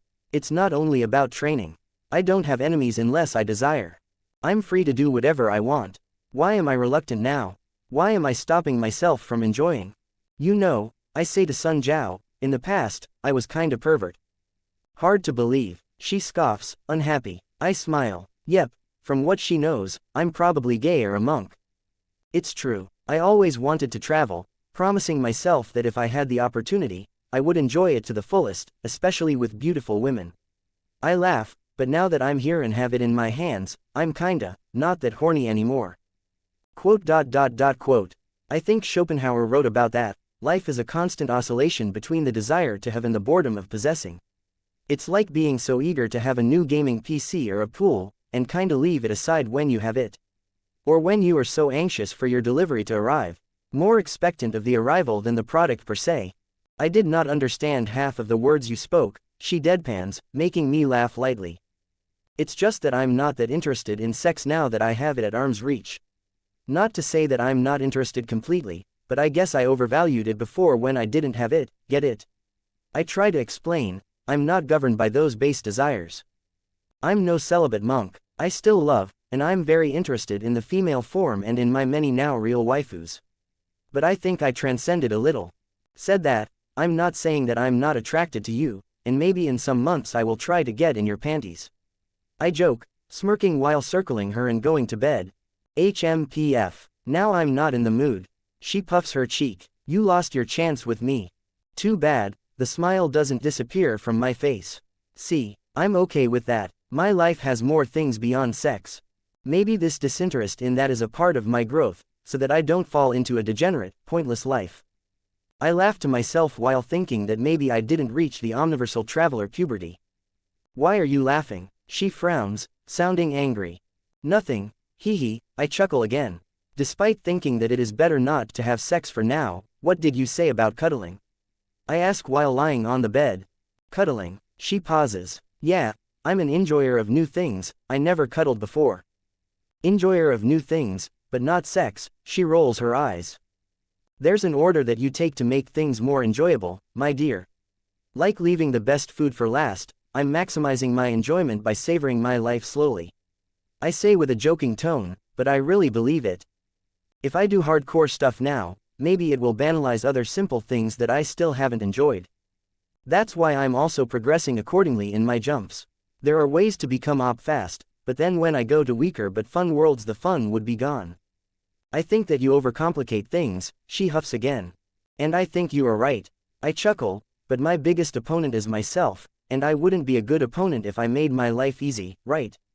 What? She tilts her head. Nothing, my mind is strange, are you coming or not? I raise the covers to hers. Quote. After a lot of hesitation and an intense look in my direction, she finally agreed, fine, she rolls her eyes and approaches. She enters beneath the covers and turns her back to me. I'm okay with being the big spoon. Hugging her from behind, we enter a comfortable state, our bodies fitting together very well. She is soft and smells good because of the recent bath. She is warm too, Is her ear red? Is that why she turns her back to me? It's because she is embarrassed. Weird woman, you are not embarrassed about sex, but are shy about cuddling. That's not bad, I comment while hugging her, it lives up to the hype. She makes an agreement sound, moving back to snuggle with me. Oh, her ass, it's really big. Oh shit, she stiffened, she felt it. I want to cover my face while she slowly turns her own face to look at me, a smug smile stretching wide. To someone who says that is, above sex, that part of you is reacting too much, don't you think?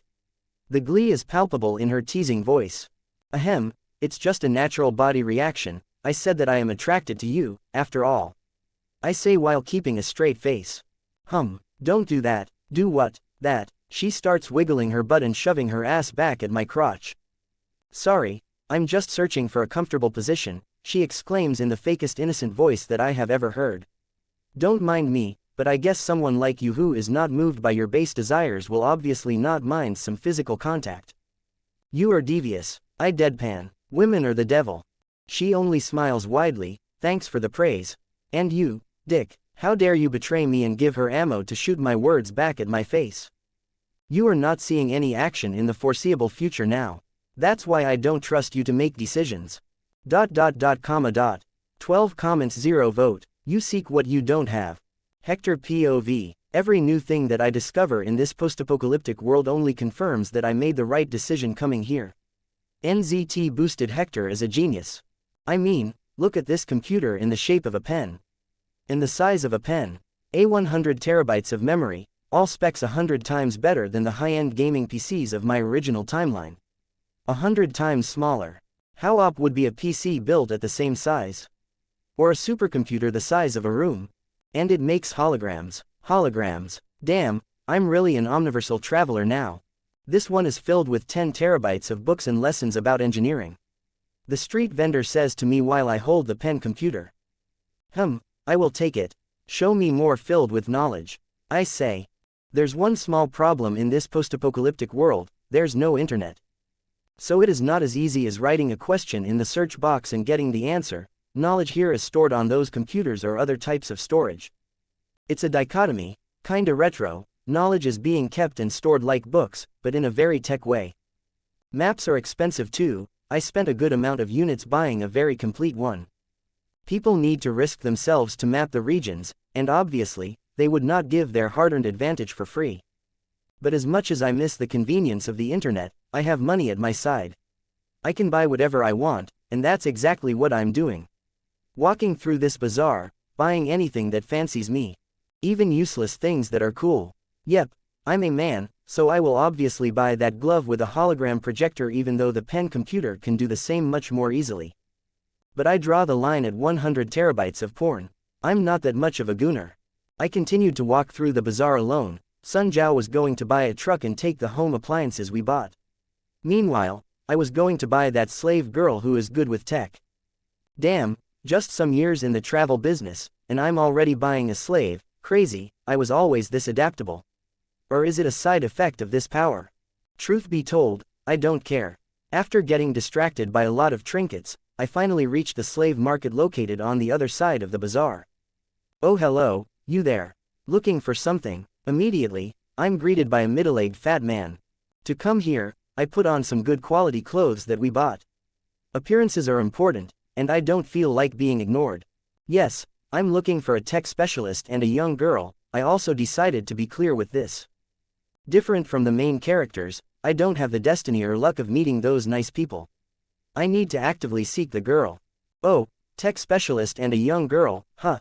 The guy gives me a small conspiratory smile. Quote. He can think whatever he wants.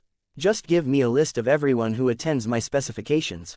Everyone. I give him some units of energy crystal as a bonus just to make sure that he will do a good job. I'm willing to pay a lot for this reliable side character. If what I'm doing doesn't work, I will try to ask her by name. Thankfully, NZT boosted Hector wrote down her name. The guy will probably try to rip me off if he knows that I'm searching for someone specific, but who cares?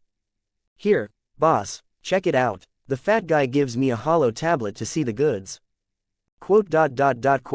Most of the tech-specialized slaves that I asked have criminal records, and the guy took me very seriously when I said, young. Not that young, I turned to him, I am asking about teen girls, not kids. That was a crazy sentence that would put me in a lot of trouble in my home universe. Oh, excuse me then. He takes the tablet from my hands and changes the filters for an instant before giving it back to me.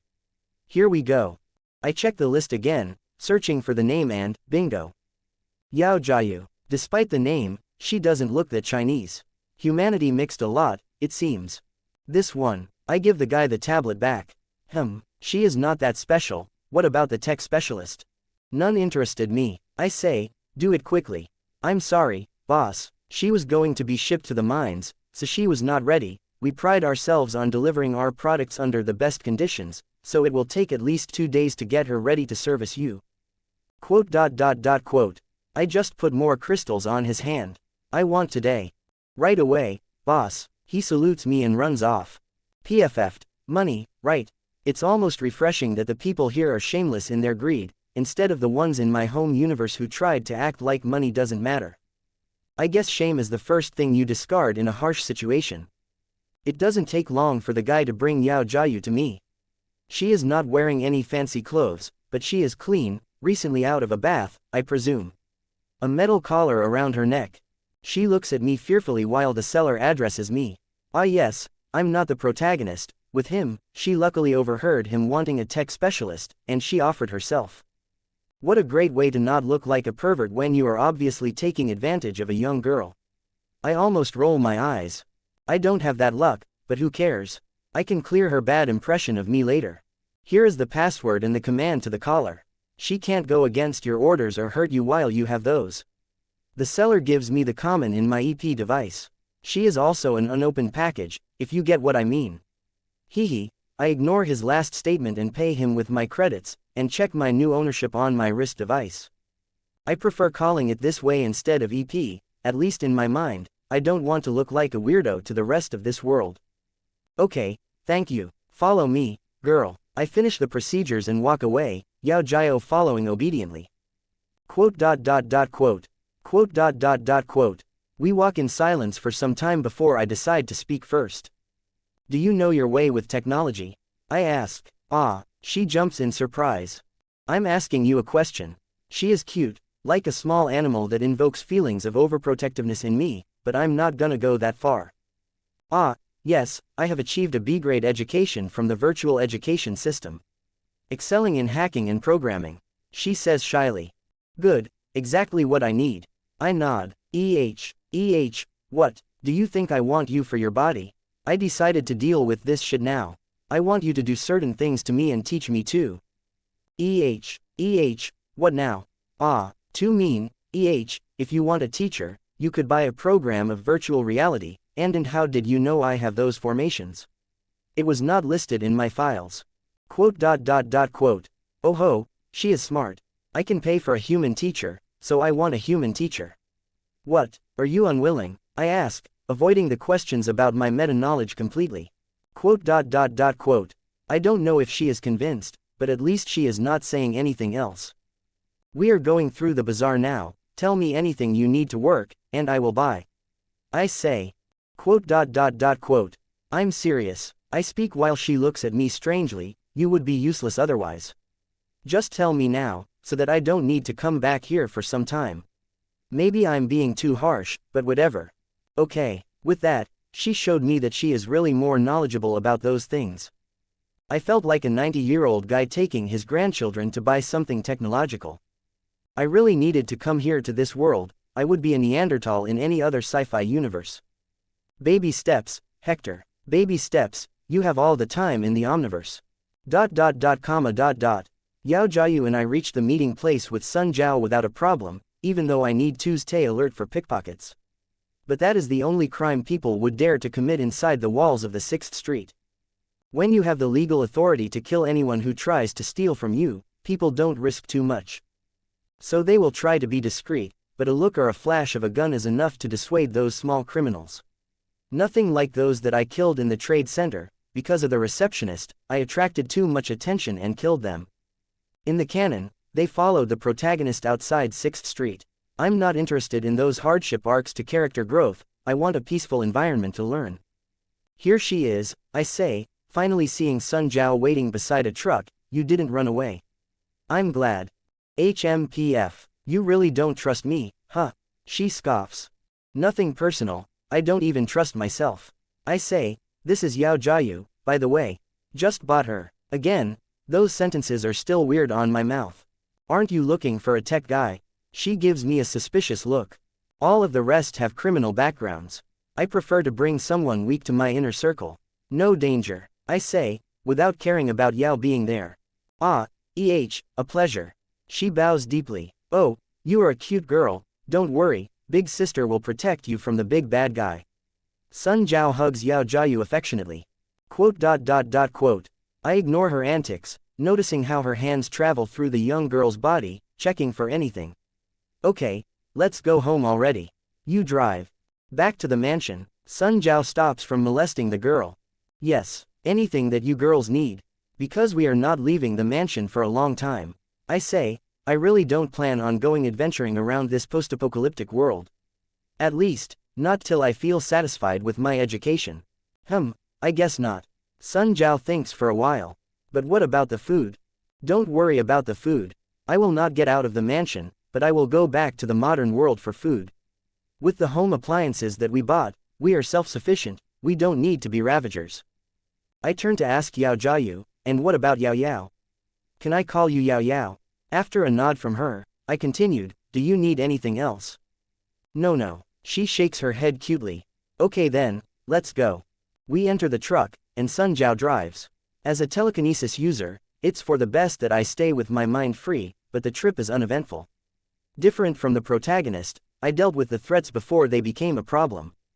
We met some zombies and small monsters, but Sun Jiao went through them with this modified to the apocalypse truck. Home sweet home, I say sarcastically. The place is a wreck. It's big and fortified, but anyone can see that it was abandoned a long time ago. We need to upgrade this place. Sun Jiao comments. I like the way it's discreet. I shrug, but it is better to be well defended than to look abandoned. Do you want someone to come looking around and find us defenseless?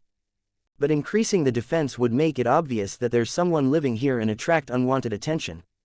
Even if it is minimal, people like me can still come, desperate people are dangerous. What if they find us sleeping? Sun Jiao argues, better defend it properly. We will be living here anyway. You have a point, I'm not arrogant enough to ignore good advice, but it's too big of a place to defend properly with only us, and different from Zhang Chen, the original main character, I don't plan on buying a lot of slaves to use as workers. We can move to a smaller house, Sun Jiao says. I look around, and this is like the only house in more or less good condition. And when I say good condition, I mean not having a wall destroyed or the roof. It's the only building that really protects against weak monsters instead of letting them walk in without a problem. This house will do for now, I declare. Are you sure? It would double the work if we unloaded the things we bought here, just to have to move later. Sun Jiao says. I sigh. We are gonna discuss ways to protect this place in a better way, like automated turrets or something like that. In the worst case, I will buy more slaves, I sigh again. It's not a good move, but whatever. For now, let's go eat some good food and relax, okay? I suggest, a smile on my face because I already know her. Food. As expected, she doesn't hide her eagerness and drops the boring subject for now. Yao Yao is looking at us with a somewhat lost expression, but I just push her to Sun Jiao. Go take a proper bath and change clothes while I unload the cargo and prepare the food. Don't you want any help? Sun Jiao gives me a look. Nah, I'm strong, did you forget? I smirk. I'm gonna use telekinesis, and I don't want her to see that. Okay then, let's go Yao Yao. Let the man do the heavy job. Sun Jiao jokes. Don't forget that I'm the boss here. ... Telekinesis is so convenient, top 10 powers, really. I recommend it to anyone. Despite this house being abandoned, there's still a system to filter water and a generator. But it lacked units of energy of crystals, fortunately, I have it in abundance now. That's why I don't want to leave this place. It's not for nothing that it was the main base of the protagonist. It's still here, I comment, checking the boxes of food I left hidden in a room. It would not be a huge loss, but thankfully, no one took it while we were away. Now that I have a microwave, I can give pre-prepared foods to them. I know that they would not complain about canned food, so I guess they will also not mind fake food. I will go make modern civilization and buy fresh ingredients. Now I have a refrigerator. Preparing the food is easy, I do it even while trying to ignore the sound of girls taking a bath not far from me. Heavy footsteps alert me that they are done, and I turn to see Sun Jiao, flesh of the bath, wearing a bathrobe that hides very little. Have some modesty, woman. I roll my eyes, keeping my cool despite the very nice view. She is hot. Just giving you a reward, she teases while sitting, crossing her legs slowly, almost taunting me to look down. But I'm stronger than that and kept eye contact. I'm so proud of myself. While we are in a small power play where she tries to seduce me and I resist, hesitant footsteps reach our enhanced ears, and we turn to see Yao Yao. Yeah, Zhang Chen is a lucky bastard. Yao Yao is a different type of beauty. Cute, petite, she is not a kid, she still has womanly charms despite losing against Sun Jiao in this aspect. She starts hesitantly. Sit with us and eat, I gesture. It gets boring fast, you know. The hesitation to not overstep, to not offend, I know that she is only acting properly in the context of this world and her situation, which is why I interrupt her. But, this food. It's to all of us. Just eat, I interrupt. Quote. Look at her shell-shocked. I will not be able to eat if you just stand there. I comment sardonically. Okay, she panics a little before nodding and saying in a low voice. She sits down, and I predict that she will not dare to take the food, so I make a plate for her, but this only makes her panic more, because I, her master, am serving her. As I said, it's getting boring fast. Stop overthinking too much. Look, I will not treat you like a slave or anything, so I hope you work hard and earnestly for me, so I don't regret being kind to you, deal? Deal. She nods like a pecking chicken. Good, and don't hold back while eating, food is not a problem. After making things clear, I hope we can stop those interactions as fast as possible. Knowing her character, I'm confident that she will not grow a big head and try to walk all over me. That's why I'm nice. Well, maybe I will be proved wrong, but that would be a lesson too. To not trust in my meta-knowledge of the character's personality. But looking at her crying while eating hot and proper food, I don't think I'm wrong. Can you make a virtual intelligence? I ask while we relax after a good meal. It's not that hard to make one. What are the specifications? There are a lot of templates that you can acquire. Yao Yao is now talking more confidently when the subject is her expertise.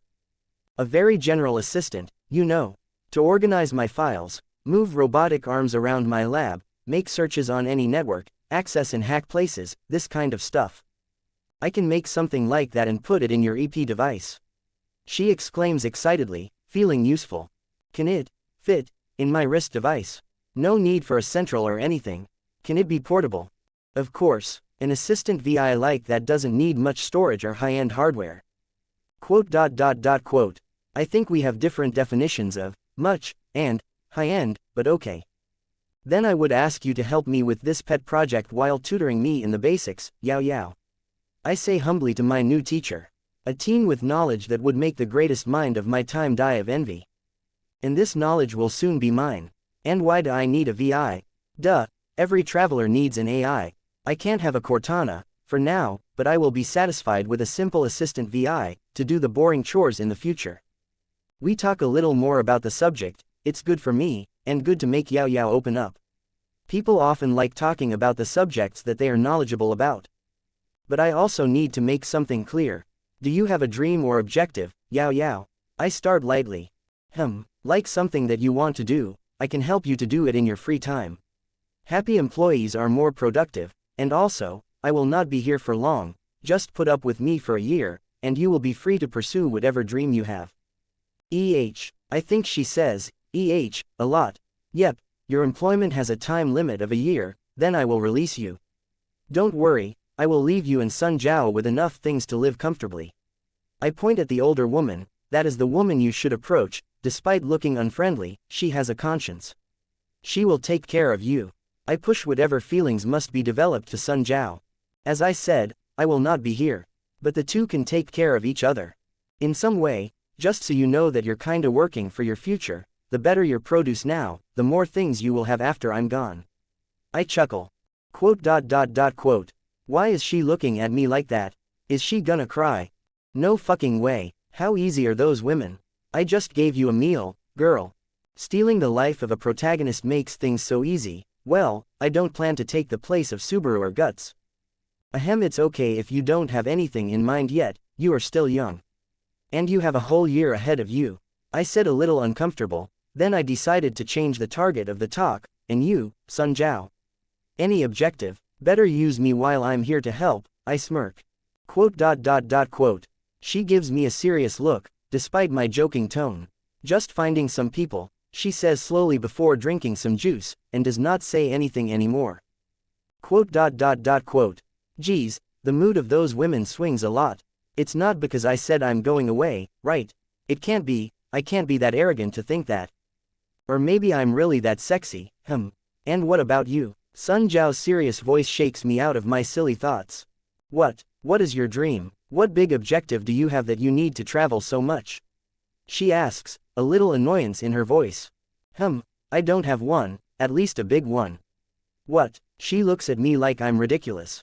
She would not understand, I don't seek anything in particular.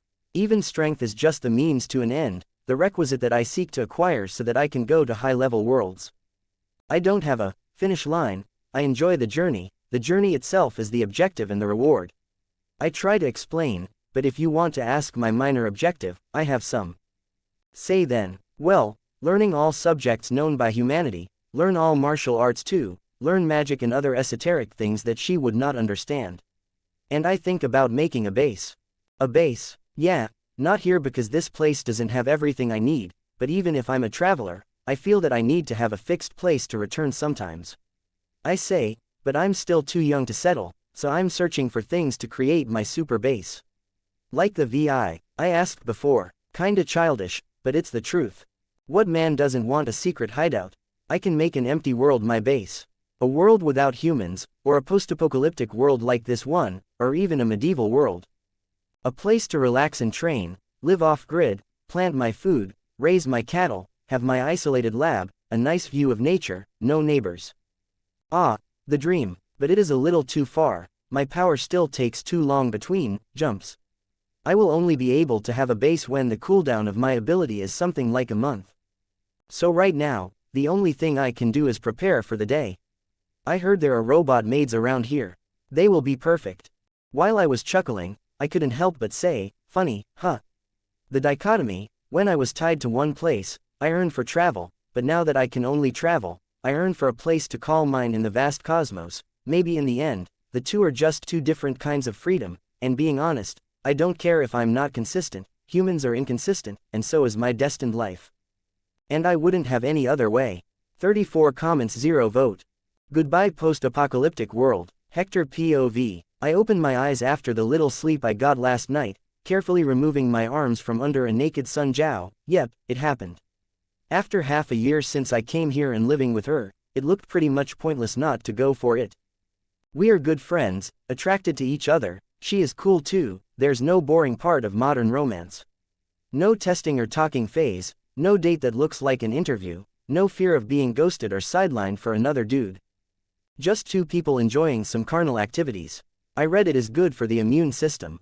In the end, as much as I wanted my first time to be super special, with someone that I would be with for the rest of my life, to take in my adventures and all that, when I look at this from an objective standpoint, I notice how far it is. It may take decades till I'm ready to go to my favorite worlds, the ones I plan to stay for more than a year, and ignoring my own plans, my powers still are not that agreeable with me, creating a party.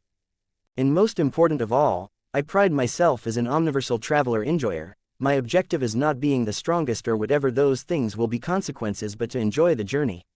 I would be going against my principles if I stopped myself from enjoying good company for no good reason.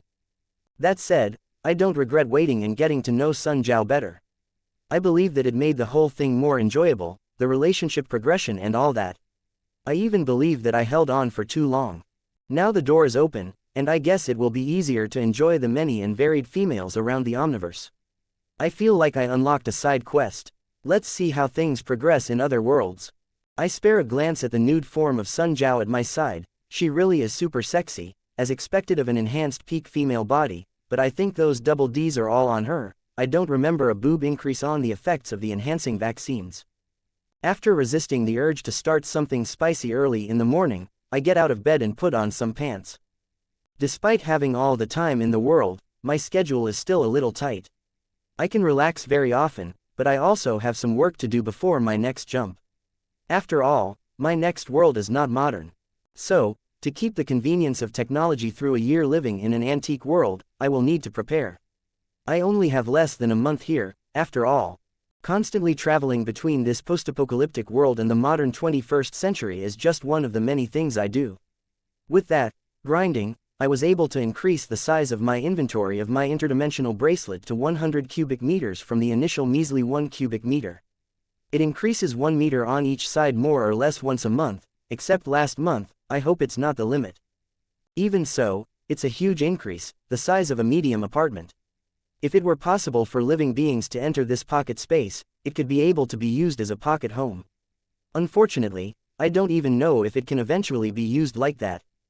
But the important thing is that I can bring a load of things with me now, big things. Learning capsules, solar panels, some robot maids, and even some vehicles. Obviously, I'm not overlooking food and other basic necessities. A good 40% of the space is filled with food, water, and other things like medicine. You never know when you will need them, right? Going to the Middle Ages sounds fun till you don't have toilet paper. Now imagine being stuck a whole year there. There's a reason I abstained from going to those worlds for now. As I walk through the corridors of the reformed mansion, my mind goes to the improvements made to this house. Very similar to what happened in canon, but I put my foot down and haven't bought any other slave. Different from the life of a protagonist, mine was problem-free. That is what happens when you keep your face down and stay out of trouble. Nothing big happened even though I slowly climbed the social stairs, providing high-quality food to important people. That's how I acquire some very incredible technologies, restricted to the general populace. I mean, I don't need ballistic missiles or a rail gun, but the robot maids I acquired through connections. They are very advanced, and to prove I'm not a pervert, I only got the real maids, none of the sex doll models. Despite them having sexy, but metallic appearances, they don't have any usable holes for human perversion. I'm keeping 5 on my inventory, with blueprints for more. That's what my connections helped with the most. I acquired a lot of blueprints. That spared a lot of room in my inventory and helped my studies. And talking about my studies, I press the button on the wall, and the door to the scientific room opens with the sound of compressed air being released. I would call this room a laboratory, but this would not be entirely accurate. This is as much a classroom as a laboratory. This is where I finally put my knowledge and expertise in robotics and programming on the same level as people from sci-fi worlds. I'm not a caveman anymore. I even made my own assistant, virtual intelligence. I came here to check the updates that I did on her last night. And yes, I made it female, but I don't have any evil thoughts about it. I just find that it will be more pleasant to have a female voice talking in my ear. It is not a fully functional AI with sentience or personality. I even gave her a very generic name, V. She is just the first, and will probably be substituted down the line. There it is. I finally reach one of the supercomputers, the screen showing a filled bar with a 100% on the side. Cables are connected to a smartphone that rests in a circular space. This is not a simple smartphone, it was made by me using all the knowledge I acquired. Despite having an average appearance and size, it's much more advanced than any computer anyone would find in the 21st century. I like the wristband and the pen computers, but a smartphone shape is much more familiar to me. The touch screen has a better area of contact and is less frustrating than interacting with the small screen of the wristband or any hologram. It will also be very discreet in a modern world. NV can connect wirelessly to any other piece of technology in my body, so I can access the hundreds of terabytes of storage I have on my pen computers without worry. Hello, sir, I'm happy to report that all updates have been installed without a problem. The adaptability feature is ready to be tested. A female and even voice talks to me after I light up the screen with the press of the side button. There's no image between the simple smiling emoji on the screen. Hello V, I will test it later when I go to the other world. The adaptability feature is self-explanatory. The V in the smartphone itself will like me adapt to the new world. Connecting with the internet, instantly downloading some necessary apps, and even changing the USB ports. The cherry on the top, that is not only a downgrade to make using it in any world, theoretically, but it can also even absorb highly advanced worlds and adapt to them too. But it will need to be tested. Show me the disguise feature now. While I can't test the adaptability, I want to see the disguise. Under my command, the screen changes and simulates an average smartphone menu. I grab a pair of glasses beside the keyboard and put them on my face. Great. I can see the real screen beneath the fake one. V can even send information directly to those glasses, but sometimes you need to fake it better. You never know. The whole smartphone is also encrypted as it can be, with the help of Yao Yao, of course, and I think we did a very good job.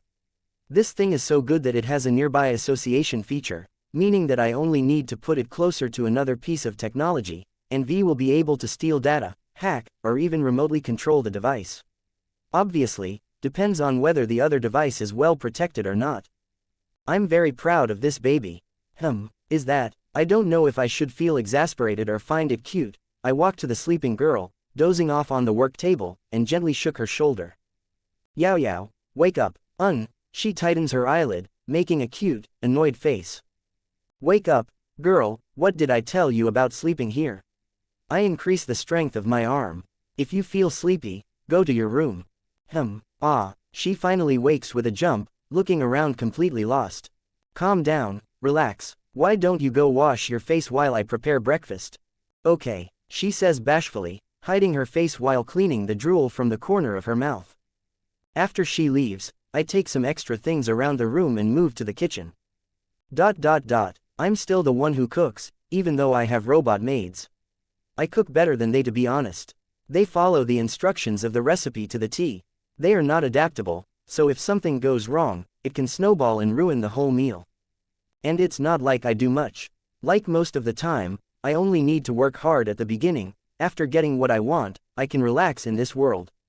I only train, study, travel to the modern world for supplies, and go exchange for energy crystals. My stay here is a whole-ass vacation, with infinite money and some monsters to fight if I feel like it. I'm gonna be away for some time, I declare while putting a large assortment of food on the table. Sun Jiao and Yao Yao were already sitting on it after organizing the tableware. For how long? Yao Yao asks, a little fidgety. Aren't we filled with supplies? Sun Jiao gives me a pointed look. I'm not gonna the 21st century. I say, at this point, they are aware of the abilities of the interdimensional bracelet. I don't think there's a point in hiding that. I'm gonna somewhere else, but I don't know how long it will take. I will try to come back in a week, but it can take longer. Longer? Is it dangerous? Sun Jiao asks, mid-bite. Don't worry, you know that I'm strong, and I know where I am going. I assure her. Yep, I did not only study.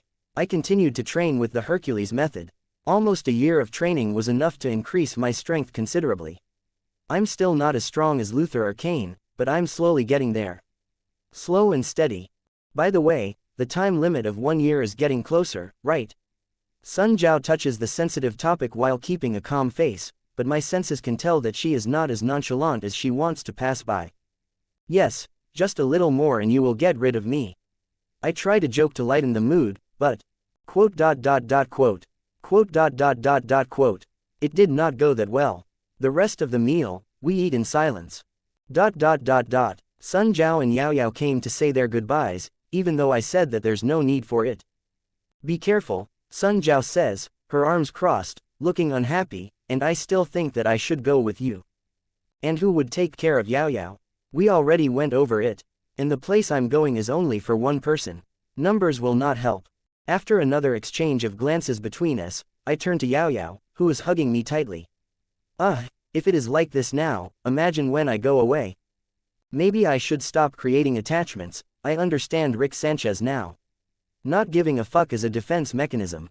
But at the same time, I still think it is too early to become a bitter, cold man. Let's get hurt a little by the separations first. Don't worry, I'm gonna be okay. You know I don't take risks. I pat her back and push her away. With a last goodbye salute, I jump on the giant drone that is on standby. Another thing we worked on together was drones. Yao Yao and I built all types of drones, flying drones, land, small, and even big ones like this one that I'm riding, using as a hoverboard. To this little mission, I'm wearing a one-piece tight suit, something that a person would wear beneath a power armor, you know. It has a lot of features, like thermal protection, an energy source, and is very resistant. I have a power armor, but today I'm only wearing a trench coat. I feel like it's gonna be destroyed, and to tell the truth, the power armor is not all that. Sorry, but my free body is better. Faster, more mobility, the only thing that it gains over my own body is that it can take a punch and is loaded with weapons. I guess it's something I can use to abuse my powers. Being able to use my telekinesis without worrying about a sniper is pretty good. Flying artillery, I think that's how it's called. Here we are, I make the drone pause above a hole in the ground. After storing the drone in my inventory, I float for a minute before slowly going down. I searched this place with the drones, and it is the last thing I remember from the story. Beneath here, there's a hidden lab with something very, very special. I did not plan to go here, but I changed my mind. I sigh, that's what I gain for caring for people. ... Gasp gasp, fuck, I hate this place. I shouted after punching the glass of the stasis chamber I was being kept in. Finally, I was able to leave that simulation. How much time has passed? Congratulations on, crack. Shut up, GLaDOS wannabe. I hiss, pissed with this AI.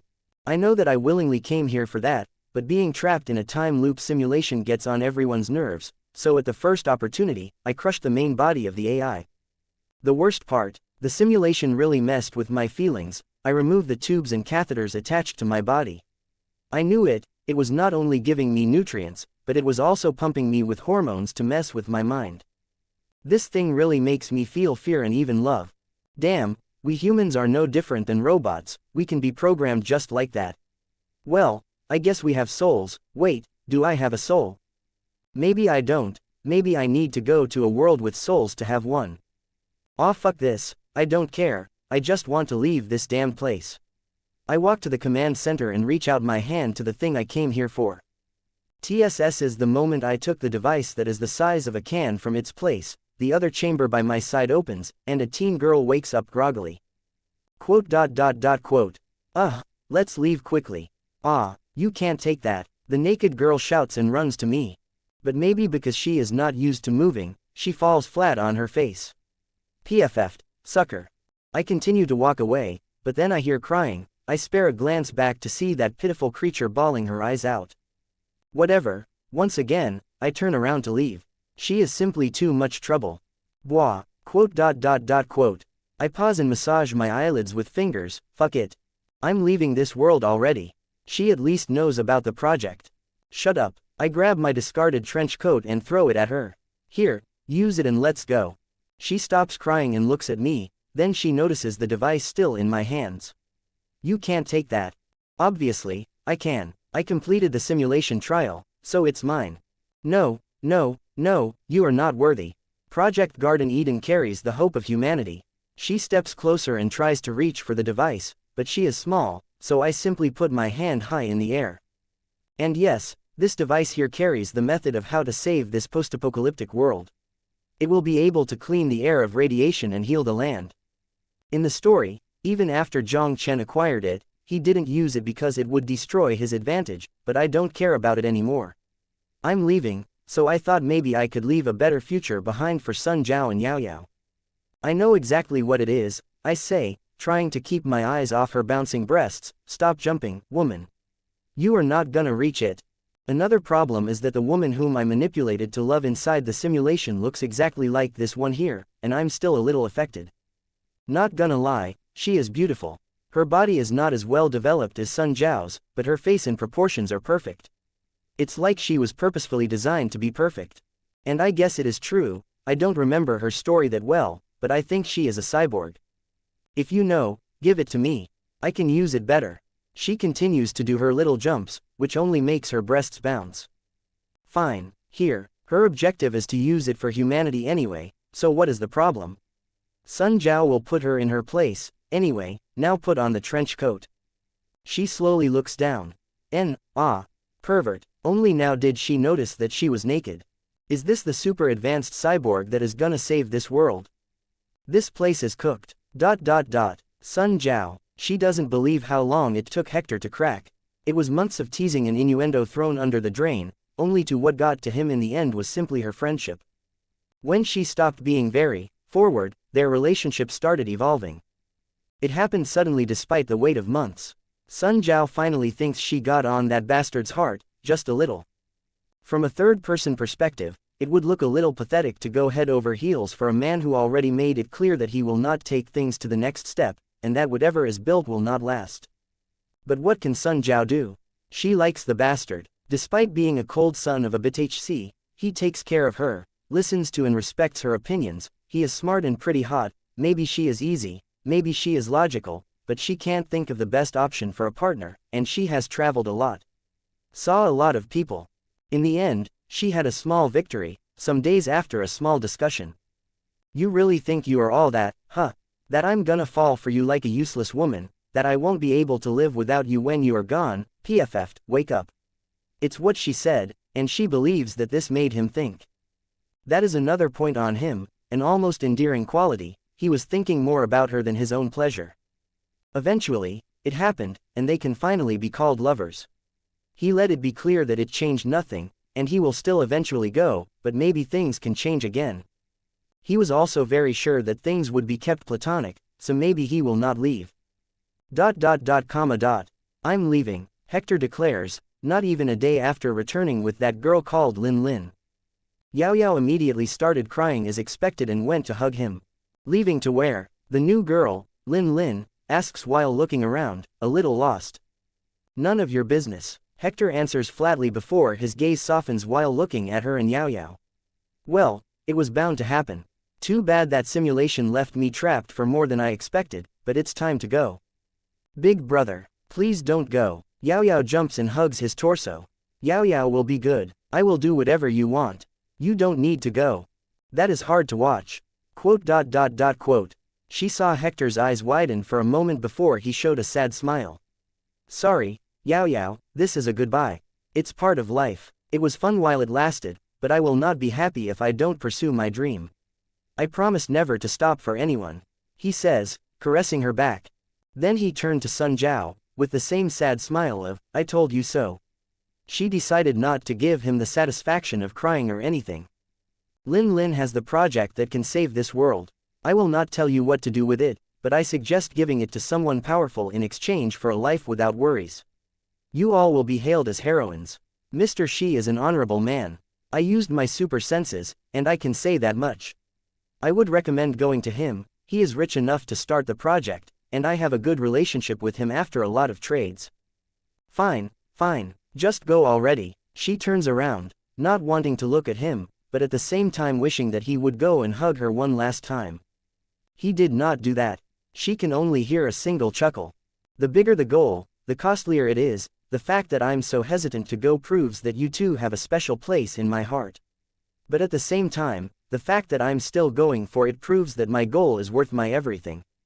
After a pause, he continued, don't wait for me. She turns fast, to say something to him, but he is not there anymore. The words that are on the tip of her tongue will remain unsaid forever. Hector POV. This feeling, I don't know what it is, it's a mix of sadness and relief. Am I a bad person for feeling relieved by being alone again? Maybe this is really my call. I shouldn't feel bad for doing what I want. I'm not heartless. It's just that I love my traveling life. Sorry, Sun Jiao, sorry, Yao Yao, but that's who I am. I can apologize for leaving you, but I can't apologize for being true to myself. After a good stretch, I feel energized, a new adventure. Now, in a non-modern world, I look around this big desert. Luckily it's night, and I float high in the air to see the prize. The main, and only, reason to come here. I don't waste time. I enter the cat-shaped cave and search for that thing, ignoring all the treasures around. Aha! I grabbed the lamp fast and instantly started rubbing it. From the tip, blue smoke emerges, and a giant torso is formed. Ah, oi, creak 10,000 years in such a small space is not good for your neck. And whoa, it feels good to be able to stretch out. The genie exclaims, oh hello there, and who would you be? He makes a microphone appear from thin air and puts it in front of my mouth. I want to be able to turn invisible, time stop, and have untraceable DNA. I say with a deadpan expression, without as much as a greeting. Quote. His jaw drops to the ground with a heavy thud. PFF'd. Ha. Just kidding. I slap my leg seeing his face. Go on, make your musical number. I want to see it too. I will make my wishes later. Time to start cheating a little, not much, just some assurances. I don't want to spoil the fun so early, after all. I'm an Omniversal travel enjoyer, not an abuser. 12 comments 0 vote. 3 wishes. Hector POV. You ain't never had a friend like me. Musical note, musical note, musical note, musical note. Clap, clap, clap, clap. Thank you, thank you. Thank you very much. What amazing crowd. The genie bows theatrically to my ovation. We are here all Fridays and Saturdays. Drive safely home, and don't forget to try the canopies. That was nice, even though you pulled me into it and made me dance. I comment after stopping clapping, don't do that again. Okay, so buddy, what is your name again? The genie asks. Hector. Yeah, Hector. So, Hector, like I explained to you, using my incredible musical talent, you have 3 wishes. Not 1, not 2, and absolutely not 4. He makes 4 fingers appear on his hand before one disappears. Go on, give it a try. Feel the power. He laughs exaggeratedly before going back to normal. Alright, let's try this first one, tell me if it's possible. I take my trusted notebook from my inventory and start reading the page where I wrote my possible wishes. I wish to you, using all of your powers and capabilities as a genie to protect my mind and soul from any detrimental effect and damage that could hurt it. I'm talking about instant death, possession, sealing, banishment, forced separation, enslavement, corruption. Oi, pause, time out. The genie interrupts me, making a T with his hands. That is too much. How is too much? I ask curiously. Too much information, too specific. Normally people say one thing like, I want to be beautiful, and I make them beautiful. They don't describe each part of their body. But what if you change their hair color to one that they don't like? What if you maliciously interpret the broad wish and weaponize it against me? I tilt my head. He gasps like a drama queen, clutching his chest in pain. How could you accuse me of that? My heart. Then he raises his finger and starts talking. I will inform you that I'm a very respectable genie. Passing with flying colors in top of my class. Look, full 5-star reviews. He starts showing me pictures of him going through a genie college. Him shaking the hand of another genie while receiving his degree. I bet he is making those things on the spot. And you did it against Jafar. I can only give him a deadpan stare while he continues to talk about his integrity. I don't hold it against him, I don't care. The truth is, if someone has feelings, they are not impartial. Knowing his personality, I don't think he will try to hurt me if I don't give him a reason, but I'm too paranoid not to be careful. Are you saying that is prohibited? Or that is simply not common for someone to be so careful? I interrupt his charade. If it is the latter, I will go back to read my wish. There's a whole page. I show him all the things I want protection for. Okay, listen here, buddy, sit down. He made a comfy chair appear and pushed me on it. I'm doing it for your own good, let me explain. Each time you ask for a specific thing, it counts as a wish. He raises a finger. Oh indeed. He nods. This thing here, you know. His hand touches my chest and then his, a little too much intimately for my tastes. This thing between us, this beautiful relationship was born from you rubbing my. Get to the point. It's based on trust, he declares, making the world, trust, appear beneath us, supporting our weight. I will be able to help you more if you let the specifics of your wish to me. Example. He shouts again and telekinetically pulls me to my feet. Let's say that you ask me to be the greatest warrior that this world has ever seen. Pointing his fingers at me, he changed my clothes to some sort of old general armor. I will be able to give you the strength of a 100 men, the reflexes of a cat, the speed of a hawk, the mastery of all weapons and rides. And even some cool armor and a horse. He points, and a horse pops under me. Now, if you are too specific to wish for those things, the strength, the reflexes, the speed, each will take an individual wish. Capiche? Capiche. I guess it makes sense. And he is kinda fair. After all, he is not one of those genies that takes everything I say as a wish. So he is obviously not a monkey's paw. But at the same time, I wish to see how far your protection would go. Sorry, pal, that is not how it works. See, he didn't interpret my genuine question as a wish and decreased one of my 3. He is working in good faith here. So, magic simply happens. Abracadabra and poof. Yep, he then makes a very thick book appear, the title being, Magic, Everything You Need to Know, and opens it to show me. Everything is blank except the words, magic simply happens. Abracadabra and poof. Quote. He took the book away before I was able to check the references. I bet they're not that reliable either. Well, when Aladdin wished for the genie to be free, it kinda happened while the genie was flabbergasted with the wish. It doesn't look like he freed himself. So I guess it kinda just happens. Okay, I can work with that. Now, let's have a talk where you answer my questions about the wishes, and this is not a wish. I point. Okay, shoot. Then it started a back and forth where I asked all the questions that anyone who stumbles on someone granting wishes should ask. I ask a bunch of, what if, wishes and ask for clarification. To put it in a few words, the genie has very few limitations. It seems his biggest limitation, that matters to me I don't care about asking for love, is things out of the context of this universe. Yes, I tried to ask for a perfect Omnitrix or other but fun things. It's not possible. This created a doubt in my mind about his absolute powers. If I ask, for example, to be immune to magic, it would probably only be the magic of this world, while nothing would change in other worlds. But, if I ask for protection or resistance to it, things would work pretty well.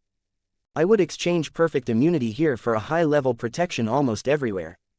Now, shouldn't it be better to simply ask him to make me as physically strong as he can? To give me amazing magical powers like Jafar did? Well, maybe, if you are a tryhard sweat. I'm an enjoyer, I enjoy the adventure, the experiences. I will not do something cheap like asking for amazing powers out of the blue. I have standards. Even if I ask for some just to enjoy a little of omnipotence, I would probably throw it away later. Freren said it the best, it's about the joy of pursuing magic. Magic, here is being considered as anything. The grind is enjoyable, and the reward will be much sweeter. I still remember the joy I felt when I raised a coin with my telekinetic powers. Or when I flew for the first time, or when I started moving so fast that people couldn't even react. It was priceless. I'm not gonna cheat and destroy my enjoyment. My ability to travel gives me a lot of freedom. I'm not trapped in a hell world where I need to get strong fast to not die a horrible death. I choose where I go. I will not be in a super dangerous situation unless I put myself there. Obviously, it can happen, it will eventually happen. But till then, I will be able to get strong on my own. So, instead of asking for a super boost, I only want to ask for some passive protections. Different from the protagonists of some fanfics I read, I can't buy perks that give me protection against mind reading or existence erasure. I'm on my own, I need to get it myself. And I plan to learn magic, powers, or acquire items that will protect me, but asking for some protection from the genie sounds like a good preparation against the unexpected. Some low-level worlds have surprisingly dangerous things, like the spell Avada Kedavra in Harry Potter. And the genie is pretty strong. I remember reading about him in some powerscaling sites. He should be at the universal level, right? So, to someone erase me unfairly, they would have to be at least Thanos with the Infinity Gauntlet. The point is that it will make my travels a little more relaxing. Peace of mind is priceless, too. So, is the soul and the mind two different things? And hence I would need to make two wishes. I ask after we have had a very long discussion. Yep, it's still on my budget. I can ask for protection from my mind, soul, and body. Exactly 3 wishes. How does your protection of my body work? I ask. Depends on which direction you want. If you wished for it now, I would make you very healthy, durable enough to withstand blades, blasts of magic, etc. And if I ask to have a magical protection only, he is a magical being, so asking him to give me bulletproof skin is a waste. I can also acquire it pretty easily later. It would be an even greater protection against magic that would give you harm, transfigure you, paralyze, those things. He answers casually while drinking from a smoothie. Aren't those kinda covered in the soul protection? I frown.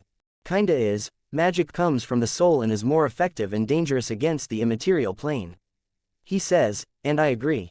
A protection on your soul would prevent your whole body from being changed in ways that you don't want for most magics. Call me crazy, but maybe I shouldn't waste a wish on magical protection on my body. I can dodge and maybe even tank some blast of magic. Acquire some artifacts for protection, too. I'm more afraid of the bullshit esoteric magic that can hit me from God knows where while I'm chilling, just because someone got their hands on a strand of my hair and made a voodoo ritual to always spy on me or enter my dreams. That's the kind of thing I want to be protected from, not from a flying magic blast. Tell me, will those mind and soul protections defend me against not direct harmful things? Like mind reading, scrying. Yep, better against magical means, but it would shield you pretty well. Even against magic diseases. And what about good things? If someone tries to heal me with magic, no problemo, amigo, only against harmful things. But who decides that? You. He then opens his palm slowly and makes a rainbow go from his right hand to his left hand. The word, magic, shines brightly in the rainbow. Quote. Not very reliable and too much subjective to my tastes, but what I expect from Disney magic. Okay, let's go with it. Ready to make your wish? Good, shoot. He prepares himself as if I were going to throw a baseball at him. Go on, don't be shy. Okay, I wish for you, the genie, with the best of your abilities and goodwill, to put an everlasting protection on my soul against any external malediction. Broad and still covering everything that is important. I will trust him to make it good. Boring wish, but okay. Done. He points his finger at me, and a blue lightning bolt is shot from it and instantly hits my body. Quote. I feel no difference, but I guess it's how things go. Done. I ask just to make sure. Done. Now, not even I can hurt your soul with my magical abilities. The genie answers, unsatisfied for some reason. Neat. Go on then, ready to make your second wish. He says eagerly. Nah, no hurry, I comment with a shrug. Seriously, are you just gonna wish for something that you can't even enjoy? He asks in disbelief. You know, a thick girl to make everything better. Or money to feed her. Stop rhyming. And no, I'm good. I dismiss him easily. I already explained that I'm not from here, and I can acquire those things on my own. To ask my questions about how his protection would work, I confess to being from another universe. He was not that surprised, and sincerely, I don't care. Geez, you are the least greedy guy that I've ever met, he sighs. I just have faith in myself. I will get there eventually. I start walking out of the cave and reach down to grab his lamp. I will be holding this for a year, don't wanna you give wishes to anyone else. Oh, jealous much, he bats his eyelashes at me, making them unnecessarily long. They even brush against my face. That will be a long year, I scoff, trying to contain a laugh. I guess I need to be the straight man of this comedic duo. Let's go do some tourism. With those clothes, and I can't allow myself to be seen with you like that. He talks like a diva and points his finger at me. Another ray of magic hits me, and my clothes are transformed into something more fitting to this era. I hope this didn't consume a wish, I say while looking at myself. They are normal modern clothes, so no big loss here. And why is my chest bare? My torso is barely covered by this vest. To impress the ladies, of course. You have big muscles, those guns need to be seen. As a warning, suddenly, he is measuring my biceps with a tape. If I let my hair grow a little more, I can make a cosplay of Cars. I was gonna retort, but I saw something in the corner of my eye. Oh, that I want, sorry, genie. I'm gonna collapse your cave. What? Without giving him time to ask more, the cave rumbles, rocks start falling, and I'm already flying away with my new ride, the magic carpet. This carpet is my second reason to come here, not a priority, but it will be nice to have it. Ha ha ha ha. I laugh when I dodge the stalactites and all the rest of the cave falling on my head. I need to say, dude, you at least know how to have fun. Genie flies at my side, his lower half blue smoke, like a turbine propelling him forward. Race to the nearby city. You're on. He agrees immediately. As we speed up, I need to cheat a little to stop some rocks from hitting me in my new magic carpet, but come on, the guy is an all-powerful reality warper. It's only fair that I cheat. I remember in the A Whole New World music, the carpet went a little too far, so some people joked that the speed would be enough to kill the passengers with the friction. That sounds very dangerous, let's test that. Okay, it did not reach hypersonic speeds or put fire in the air, but it was pretty fast. I think it broke the sound barrier, and there's a protection for the rider too. It's weird, I can feel the wind, and even maybe struggle to hold on, but it never hurts or even annoys me enough to make me close my eyes. And I'm surrounded by sand. Magic, right, it simply happens, abracadabra, and poof. We stop on the roof of one of the many buildings of Agrabah. The city is yellow. That's how I would describe it in one word. Yellow from the rocks, yellow from the gold of the palace, Yellow from the sunlight, yellow. Well, the sunlight is orange because it is dawn, but you know what I mean. I remember coming here as Sora in Kingdom Hearts. I comment with a laugh, wait, can you give me a Keyblade? I snap my head to ask the genie. If you wish for it. Quote. For real, a Keyblade, man, I want it. But, how does a Keyblade work again? Only the pure of heart can wield or something. And it only damages evil beings or something like that. I don't remember. There's also the fact that maybe Heartless will start popping up because they can feel Keyblade wielders. But it's a Keyblade, even as a glorified club, it would be super cool. Wait, can you give me any Keyblade or only the 3 wishes? Your words strangely make sense to me, buddy. And the 3 wishes, yes. Not my favorite one, I mean, I was not hoping for the Ultima weapon, but maybe the classic one. Oblivion, Oathbreaker, the one from the Halloween world.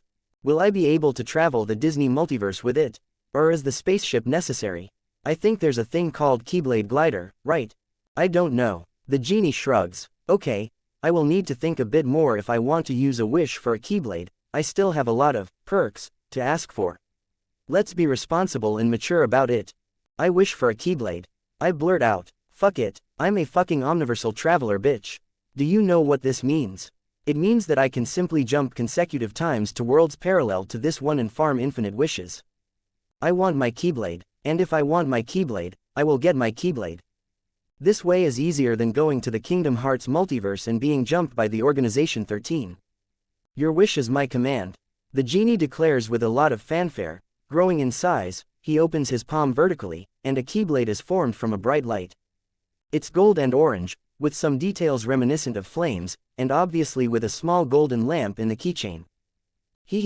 Neat, I go to grab it and, despite feeling a certain heaviness, I can wield it with no problem. Oh, you can use it, it's said that only those with a strong heart can wield a Keyblade. The genie says. Strong, not pure, I guess it makes sense. There are some users who are not pure. Thank you, genie, I say while trying some stances, feeling the weight, trying to gauge its power. I can feel that there's a hidden power inside it, but I can't seem to tap into it. Yet. Maybe I need practice, or maybe I will never be able to use it. Maybe it will become useless in another universe. But who cares, it's a pretty resistant blunt weapon, nonetheless. I play with my new weapon for a long time, till the sun goes up and morning comes completely. The streets below are already packed with people. Damn, early morning here looks like midday in other places. Luckily, as a user of the Hercules method, changes in temperature don't affect me. Seriously, I can walk naked on the poles and in a building on fire. Putting my Keyblade in my inventory, I was sure that there's a miniaturize function, but I guess it's only in the games I turn to my magic carpet. Wanna fly around a little? He, or she, nods. Fine, find me later, I will also check if I can put gonna call her, because writing dudes is gay in the inventory, but for now, let's make her like me. She is not a convenient magical object bound to me, so let's gain her loyalty first. And I think trapping her in a pocket space would not help. That does not stop me from putting a tracker on her, just in case. Let's look around, genie, I say and jump into a nearby desert alley. You are the boss. He salutes me before turning into a wisp of smoke and flying to my breast pocket. Let's go. A small genie appears from my pocket. Well, at least he has this common sense. A magical blue guy would attract attention. ... Quote. I'm attracting attention. I forgot about a little detail, I'm white. I keep my face calm and my steps confident while I pass through people gawking at me. I miscalculated, I thought there would be some trade with other places or something. Agrabah is a big place after all, the capital of the country or something. Isn't there a sea nearby? I saw a port. Luckily, for now, beyond being stared at blatantly and having some people pointing at me, there's no problem. I mean, I can't sneak around or go around unnoticed, but whatever. I don't have any bad intentions either. I tried buying something in a small shop, some nice silk, but the vendor simply directed me to a place to exchange my gold for the coins from here. I only have gold bars that I took from the Apocalypse world and jewels. The shop owner was kind, saying to come back later and that he would save the products for me. He, obviously, asked where I came from, and I just said that I was unlucky enough to be brought by the sea and caught in a sandstorm, so I'm not sure from which direction I came. He laughed at my bad luck and gave me some taps on my back, saying that I'm a strong guy and can recommend some work if I need. But seeing that I have some jewels, didn't add anything more. I was expecting to be robbed, but this works too. Oh, the bazaar. I kinda forget about the pawn shop where I need to exchange currency and just started walking around the bazaar. If I find something that I really want, I can make an exchange even if I take a loss. It's just money, after all. I have all day to find a place to stay, probably some cave around here, so I'm not in a hurry. Finally, I was intercepted by some guess who? Kids, of course. Why are you white? A bunch of small, snotty brats surrounded me. With my advanced senses, I can feel the tension in the air. Not from the kids, no, from the adults that appear to be waiting for me to try to snatch them or something like that. Can't blame them, pretty reasonable consideration to make to a stranger. I'm not good with kids, and I don't want one of them to trip on themselves, resulting in me being accused of anything, so I was going to sidestep them and... Did ya drink too much milk when you were a baby? PFF'd. I was the one who almost tripped when I heard that. That's not how it works, I say. How does it work? They ask, curious. Quote. Should I give them an explanation of genetics? PFF'd. I crouch down to eye level. This much I can do, and speak. It's simple. From where I came from, the sun doesn't hit this hard, it's not that strong, so the people there don't need to have dark skin. The eyes, too. The dark, the better against light. I say. So our skin is better. They smile like the kids they are, smug for some reason, like their team won a league. Against the sun, yes. I shrug. We also don't have rhythm, we are weak against spicy food, and lactose intolerant, but our credit score is high and we don't need to be careful with the police. I joke, even though I know it will go over their head. Quote. Haha, just kidding, I like spicy food and have a great rhythm. My uncle taught me, I continue, just to confuse them more. Well, that's it. Anything more? I ask while standing up. No, milkman, be careful with the sun. Quote. Where are their parents? Despite not saying anything anymore, they don't go away. Quote. I walk, and they follow me. I suddenly turn and raise my arms to them. Aren't you guys scared that I'm gonna hurt you? No, if the sun hurts you, you are weak.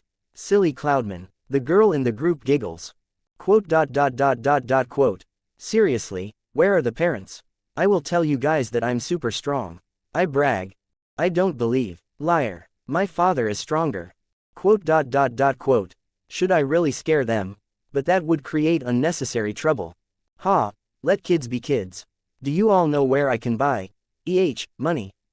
On Mr. Akam's place. One declares, guide me there, and I will buy you guys anything you want on the bazaar. At least, I'm gonna make use of those brats. Not going back on your world. They shout happily and start dragging me quickly. Oh, look, I'm the average foreigner in an Arab country, being guided by kids in a bazaar. I can cross that from my bucket list now. Now I just need some wobbly air, that traditional guitar riff, a close-up of a camel eating, and a shot of the eyes of a mysterious woman with mascara to make it perfect. Just for your information, don't try to pickpocket me. I only like amusing cliches. I warn them, I'm not gonna run around this place pursuing some kids going in tight spaces. Patreon. Com Evans 269. To be continued.